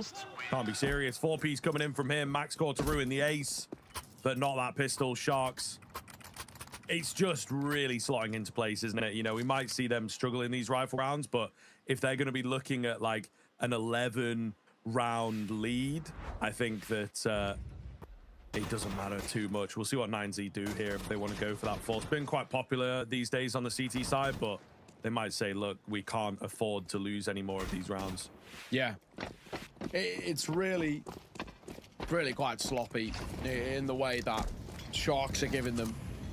sorry, 9Z are giving Sharks opportunities. Like, they just make it a little bit too easy. With that being said, up to a 9th. The force buy in. Now, generally, I don't love a force buy, but I think here it's absolutely the right call. You've got to take a gamble. You're already at such a deficit. It's sort of in for a penny, in for a pound, really.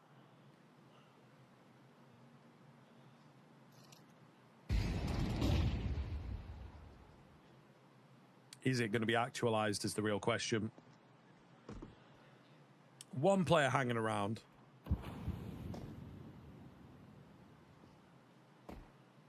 It doesn't look like they are headed towards B, actually. It does feel like they're headed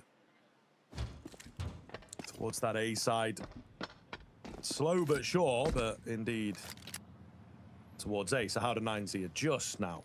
They are going to start rotating some players up. 40 seconds on that clock. It does feel a little tight here for Sharks. Yeah, they really love leaving this late. We saw this happen a couple of times towards map number 1, and it was definitely not a confidence builder by any means, but they come 25 seconds diving their way forward just about, but there's a lot of bodies here to meet them. Yeah, really should be ready. Mayan feels like a key player. Oh, it's everybody else that's chiming in at the moment, though, and they unfortunately realized they walked into a trap, but 2 quick finds. And it's that last player that just needed to be there in the nick of time. Can he drop a flag? No, he can't. Shots missing, awkward hitboxes. The Deagle at range as well. All these factors come together. He could have denied. It could have been heartbreak, but it isn't. It isn't. He's still on for the clutch, though, it feels like. Gotten very, very weird all of a sudden. He's found himself a Galil. And, of course, the bomb planted for him more than it is the T side. They've taken a very odd pathing here. They will realize he's not on it. There's no time, unfortunately, without a kit. So it ends up being costly, but not the round win. 9Z, they were so close. Yeah, he was trying to draw them kind of closer. to the bomb, but yeah, nice work for Sharks. It very nearly falls apart. I think that Deagle shot, I think he gets so hard done by it, but you know, it's back turned with that Deagle. The hitbox is a little bit funky, and before you know it, it's a missed shot and the bomb goes down. But it's that quick double on the site as they're scaling up through. They, you know, they walk in towards this stack, but these two sharp shots that come through by Doc is actually with the support of Ardennes out. That recovers things. So it's a 6-round buffer. And time seriously running out for 9Z, who on their map pick are really falling quite flat. But as we were saying, a known punish pick, so you can really prep for it.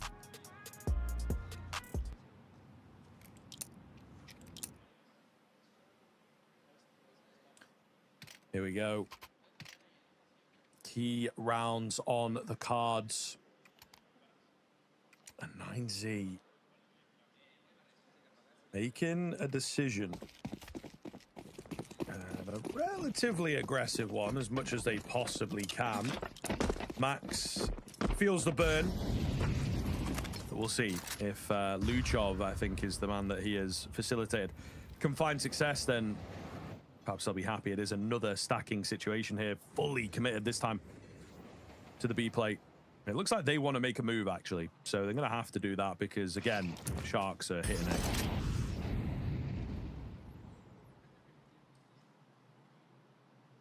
Koala needs to be careful. Just round that corner.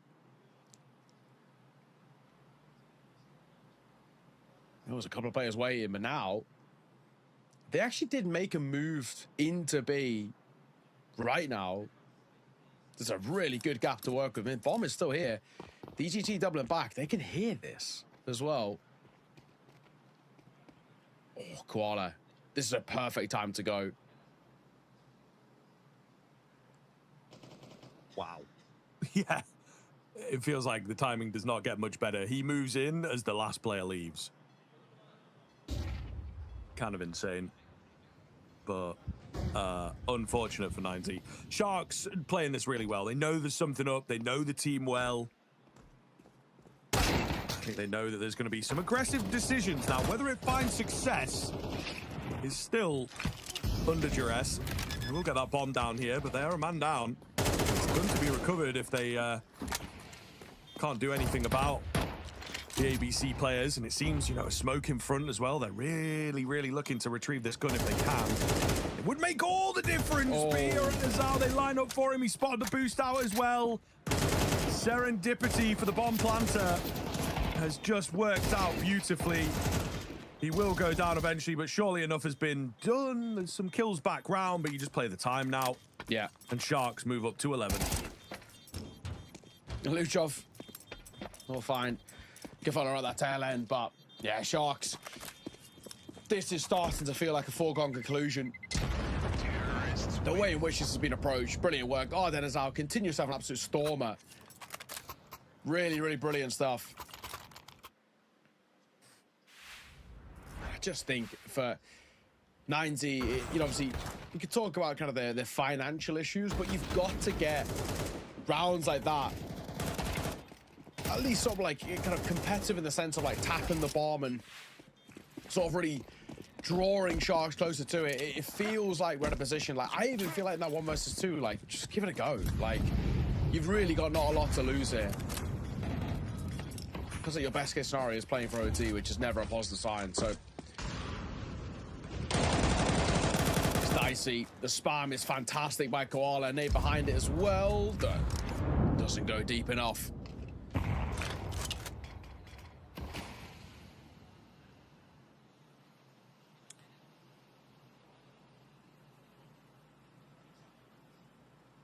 So peak could be big, could be dangerous. They need some risks. They need something to pay off here. 9Z's punish pick of overpass has just fallen apart. They have been well and truly bamboozled themselves, and I think it's the trap, the obvious trap laid. Quasso peak, nice pickup from him. Does even things back up. He's quickly dealt with. Max at the end of the site, trying and perhaps failing to hold the line. Unfortunately, will be forced away. Trades out. Luchov, meanwhile, he finds one untraded. So all of a sudden, ooh, he could be back on. They're opting to take the faces here instead of planting the bomb, and Luchov capitalizes in a big way to give a key round to 9Z. Yeah, and really have to sort of utilize that round being found, and we've got to scale quickly here, 9Z. Like, celebrations are quite immediate, which is good. The vibes still feel pretty high. They've trying to keep that, I don't know, any sort of morale going, whatever's left of it. Being a map down with a closely fought map and then a really, really lackluster overpass so far on their pick. It's really difficult to keep the vibes high, and it just feels like it's nice to see a good round go their way, and on top of that as well, media celebrations, bit of high fives, and a broken econ towards Sharks, which potentially could allow 9Z to start scaling a little bit. If you believe as well in 9Z, maybe go and check out Stake. Use code ranked over there. $10 reload every day for 7 days. Go and click on that banner down below.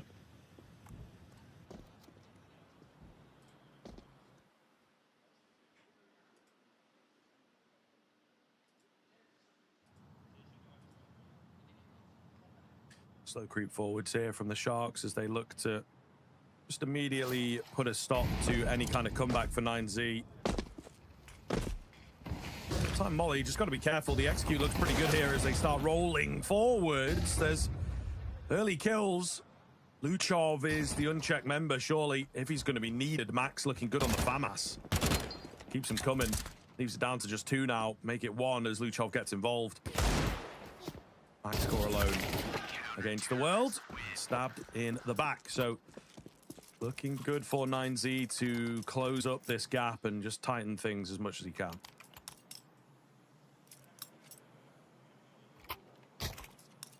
Okay. Fortunately for Sharks, investment towards the previous round means nothing to work for in towards this one. So 7th should be pretty simple to find. If you can do anything to keep this round expensive, that'll be great. Really unlikely with just full Glocks across the board. A bomb plant would be lovely just to add a little bit of extra to the buy-in towards next, but Luchov can just run cash here potentially. There's the first. Looking for a few more. You'll only get 2 for it. So then there's our trade. So it's 19th kill. Yeah, a little bit of a monster in what, you know, is a pretty one-sided affair so far. He stays on 19 kills and it comes close. We might have something else to say, but for the time being, really solid scoreline. Still alive here too. Shadow spotted there. DGT ready for it. Makes it look easy in the end. So 9Z going through some motions here as they close up that gap. Couple rifle rounds in it though. It's not a million miles away if they can keep up this momentum. Yeah, really do need to be a little careful here. This absolutely has the possibility of slipping. And in doing so, Sharks get into a very similar spot to where they were. Yeah, right at that tail end of map number 1, which very nearly slipped away. They still believe in Sharks. I still do as well, but 9Z are scaling quite nicely now, and they're starting to look a little bit more alive. Qual needs to be flashing towards this fight. If he peaks dry, man wins this every day of the week. Speaking of, there's the flash, and it'll force him off the angle. That's a rough peak from Koala, honestly. Really not great. Does go down early, so 9Z with a newfound confidence. Have got to be really wary about this, and honestly I think if they find another death in their case untraded, I think they'll just save. Maxcore does get 1 before going down. Oh, big catch. Gafolo will be kicking himself. He's tunneled in on DGT, and it costs him his life as well, so he misses out on a kill and he goes down. Sharks though drying up on ideas here very, very quickly, it feels like. They look so flat. Really, really quite basic. And, you know, we kind of praised them a little bit for the fundamentals in map number 1 of where things were looking quite good for them, but the fundamentals are not looking good at the moment. Sharks have really taken a turn for the worse, and this has allowed 9Z back into this. And sort of as you were talking about just about heading in towards this round, it is only a few gun rounds. It can very, very quickly fall flat.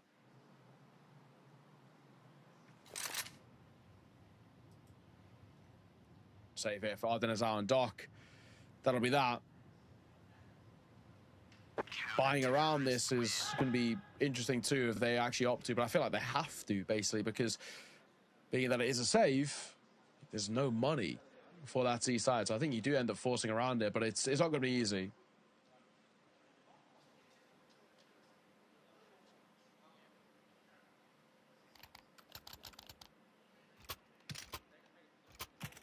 Yeah, trying to put something together, but not going to be the best.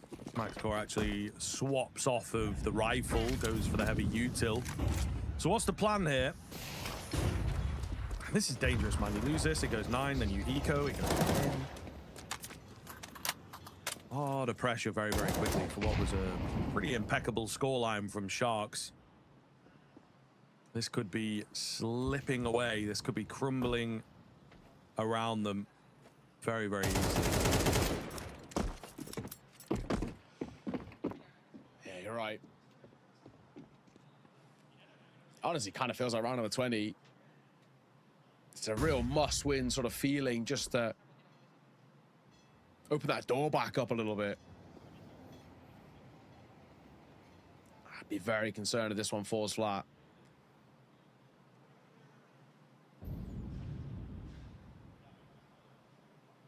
Taking their sweet time though, 50 seconds, and see, naturally by the position it feels like a B finish, but they're taking a real age to get here.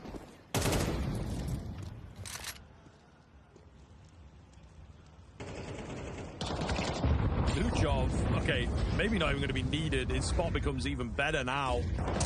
Wait for the smoke, man. Oh my god. It's absolutely perfect. He's going to do damage onto another. The positioning is looking really good. Max with 1 find is all they really need. Luchov gets it done, and it is just going to be MaxCore to what? Save? Mac 10 and a deagle? Yeah. Surely you just want to go down here and for sure get that econ evened out. That is what he's looking for. So it's not looking good for Sharks. Honestly, this does have the read, the feeling of a comeback. Yeah. Difficult. Really difficult for a side that look so off their game compared to where they were. Another timeout called. This is the third and final one used for Sharks.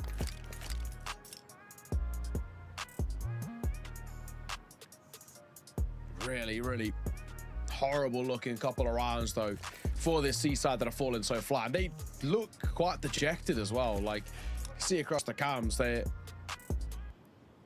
really looking quite flat.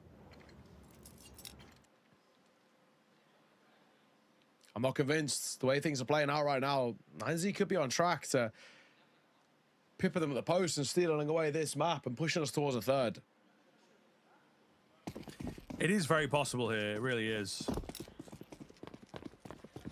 Well, I think we'll find out. This is maybe a good time to get in there, you know, if you're feeling confident for the series at large. Is it going to continue? Well, put your money where your mouth is, of course. Use code RANKED over at Stake. Get that $10 reload every day for 7 days. I've got to get it out quick, though, because we've got a fast round occurring here from the Sharks. This would be the classic, wouldn't it? The comeback in full flow, and you let things slip away against the low buy. Caught off guard, 2 players down. Luchov with a nice find. Bomb goes down. Can they hold on to the bomb site? Kits available. So no rush necessarily, but it's the low HP players, as they've been tagged up for half, and the sort of body language here in a way makes me think that they're thinking about the save. Or maybe not. They're feeling hopeful. Yeah, I suppose. I guess, yeah, you've got all that cash, right? Yeah, no, you're right. You're right. Yeah, it just feels so reluctant at this stage, though, doesn't it? couple of AK carrying players here, trying to go in late, trying to force the ninja defuse. Not going to happen. Oh, yeah. It will go down. It's Koala on the AWP as he finds 3 very important kills to give Sharks 12. Just survives as well with 7 points of HP there. Koala does very, very well. And there it is. Map and series point for Sharks. What a shocker that we're in this sort of position.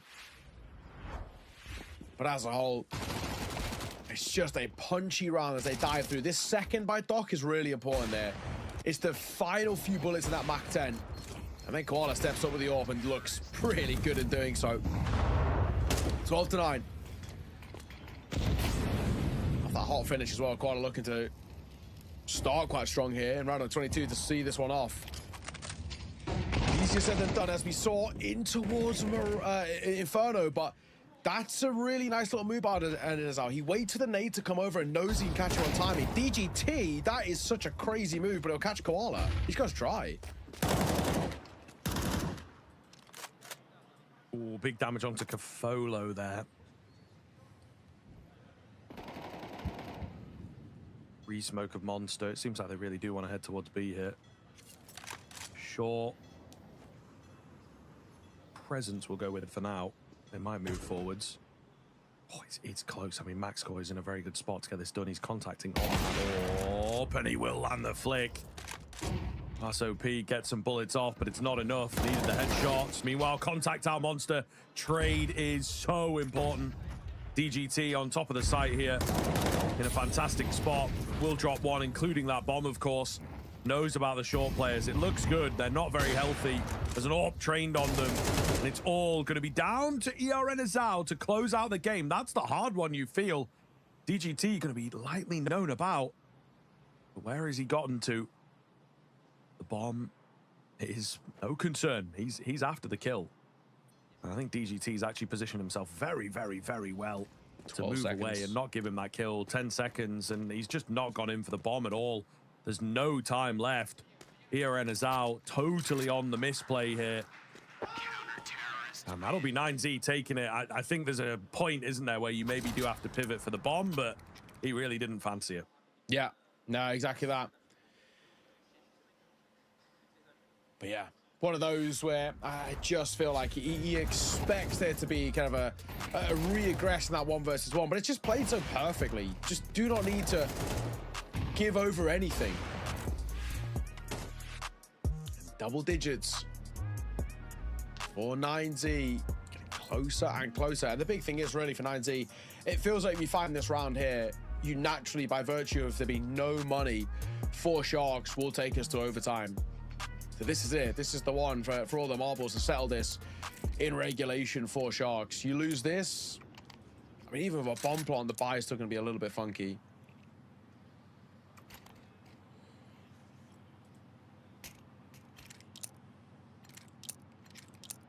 Yeah, this is scary. This is scary for the Sharks.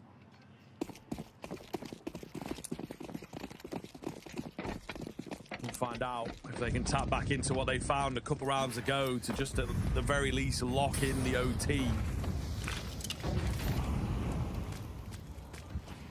They're going to be worrisome if they can do it again. I mean, these rifle rounds are just so drawn out, wide. Luchov to open. Trying to find those individual fights again, and it just is not working for them. Yeah, spacing not being great, but the fact that it's Doc that falls is super damning. Of course, leading the way. Him and Ardendazawa being the stars. Nade over, minimal damage. Call also now spotted too, and a real known quantity. Also that he's alone. So they don't need to be too worried about the defense. Sick, nice lineup. Kefala's nade just misses.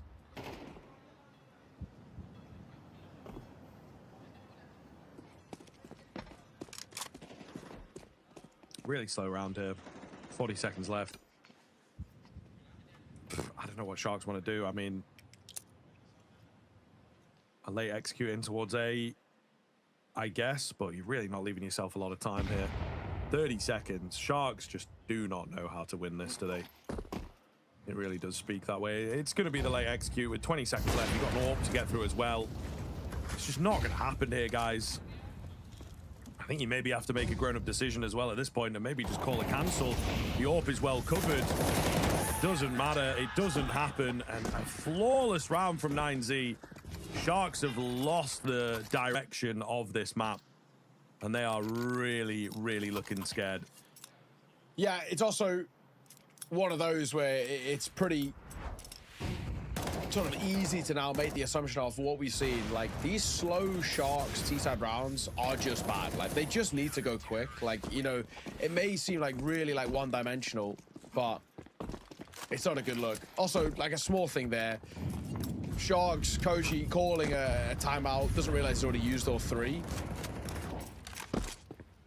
Like, really seem like quite pressured and checked out and all these, you know, mistakes and whatnot. But, like, these slow rounds by Sharks, they're just so ugly. Like, that round there is just grim. Like, they lose the opening kill, they just panic, and they just pause. Nothing's given to them, as 9Z are way too kind of prepared and ready just to sit back and invite pressure in. And then when they go for something towards A, they just get destroyed. Like, it's not even close.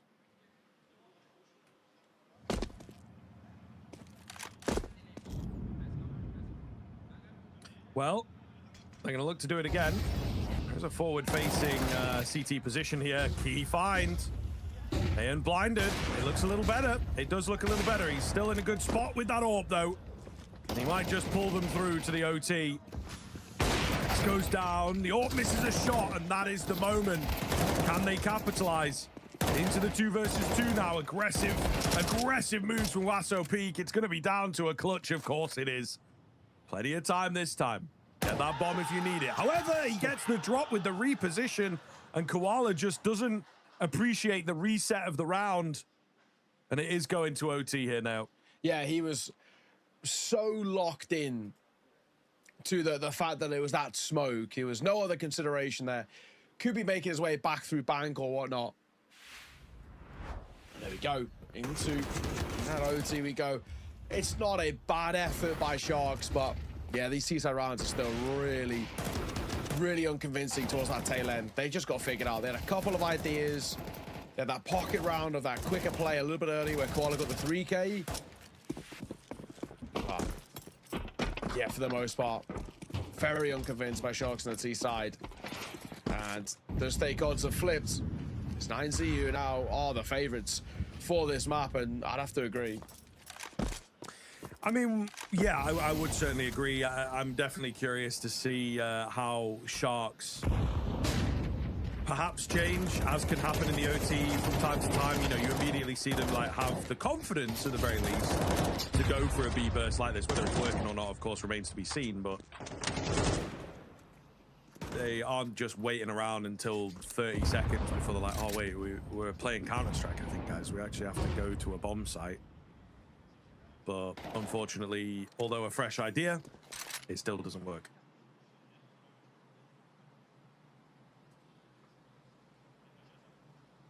Good follow. Making a move. And the B side is a little vulnerable just because Max and Wasso are in sort of transition here. Oh, and they're both going to fall. Gafolo, no, then is our nice work, but Luchov is here. The first comes easy as Gafolo was low. And Ardenizal's not exactly super healthy now. 2 versus 2, 35 seconds. We've got to start making a move. Molly and towards backside. Another Molly found as well. He's flushed for them. He's lurking in the smoke. Luchov, this could be huge. The bomb got to go down. Luchov making his move. Ardenizal doesn't confirm the plant. It's a little dicey, and Mayor's giving him the fight. That is so risky. And now he can plant. Protected from heaven. And Ardenizal, he might get lost in this. Mayan has played that actually quite badly. He should have died earlier, but Ardenizal does very well. Yeah, lovely stuff. I mean, as said, though, can just really, really be careful into the OT. Sharks will find that all-elusive 13. But we'll see as time pans out here. 9Z looking to maybe keep things competitive. Oh my goodness. Koala doesn't know how good he could have had that. He really slipped under the crosshair. But he's just going to take that short water control for now.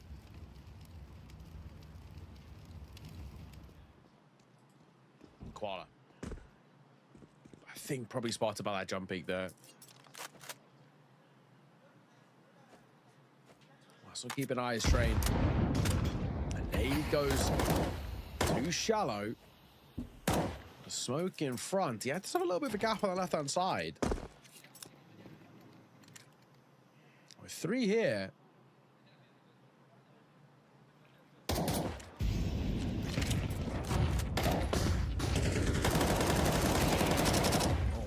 Massive spray down from Wasau Peak. However, it seems the short players have found much more success to bring it down to the 2-on-2. I'm going to get picked up. Smoke comes in, really nice smoke. Man trying to work around it. We will find that success. Down to Capolo. Got the right idea, but his timing is off. And he will get caught, so 9Z answer back to even things up. If Sharks go 2 for 1 on the T side, there might be that feeling of belief, but I still feel like, which is what expected if it's 9Z who go 2 for 1. They, for me, I feel like have this sort of enough in them and the way they've been playing that they should be taking this map and push us towards that decider. Again, it just feels one of those things where it's unconvincing to the least for Sharks. 9Z are going to call a timeout. They know the importance of going 2-1 on their CT side. They also had an unconvincing T side themselves, so worth kind of throwing it out there. But I think it's more damning with the lead that Sharks had, 11-4, letting that slip.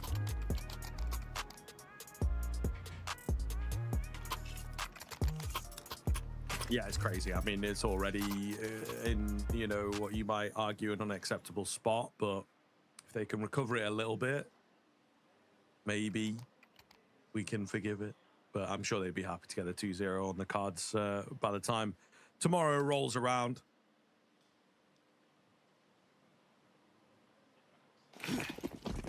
But we'll see. Big round on the cards here. I think Sharks, it will just really, really, really help them out moving into that second half of the OT here, to know that they don't have to lean so heavily on their CT side.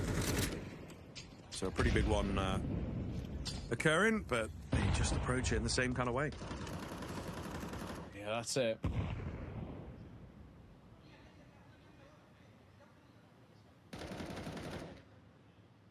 Oh, there's out. Oh, if he holds his angle. The temptation to Luchov. A leg on towards him as well by Mayan. Not going to go forward, and that's where he can catch Luchov, who actually at the same time does get a kill a little bit behind. May needs to be careful. He's quite advancing towards Banana. Has the potential of being caught, and he's the only A player. If he falls, we're in trouble. And down he goes. Now this becomes a little weird. If they just drag this bomb back up towards A, this gets really uncomfortable.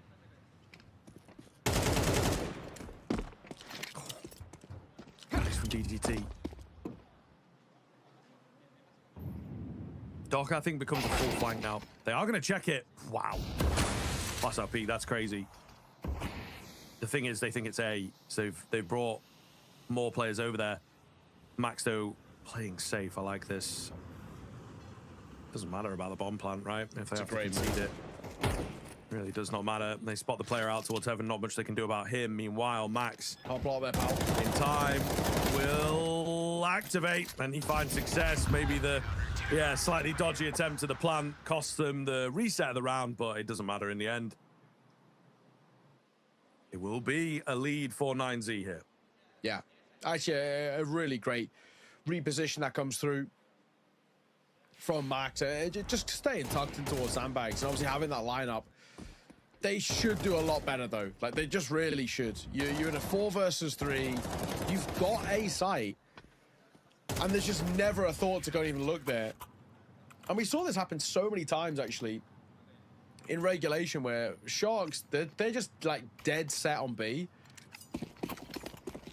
Like, their default in, like, a mid to late round is, like, let's hit towards B with a gun round. We saw them do a couple of those lower buy rounds towards A.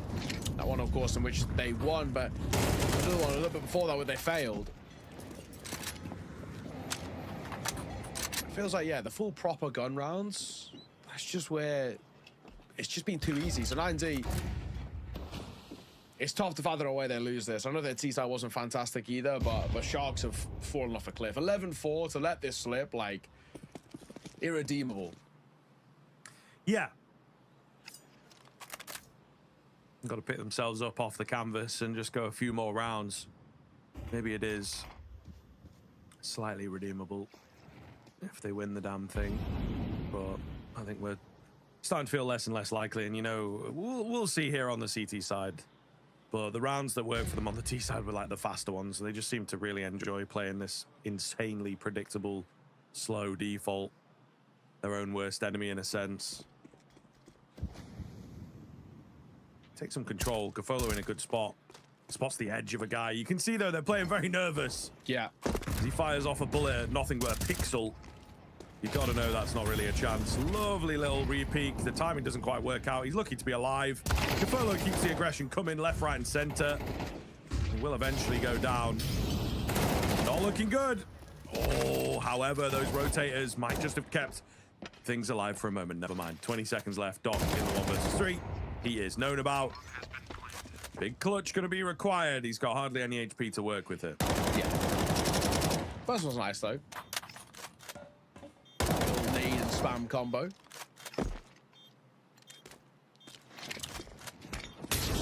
Chance. Molly at his feet, gets out in front of it. He's so blind and so dead. 9Z. All but about to close out this map, and just deservedly so. Like, this is such a good recovery from 9Z.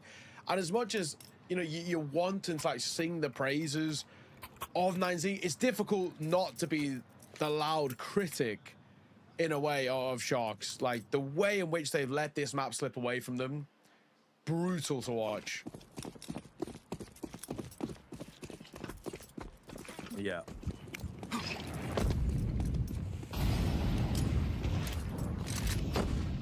It really is. 2 rounds in a row going to be required. They've not done that for a long time. So we're going to need a different version of Sharks here if we are to continue things in another OT. Looking less and less likely as it goes on, though. 9Z, I think, deservedly going to take this to a 3rd. Hwasao Pete given a lot of space as he creeps up along. Half a check, but unfortunately, Iranazar will go down. Doc reveals himself as well, so now finds himself in a tougher spot than he bargained for. 3 versus 3, they take out the lurker.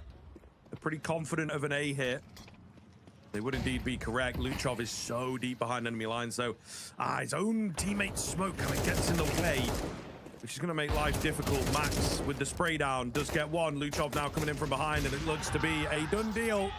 Indeed it is. 9Z to take it 16-13. A hard-fought battle in that second half, but the Sharks' T-side was really, really poor.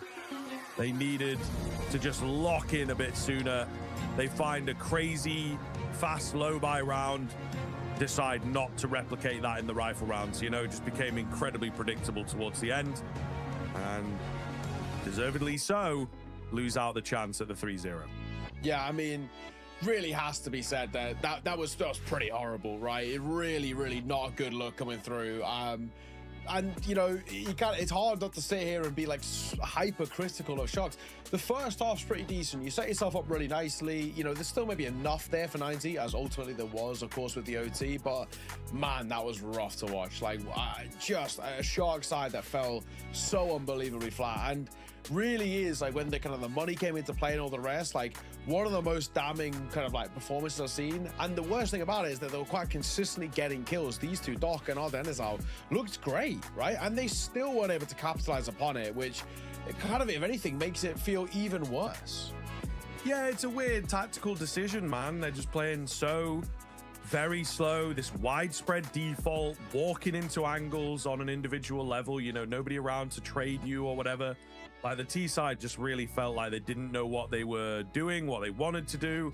And little things, you know, we see an awful lot, like nade stacking when you're stuck. You just nade stack an area, try and get an early kill. Bursting out onto sites, things like this, it just didn't seem to be there. They just went to the same old default, the same old strat that wasn't working. So don't rightly know what to make of the T side there. Individually, some decent moments, but we're going to find out here. We've got a third map required. It is, of course, Nuke. Got to get a break before we find ourselves on Nuke, so make sure you stick around. We'll see you soon.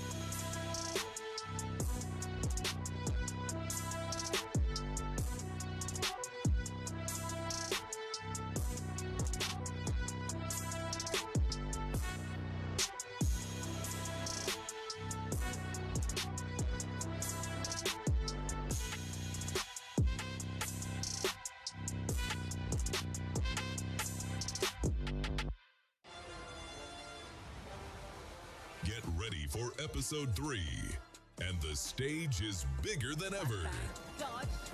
You've been watching. You've been waiting. Now it's your turn to show what you're made of. Your moment is right here. Top 4 teams from open qualifiers advance to closed qualifier. Compete for your share of $100,000. Lock in your place and make it count. Register now.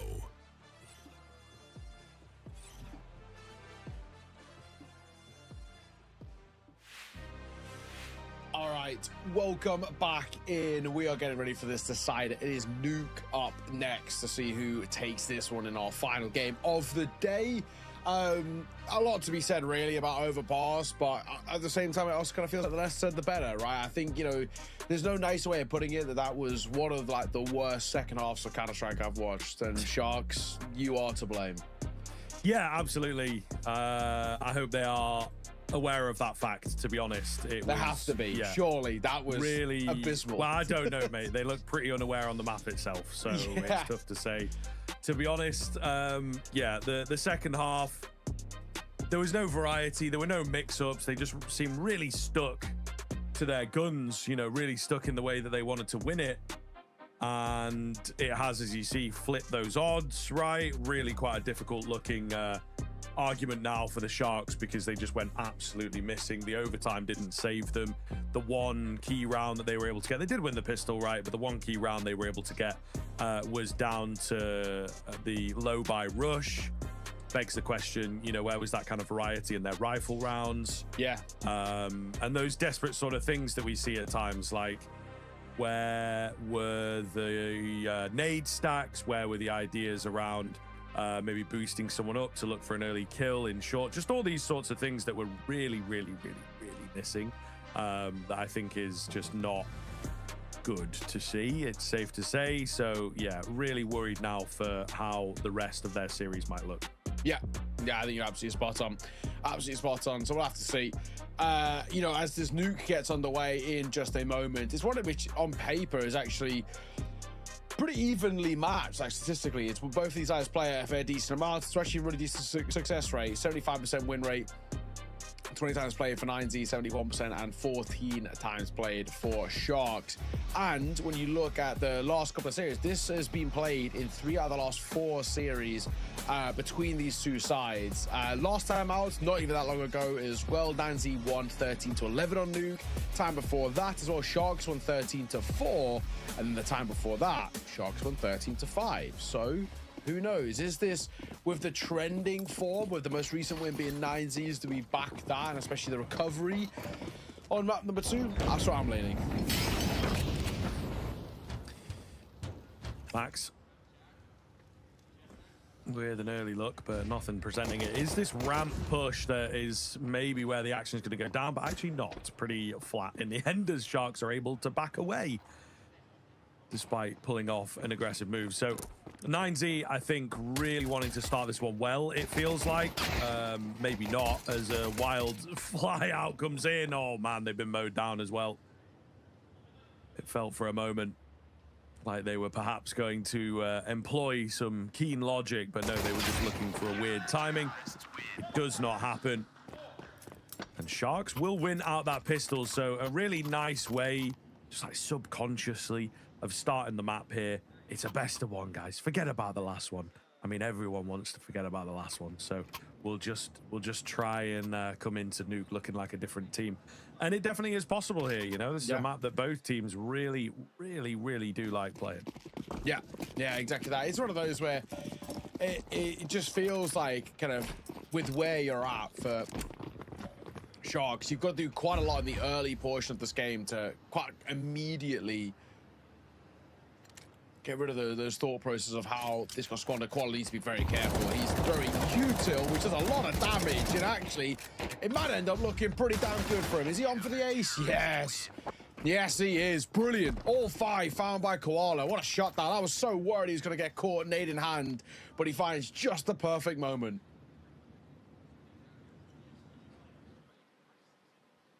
Lovely stuff. I mean, a perfect way to start things. He had a nice pistol as well, so yeah, this could be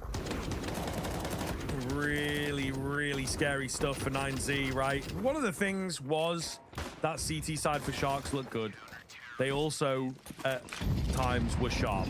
I think it's just individually on that T side, sorry, not individually, tactically on that T side, they were just all over, man. Like, it was really, really, really poor.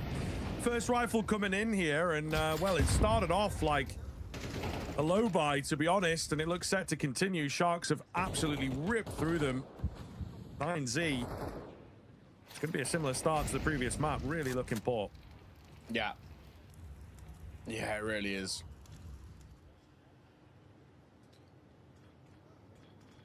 Doesn't fill us with loads of confidence either. Just off the back of how things were closed in that map number 2. Sharks, they've really come out swinging here. Maximilian.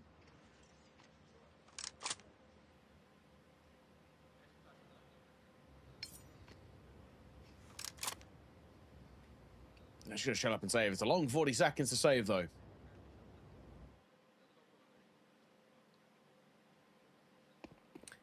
Yeah, you would say so.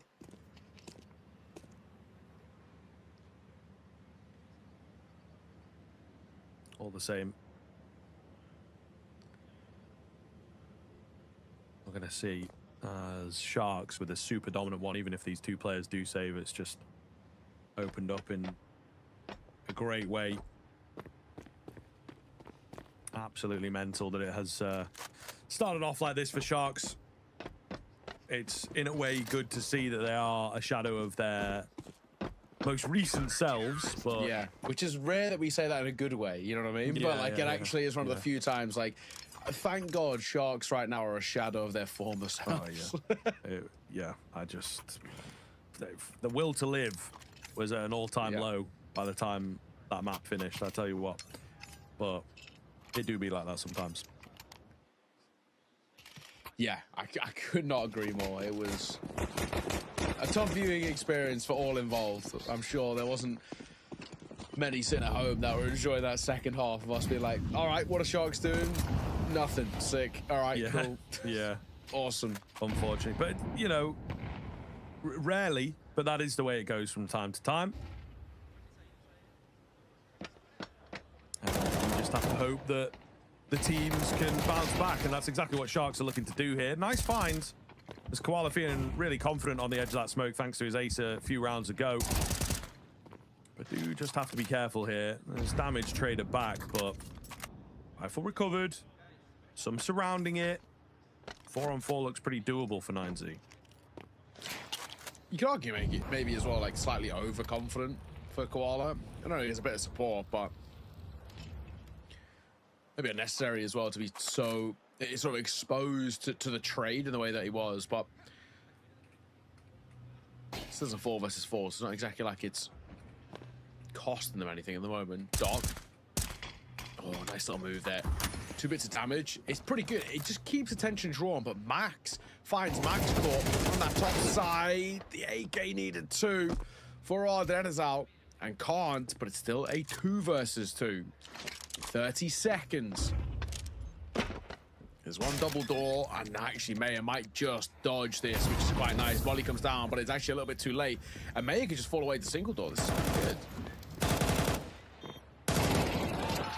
Yeah, there's something to this. However, they're able to just get it done. 9Z, simple stuff. So that's a really nice post plant there. Done super well. Yeah, they have indeed a pretty big round to be taking. Of course, we've got a lot of stuff going on. We've got the giveaway with the banner down below. We also, I believe, have the raffles connected to that with the watch time. Got to connect your kick account, but it will, you know, over the course of the next few days, really rack up. So worth doing. A lot to get involved in as, oh, per usual, Doc's had a mare. He's hit the mouse wheel and he's pulled out his knife. He's pulled out a nade. He could have had a kill. Here, and Azao is sort of trying to help him out, and he's probably panicking in the comms here. He does well to get one, but it's created a mess outside. I think he really got desperate for some assistance. Unfortunately, it looks pretty dodgy there in the end. So, yeah, not the best of moments for Sharks at large. 4 versus 2 in the end.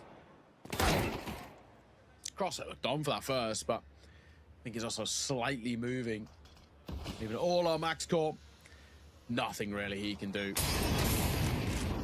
Oh, and he's also taking the molly just to make it all the more worse. He will catch Max though.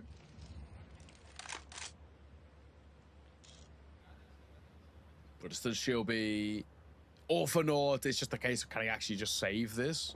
Bomb has been planted. Which feels easier said than done because of DGT's position. But to be fair, T-Roof might be the one little gap which even late round wouldn't be checked. And I think you're obviously far enough away from that B side that with 32 points of HP should be okay to survive here. Yeah, looks like it'll be the case. He might even go for that move over towards T-spawn, and he will. No one's there. It'll be 90 up to a second, though. Taking a little bit of time to warm up, and what is a map that is still considered pretty CT-sided. Can they use that as a bit of a catalyst again? We spoke about this and saw this in Tor's overpass.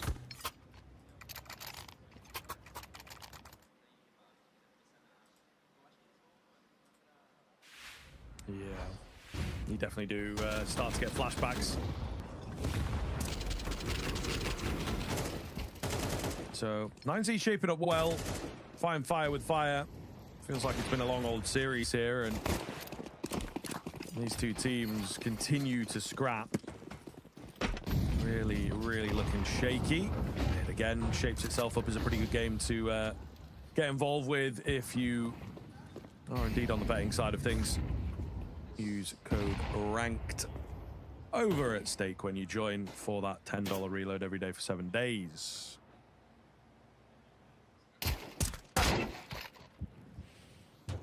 Oh, Wasso. You'll find Doc. Now, what is the sort of decision here by Koala? Because if he goes too quick, this will end up being a little costly. He's got to pick his timing perfectly, and he doesn't. He gets a little giddy, goes looking for information, and in doing so, he'll lose his head.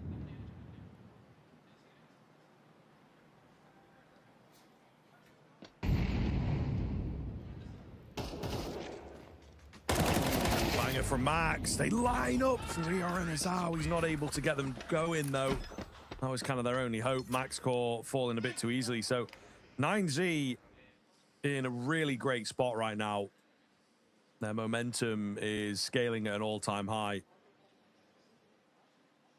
We'll find out here.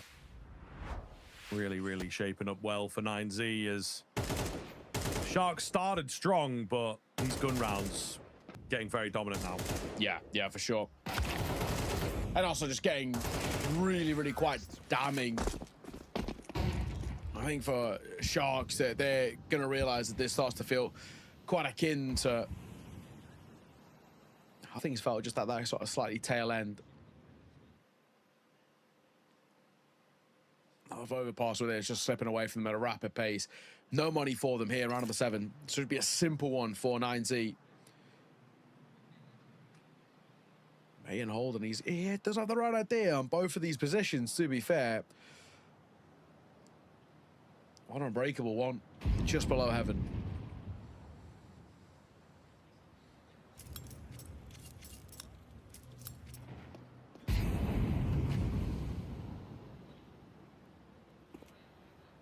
They're creeping.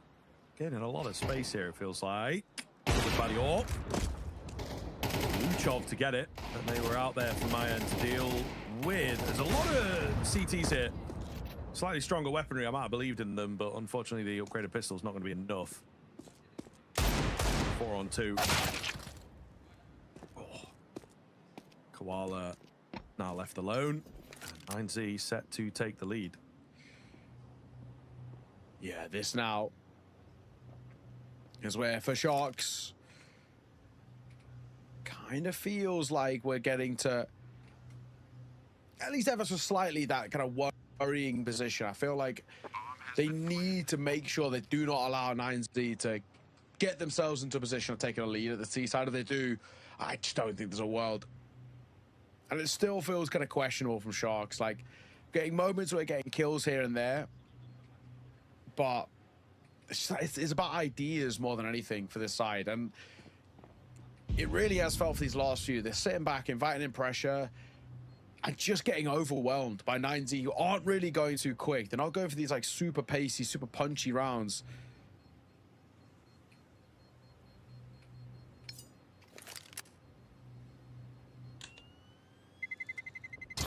Terrorists win.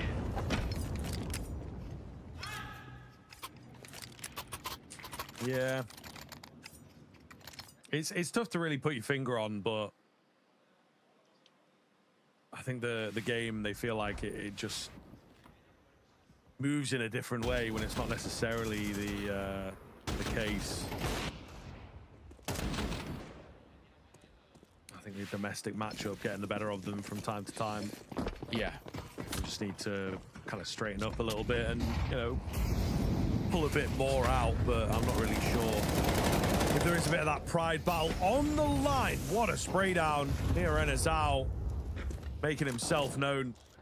A great series he has been having, despite the awkward blip as a team of that previous map. He's had a really great series across the board, it feels like.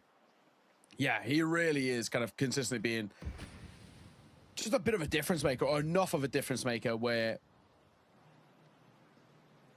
it's keeping 9Z on their toes. Whilst they're making this move outside, he's got 2 in support. The main fight's going to be the important one.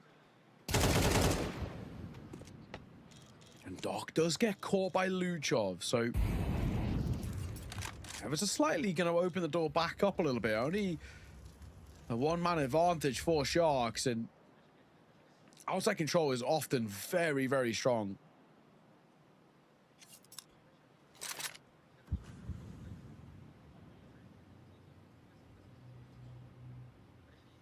Creeping down here, might be able to get something done with it.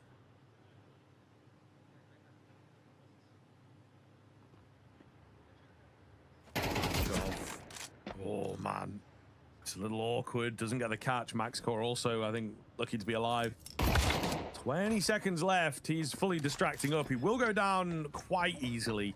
Maybe wanted 1 kill out of him or to just hold them up for a bit, but not going to be the case, so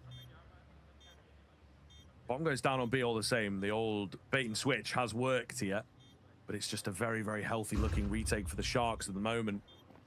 Orb still in play, always makes you believe. He misses out on the timing. Passo peak in a good spot at the back end of the silo here. You feel they're trying to flank him out from the side. It's not necessarily needed in the end. Open plan for the Orb. There's no smokes available. He moves on to the tech. He's just not getting the kills. There's a player on that bomb. It's going to be a tough defuse, but they deal with him. The nade to take him down. And Sharks with a much-needed break of the streak. Yeah, honestly, good work. Really, really required. Was feeling like you were in a position where 9Z could just run away with this C-side. We always like to say a 5-round C-side feels very, very good. It feels like it puts you in a strong enough position to feel comfortable. And on top of that too, now by getting just a bit of your confidence back, you hope that you can start using it to reawaken. Try and see if we can see out this CT side in actually a really positive fashion. 1 down vent nice and early here. This should be a known quantity. Yeah, you would think so. Oh my goodness, we are so blind. Everybody blind. It's 9Z finding a couple of openers. 3 on 3. And they presume it's a B hit, which would indeed be correct. At this point, the bomb is kind of trapped in a dark, though. I don't like that position. It's gonna be tough to get out from. They've really missed the timing on all of this, though, haven't they? Trade's got to be there. It is. Mayon does well. 2 on 1 now. MaxCore alone. He will get flanked out. Nice find. 9Z to take the lead. Yeah. Good work. Just that instant response as well. That instant sort of bite back. Still Sharks looking A little stressed, a little pressured. Vibes were, of course, pretty good once they closed out that Inferno, but since about the halfway point, or just after the halfway point on map number 2 onwards, it's been 9Z who continues to put that pressure on. This is already now considered a good T side, no matter which way you swing it.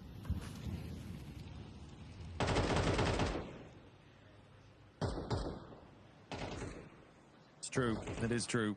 I think there's scope for more as well, which is what they will be after here. Yeah. Try and shut them down. Back score on the open angle. Might see some action, but it's tough to say.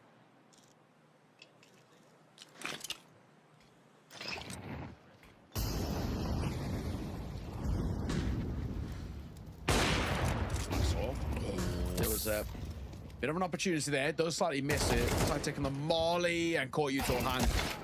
Luchov, nice work, but only one. Doc for a double is huge. Grenade that comes down right in front of Wasso, but 50 seconds, not loads of time.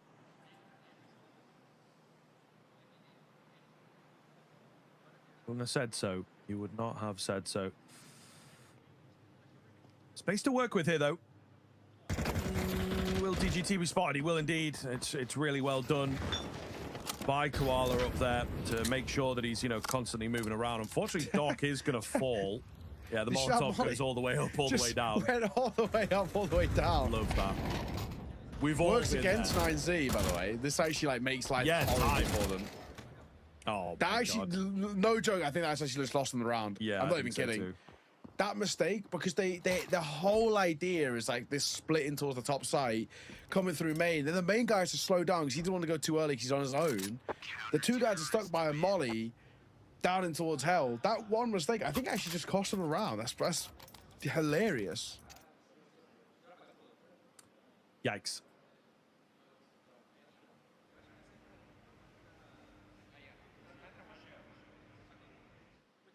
That is a yikes. And Sharks will be counting their lucky stars that they've now been given a keen opportunity. I don't know, the round was up in the air, to be fair.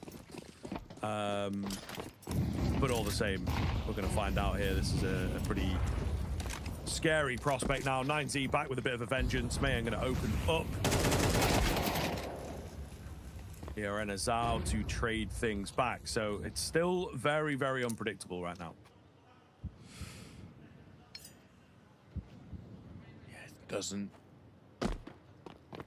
feel like there's a clear favourite of where things are. I still would say that just by virtue of the 5 rounds, T-side is huge, but a nice little double in the initial fight and then a third behind it to put 9Z down to just Luchov and Mayan. Oh, an easy move as they're looking to go towards A. Yeah, might be enough. Might be enough. Minute left on the clock.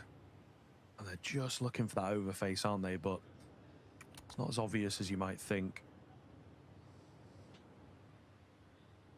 Koala. From behind. For 1 and 2. Lovely flank from him. Sharks gifted a couple of rounds here. And in very, very scary shape now if this continues. Could be a nice finish to the first half. There's going to be a timeout taken. 9Z have lost the magic for sure. Yeah, I mean, definitely a bit of that spark has really gone from them. Inside this pause comes through, and even just one more round at this tail end, I still would say 5 feels good, but also just that feeling that Sharks have 3 out of the last 4 for them. They've rekindled the flame in a bit of the form. Generally, you might say that might be enough, but I don't know, by virtue of just 5 rounds, you get a pistol on this seat, decide to start things off, and 9Z are right back into a really great spot. So, tough to call. But if you want to make a call, of course, check out Stay. Use that banner down below. Use code RANKED over there. $10 reload every day for 7 days. And that's out.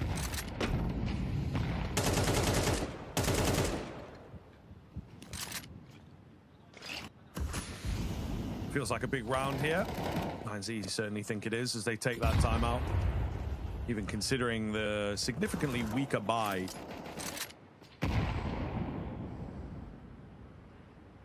Softened up onto Max, but nothing too substantial just yet. Koala, dangerous. Not expecting him. We'll catch one. Traded instantly. It's Doc that's found quite an important kill outside, I believe.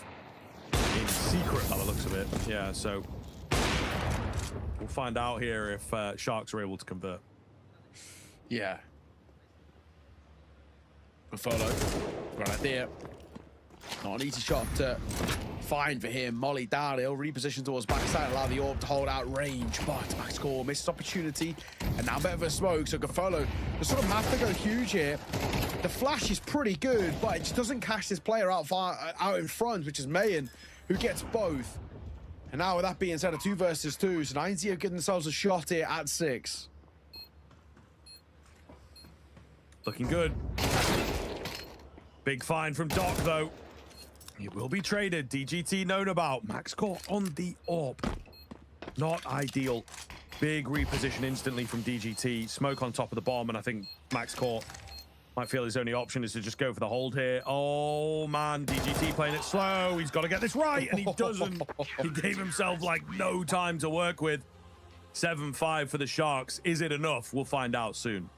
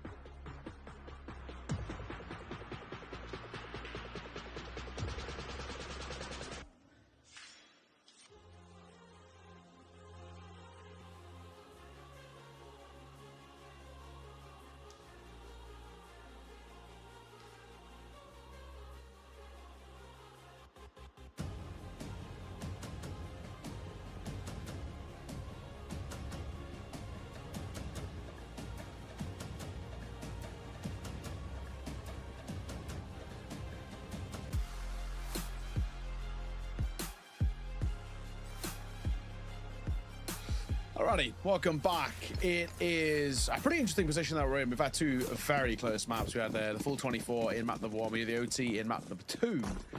And now we head in towards this second half of Nuke with a slight lead for Sharks. They move on to what is generally seen as the tougher T side here. Luchov gets that immediate trade. Doc will find one, but Arden Azal hits that deck.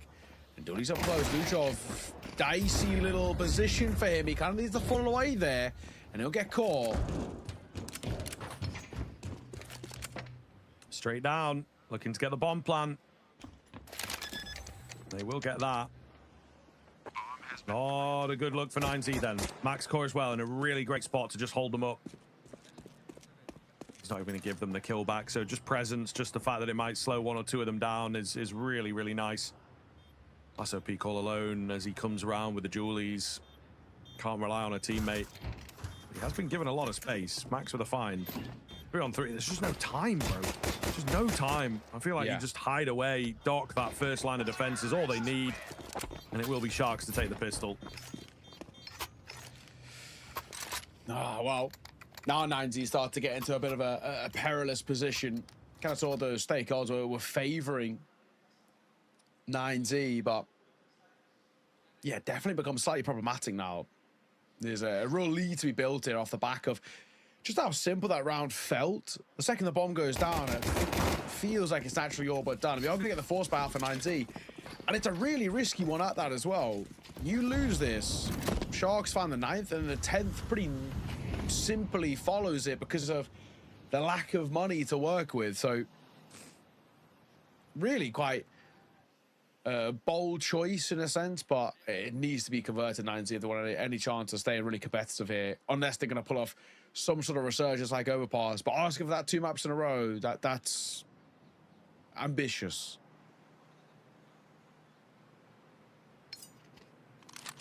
Yeah, it is true. It is very true. Koala being annoying. Again, they've got so much space downstairs already. I think it is perhaps a done deal. Koala will find the kill. Bomb plant might be a little difficult, actually. They're starting to rotate some players in, but Shark's doing really well. Just pausing for a moment, seeing if there is any sort of response. And, well, there is. They'll win the round off the back of it. It's going to be a save for the remaining 3 if they can. Not looking too bad to start with, so we'll see. Yeah, immediate save. Just reuse this in towards the next round for 9Z. Double MP9 to the MP7. With that half armor too. And even just that 1 kill for Mayan could even slightly facilitate like an upgraded pistol, like a 5.7 over towards one of DGT or Max.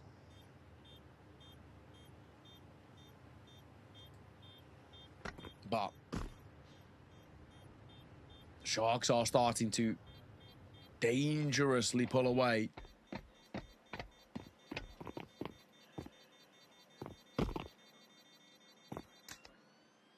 Yeah, difficult. Only the 1 casualty too. It's one of those situations where you're forced finding you need to want to make it slightly competitive, and it never felt like that was even remotely the case.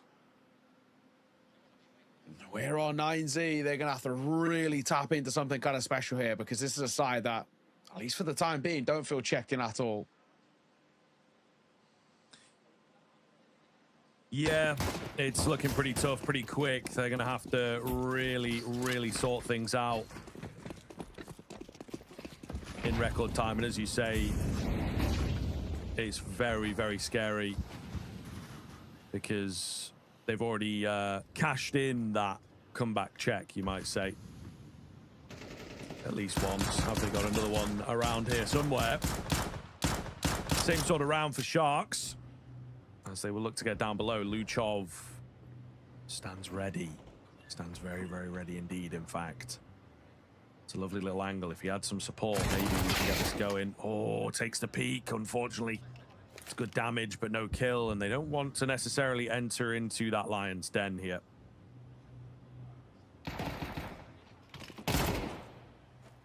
Oh, did you see?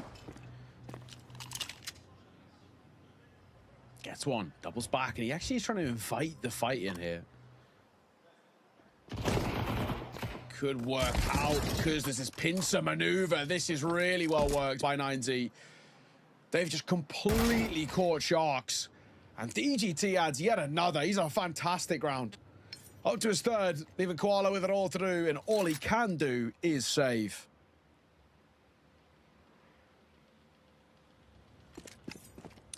Okay, so 9Z with a really big round, a massive opportunity for them to start mounting that gap close.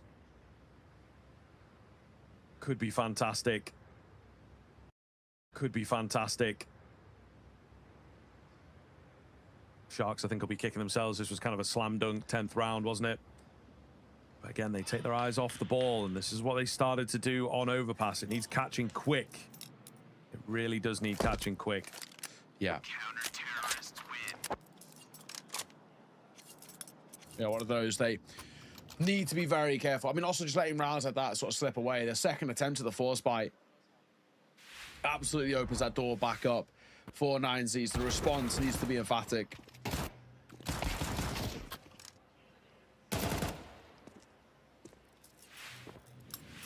We'll have to see. But for Sharks, it's a tough one to let slip, especially when things were really starting to lock themselves into place.